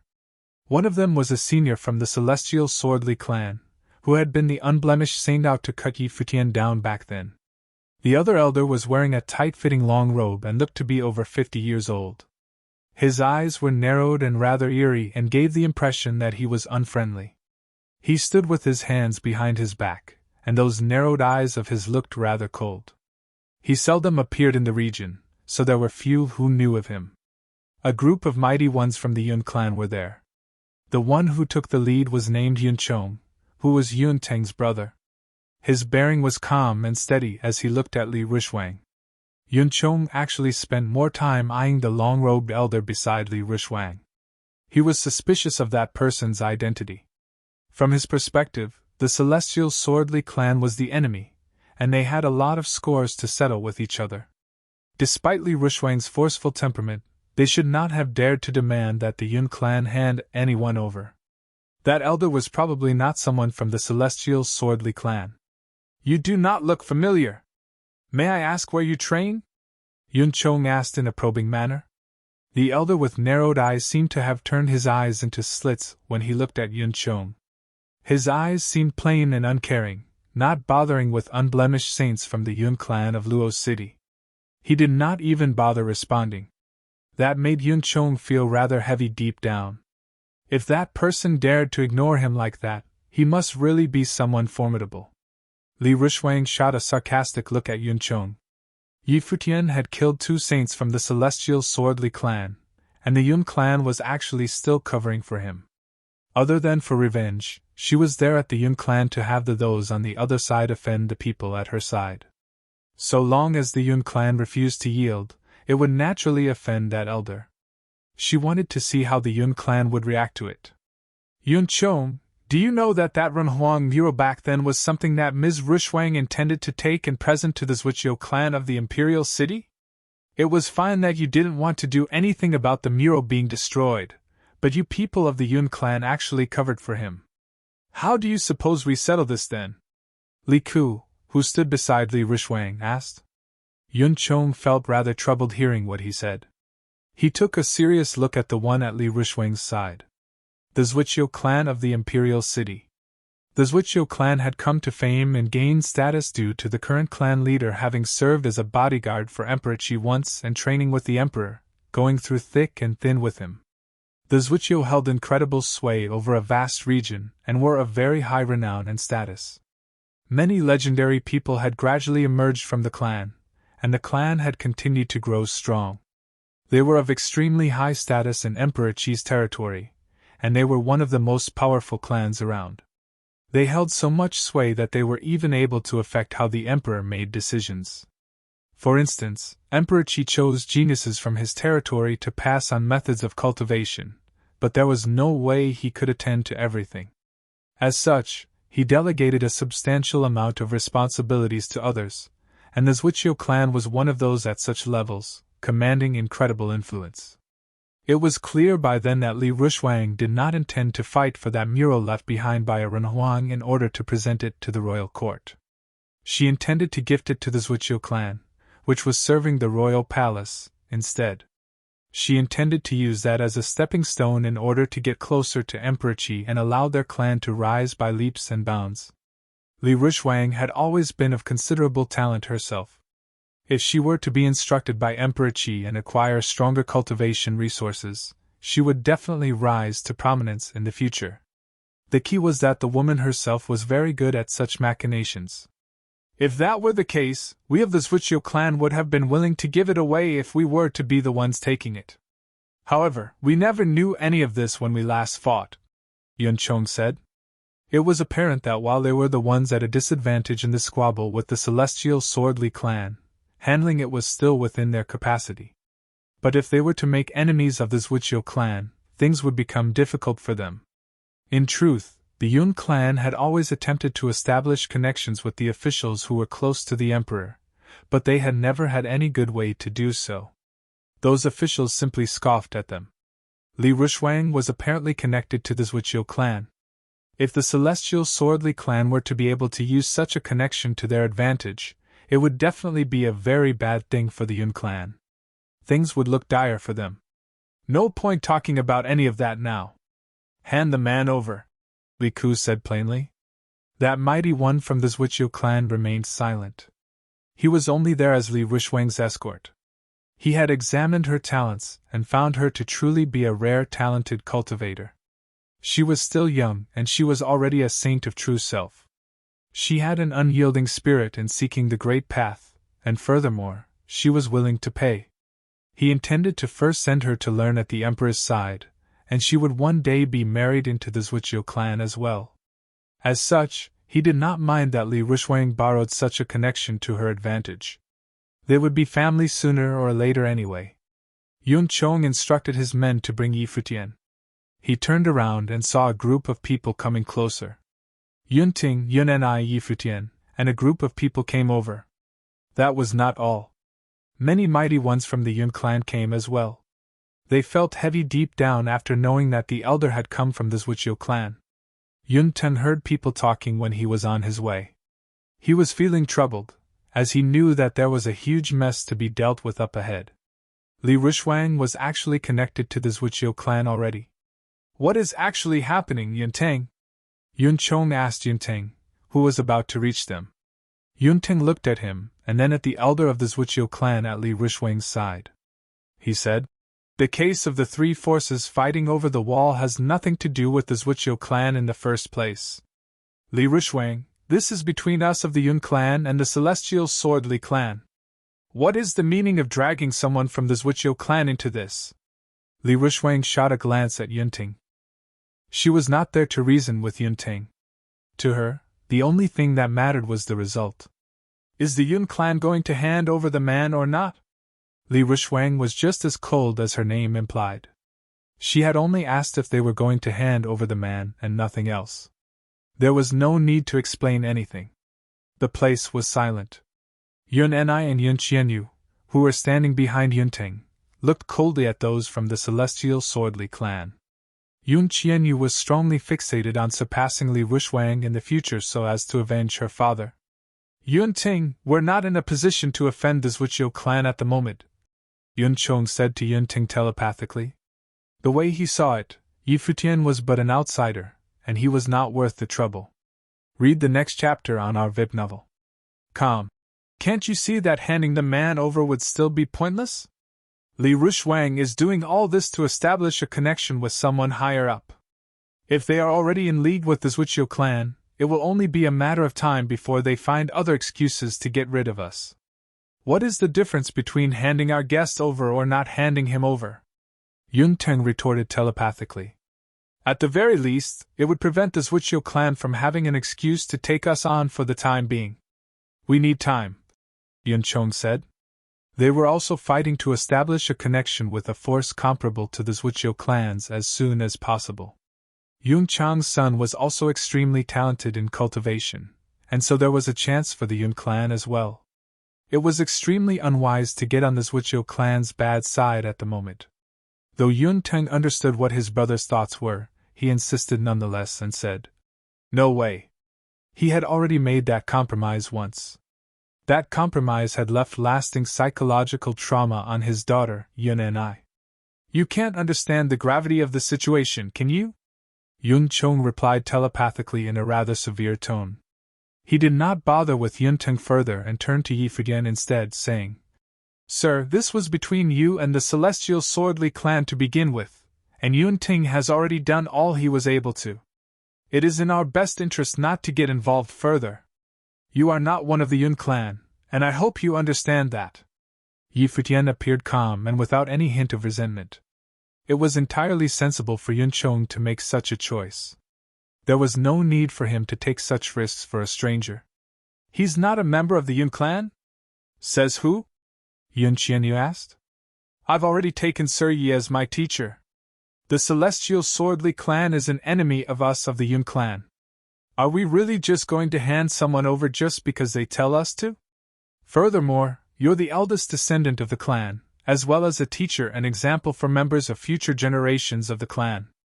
I'm afraid what you're doing now will only cause others to feel disgust." Yun Chong frowned and looked at Yun Qianyu, finding her standing in a composed manner, her eyes determined. There were many mighty ones in the Yun clan, and he did not think there was a need for Yun Qianyu to take Yi Futian as her teacher. Furthermore, Yi Futian had not been around for long, and he saw that only as one of Yun Qianyu's excuses. Yi Futian understood that he had not agreed to take Yun Qianyu as his student, but what Yun Qianyu had said made him feel warm inside nonetheless. "Qianyu, don't go letting your emotions get the better of you now," Yun Chong told Yun Qianyu off in a low voice. "I'm simply telling the truth," Yun Qianyu said. "It's almost time to head to the Imperial City." That mighty one from the Zhuqiu clan, who had been silent all that while, finally spoke. He swept his narrowed eyes over the Yun clan and continued, "Make up your mind already." Li Rushwang looked over the ones from the Yun clan as well. Yun Chang's expression suggested that he was feeling very pressured. That man from the Zhuqiu clan had finally said something. "Hold on," Yun Chong said. He looked at Yun Teng with a severe expression and said, "The clan's interests precede all. Hand the man over." Yun Teng stared at him unflinchingly and said, "I've made a compromise for the sake of the clan once. I'm not about to do the same again. I was the one who brought him here. If he wants to take my guest away, then we fight." Yun Chong looked very unwell hearing what Yun Teng had said. That mighty one from the Zhuqiu clan, who was standing across them, said plainly, "Will do then." He then began walking away and left altogether, seemingly tired of the charade. Li Rushwang did not say anything else, and she followed suit. She, however, shot a sarcastic look at those of the Yun clan. "You people want to send someone to train under Emperor Qi, huh?" the look seemed to say. "Well, you can stop dreaming now." The group left en masse and disappeared from sight soon after. Yun Chong looked glum. His plans might have been broken because of what had just happened. People from all over the place were about to gather at the Imperial City, and there was no one who did not want to train under Emperor Qi. Everyone worked hard just to achieve that, and so did he. At that moment, everything might have just been ruined by Yun Teng. "Good work there, Yun Teng," Yun Chong said coldly before stepping away and leaving. Many mighty ones from the Yun clan were there as well. They did not think that Yun Teng had been sensible with what he had done back there. The Zhuqiu clan was an undeniable force in Emperor Qi's territory, after all. "Why would you need to put your clan through this for me?" Yi Futian asked Yun Teng. "So long as we are not in direct conflict with the Zhuqiu clan, they, as people who serve Emperor Qi, will have to take their influence into consideration as well. They couldn't simply fight people like other forces do, and Emperor Qi wouldn't bother himself with all of that," Yun Teng said. "But the Zhuqiu clan is still a clan serving Emperor Qi, and if we do not have any other connections, it would be rather difficult for us at the Yun clan to train under the Emperor after getting on the Zhuqiu clan's bad side. Could the Zhuqiu clan have any influence over how Emperor Qi selects the candidates whom he will later teach? Yi Futian asked. Emperor Qi selects such candidates every year. Anyone he has taken notice of will stand a great chance, but he leaves most other matters to his subordinates and doesn't bother interfering with any of those matters at all. All manner of fighting and conflict is treated as part of cultivation. Survival of the fittest, after all, Yunting said to Yi Futian.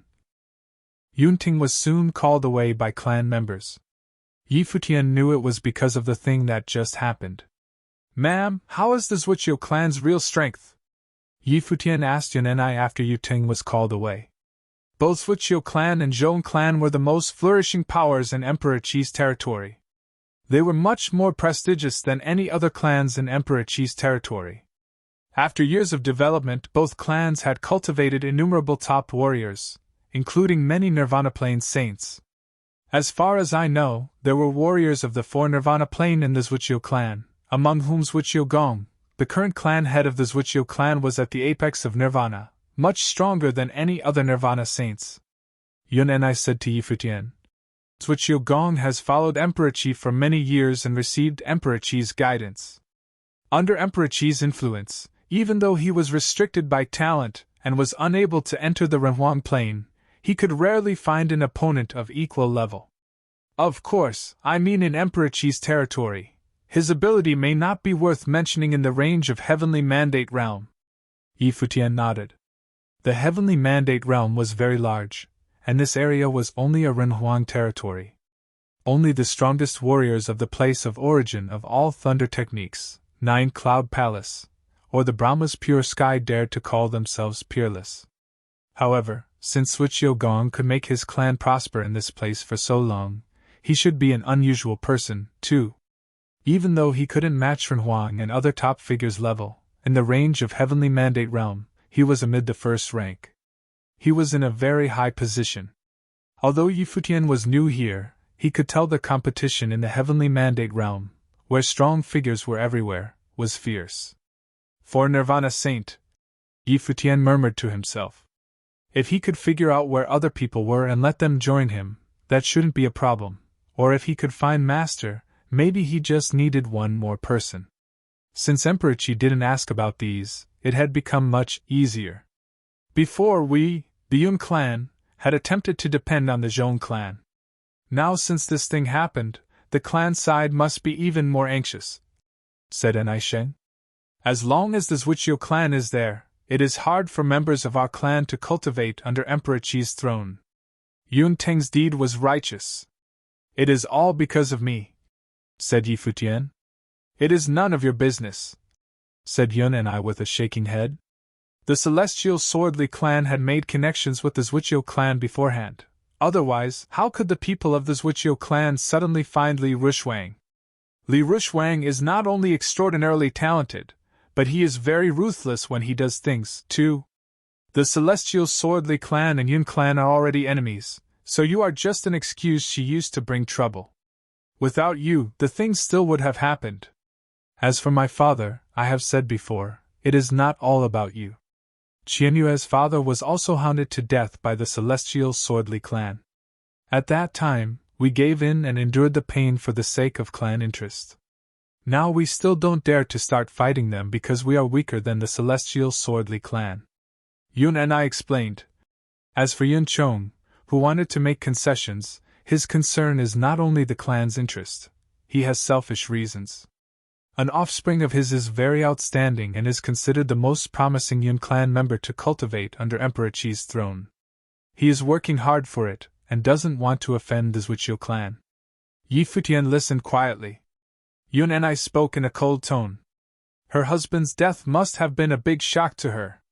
They had sacrificed everything for the clan once, so now, when she listened to the excuse of for the clan, again, she couldn't conceal her strong feeling of disgust. Not to mention that Yun Chong was not just for the clan. Sir Yi, please don't keep the thing in mind.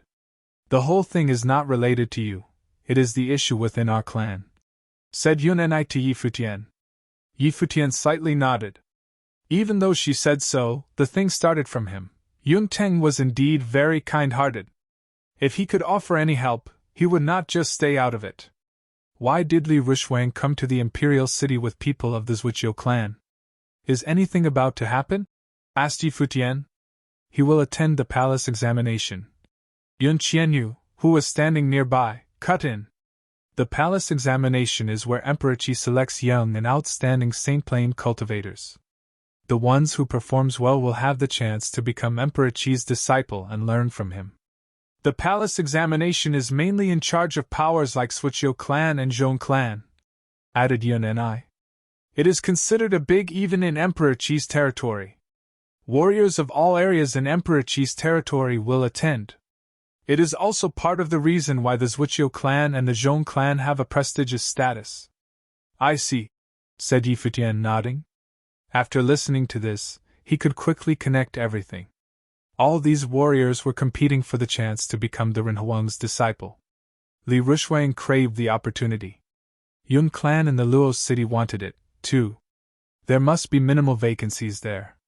Li Rushwang specially came to visit the Yun clan and caused trouble by using him as an excuse, and his goal was to incriminate the Yun clan. As long as he could make the Yun clan fall behind, one day, he would get rid of this opponent. So, it seems that I need to go to the imperial city, Yi Futian thought to himself. He was not interested in the palace examination. He didn't come to the heavenly mandate realm for a Renhuang's teaching. Now, his companions were all somewhere else, but as long as they were in Emperor Qi's territory, they would know about the palace examination. And that would be the only information everyone could receive at the same time. Other people must have thought of it, too, so they could take this chance to meet there.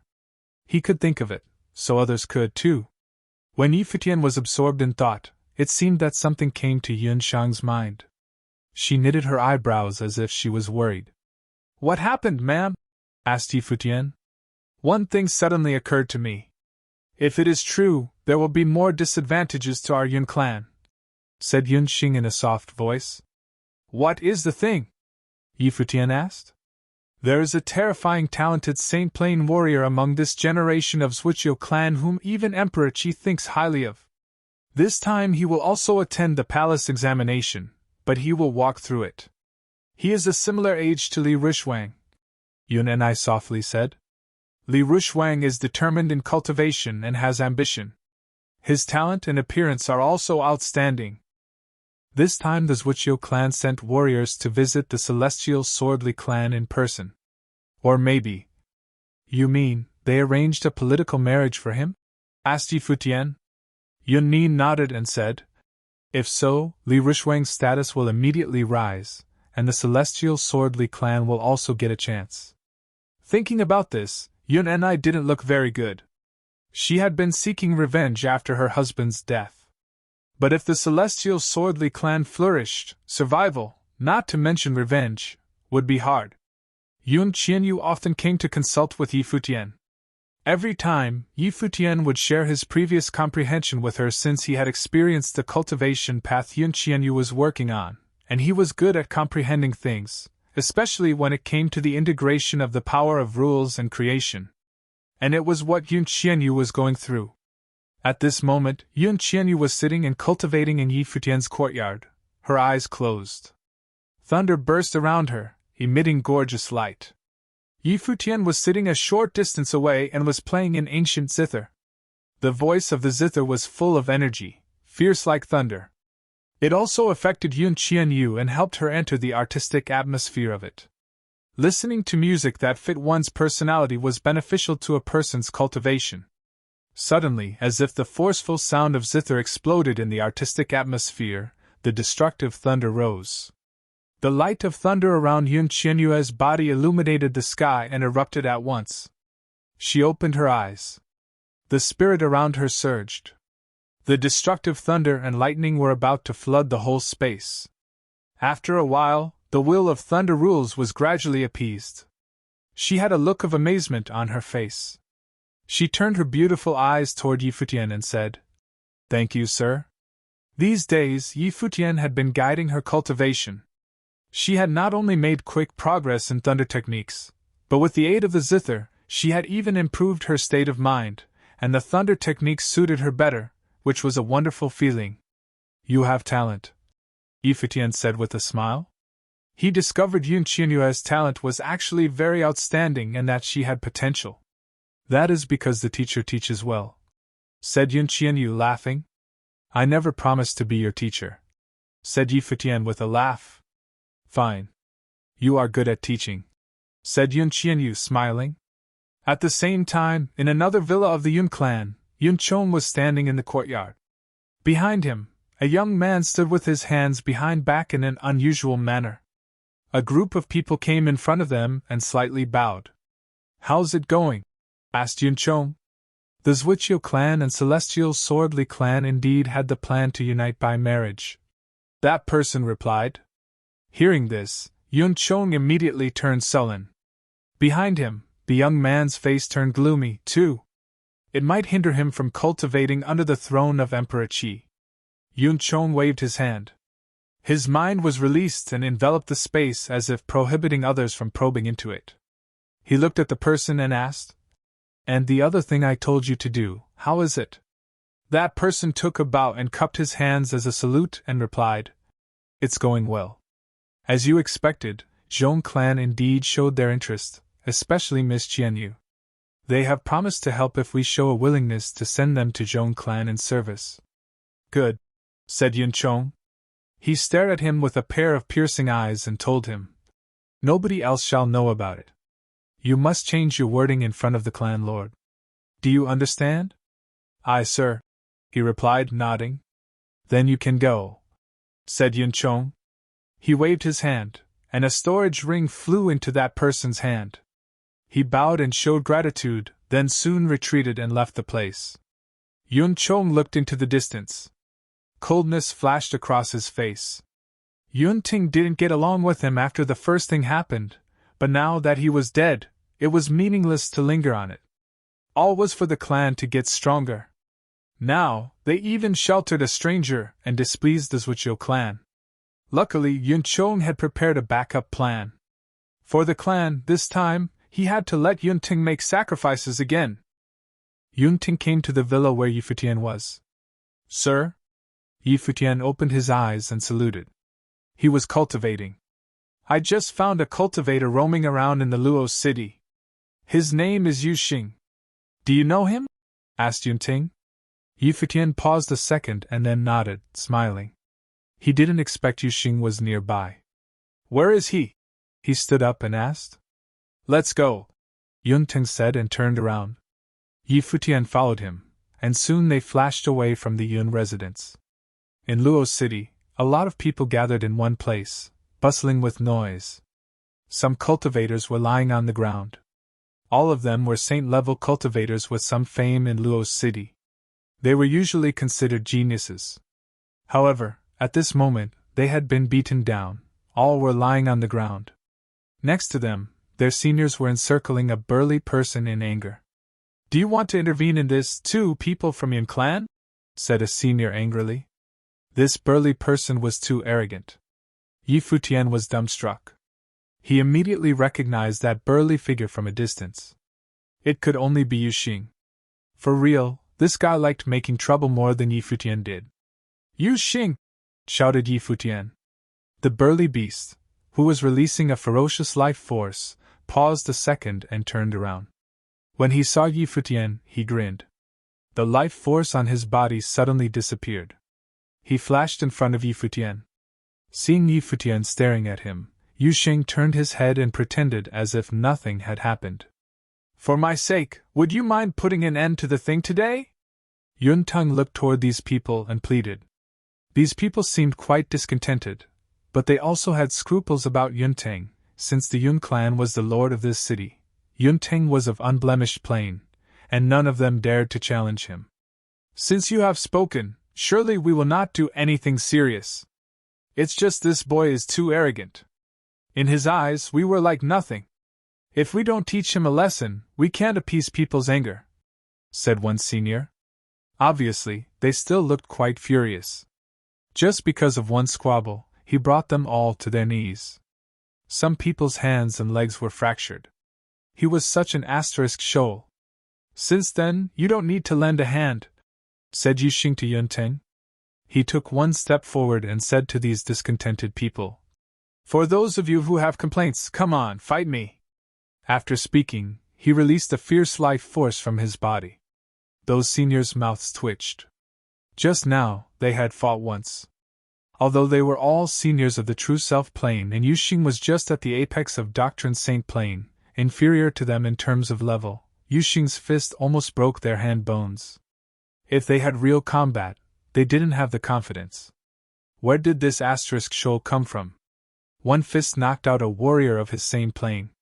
Even to the higher plane warriors, he showed no mercy, either. Yunteng looked toward Yi Futian. Yi Futian was quite awkward.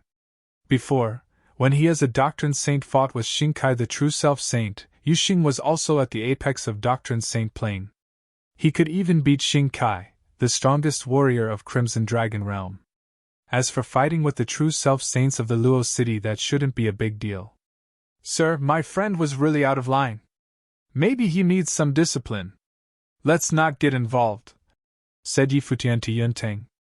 Yunteng paused a second and didn't know what Yi Futian meant. Did he really want to treat his friend like this? But since Yi Futian said so, he nodded and said, If so, I will let you handle it. But please show some mercy. After Xingkai finished talking, Yuxing took a step forward. Suddenly the ferocious demonic will rumbled around his body. He was dressed in a demonic deity's armor. Even the strongest true self-plane senior shook his arms and twitched his mouth, staring at those demonic eyes. He thought to himself that if he were defeated by this young person here, perhaps his long-established fame would be buried here today. Thinking about this, he said, Let's call it a day. I don't want to face any controversy related to bullying young people. He waved his hand, indicating he didn't want to fight. Nah, I don't mind at all, said Yuxing. He continued stepping forward. A gust of violent force pushed ahead and added pressure on the senior, whose face turned pale. What did this asterisk shoal mean? The senior tossed his sleeves back and said, I don't want to cause controversy. For Mr. Yun's sake, I will put it to an end. After saying that, he directly turned around and left with those young warriors, who had been pounded to the ground. He just left like that. It was too. The crowd around them blinked in disbelief. What was this situation? Just now, they couldn't wait to fight and had to stop because that person from the Yun clan intervened, but now they had just let it go. Yunteng didn't understand it either. Yuxing looked toward others and said, How about you come over to fight me? Nah, we don't bully young people either. Since Mr. Yun has spoken, we shouldn't quibble over it. They all said and left with their people. Seeing others leave, of course, they knew what had happened. They had no confidence in winning over him. Soon, they all went away, crestfallen. No one claimed they wanted revenge. Yuxing was standing at the center. No one could fight. He looked quite unhappy and let out a sigh, murmuring, They were all very boastful. Then he retrieved his force and walked to Yi Futian's side. Yunteng was like, They dare not fight. He also saw through something and showed little surprise. This friend of Yi Futian's was just a young man of Doctrine Plane, and he scared away old people of True Self Plane? They all ran away like that. Thinking about how Yi Futian killed people of the Celestial Swordly clan with one strike, he was somehow speechless. It seemed that these people from the Crimson Dragon Realm all had excessively strong combat power. If so, when Yi Futian told him not to intervene, Yi Futian was not teaching Yuxing a lesson. He was obviously bullying them. What happened? Yi Futian looked at Yuxing and said. He didn't know what to say. Was it fun to bully them like that? Their tone was too arrogant while they were too weak, said Yuxing. Yi Futian was speechless and didn't need to ask anything. Although Yuxing hardly showed mercy in a fight, he knew when it was time to act properly. It must have been that someone offended him, otherwise he would not have started the fight for no reason. Have you met anyone else? Asked Yi Futian. No, after the space was distorted, I fell outside the city, and then I directly entered the city, said Yuxing. So our locations were not very far. After the space was distorted, others should land within Emperor Qi's territory too, said Yi Futian in a soft voice. Sir, after a few days, we will go to the imperial city with you. If all of them were in Emperor Qi's territory, as he had speculated, he should be able to find some people in the imperial city. All right, said Yuntang, nodding. After a few days, they will depart for the imperial city. Not only them, but other warriors in Emperor Qi's territory would also go, too. For many cultivators, the palace examination in Imperial City was a great opportunity. It was an opportunity that could even change their destiny. Soon, they returned to the Yun residence. Knowing that Yu Xing had come, Yun Qianyu came to visit. She stared him up and down curiously. From Yu Sheng, she could perceive a gust of invisible pressure. It was as if he had a peerless imposing attribute in his body. He was able to intimidate so many true self-saints as a doctrine saint, which meant he must be a very unusual figure. But Yu Qianyu learned from her grandpa that Yu Xing listened to Mr. Yi. Sir Yi was very mysterious to her. She had been cultivating under Yi Futian's instruction for a few days and had made great improvements. He was always so gentle and well-mannered, but so far she had never seen through Sir Yi once. He was like the sea, like stars in the sky. Sir Yu, I am glad to meet you, saluted Yun Qianyu, slightly bowing. Yu Xing felt the form of address kind of weird, but he nodded a little bit. Yun Qianyu felt Yu Xing was not very easygoing, so she just gave up and said to Yi Futian, Sir, I have mentioned to my mother that I want to become your disciple and cultivate with you. My mother doesn't mind. Can you take me as a disciple? Seeing Yun Qianyu mention it again, Yi Futian forced a dry smile. Yun Qianyu's talent was outstanding, and she was a good person, too. Yi Futian liked her amiable personality. He didn't mind receiving a disciple if he were in Emperor Xia's realm, but due to the thing he was ready to do in the Heavenly Mandate realm, he was not able to let Yun Qianyu travel with him. There were so many people of Sage Plain in Thousand Leaves City that he didn't take. He shook his head and said, Qianyu, it's not like I don't want to take you on as a disciple. It's just I have my own thing to do in Heavenly Mandate realm, and I don't want to take care of you. Yun Qianyu nodded. There was a disappointment in her eyes. She said, The thing you want to do must be very difficult. Yi Futian nodded. He wanted to go to the Brahma's pure sky to find his own roots. It couldn't be easy. If so, I will say yes to the Lord. Yun Qianyu said with a smile. The Lord said he wanted to specially raise me and take me to the palace examination in the future. One day, maybe I will have the change to cultivate under Emperor Qi's throne. Yi Futian nodded and said, Your talent is very outstanding, that shouldn't be a problem. In the future you will definitely be able to cultivate with the Renhuang and learn teachings from him. Maybe you will become Renhuang too, said Yun Qianyu, laughing. I should go back. After a few days, I will go to the imperial city with you. Yes, Yi Futian said and nodded. After Yun Qianyu left, Yu Xing looked toward Yi Futian and said, She sincerely wanted you to become her master. Why don't you take her on as your disciple? I must be responsible for her if I take her as my disciple. We will leave after a few days. Why do I let her miss me? Said Yi Futian. Yu Xing didn't say anything. During these days, everything looked quietly in the Yun residence. The departure day was approaching. On this day, Yi Futian practiced a set of fist skills and just finished cultivation. Suddenly, he heard noises from outside. What happens? Yi Futian frowned. He looked into the distance and saw in the Yun residence.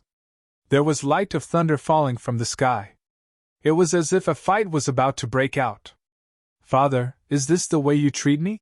Someone let out a furious roar, echoing in the Yun residence. Yi Futian's heart suddenly sank. It was Yun Ting's voice. Let's go and see, said Yi Futian to Yu Xing. They directly flashed there, where many people had gathered. Yun Tung and Yun and I were standing in the crowd. Yun Nin looked grief-stricken.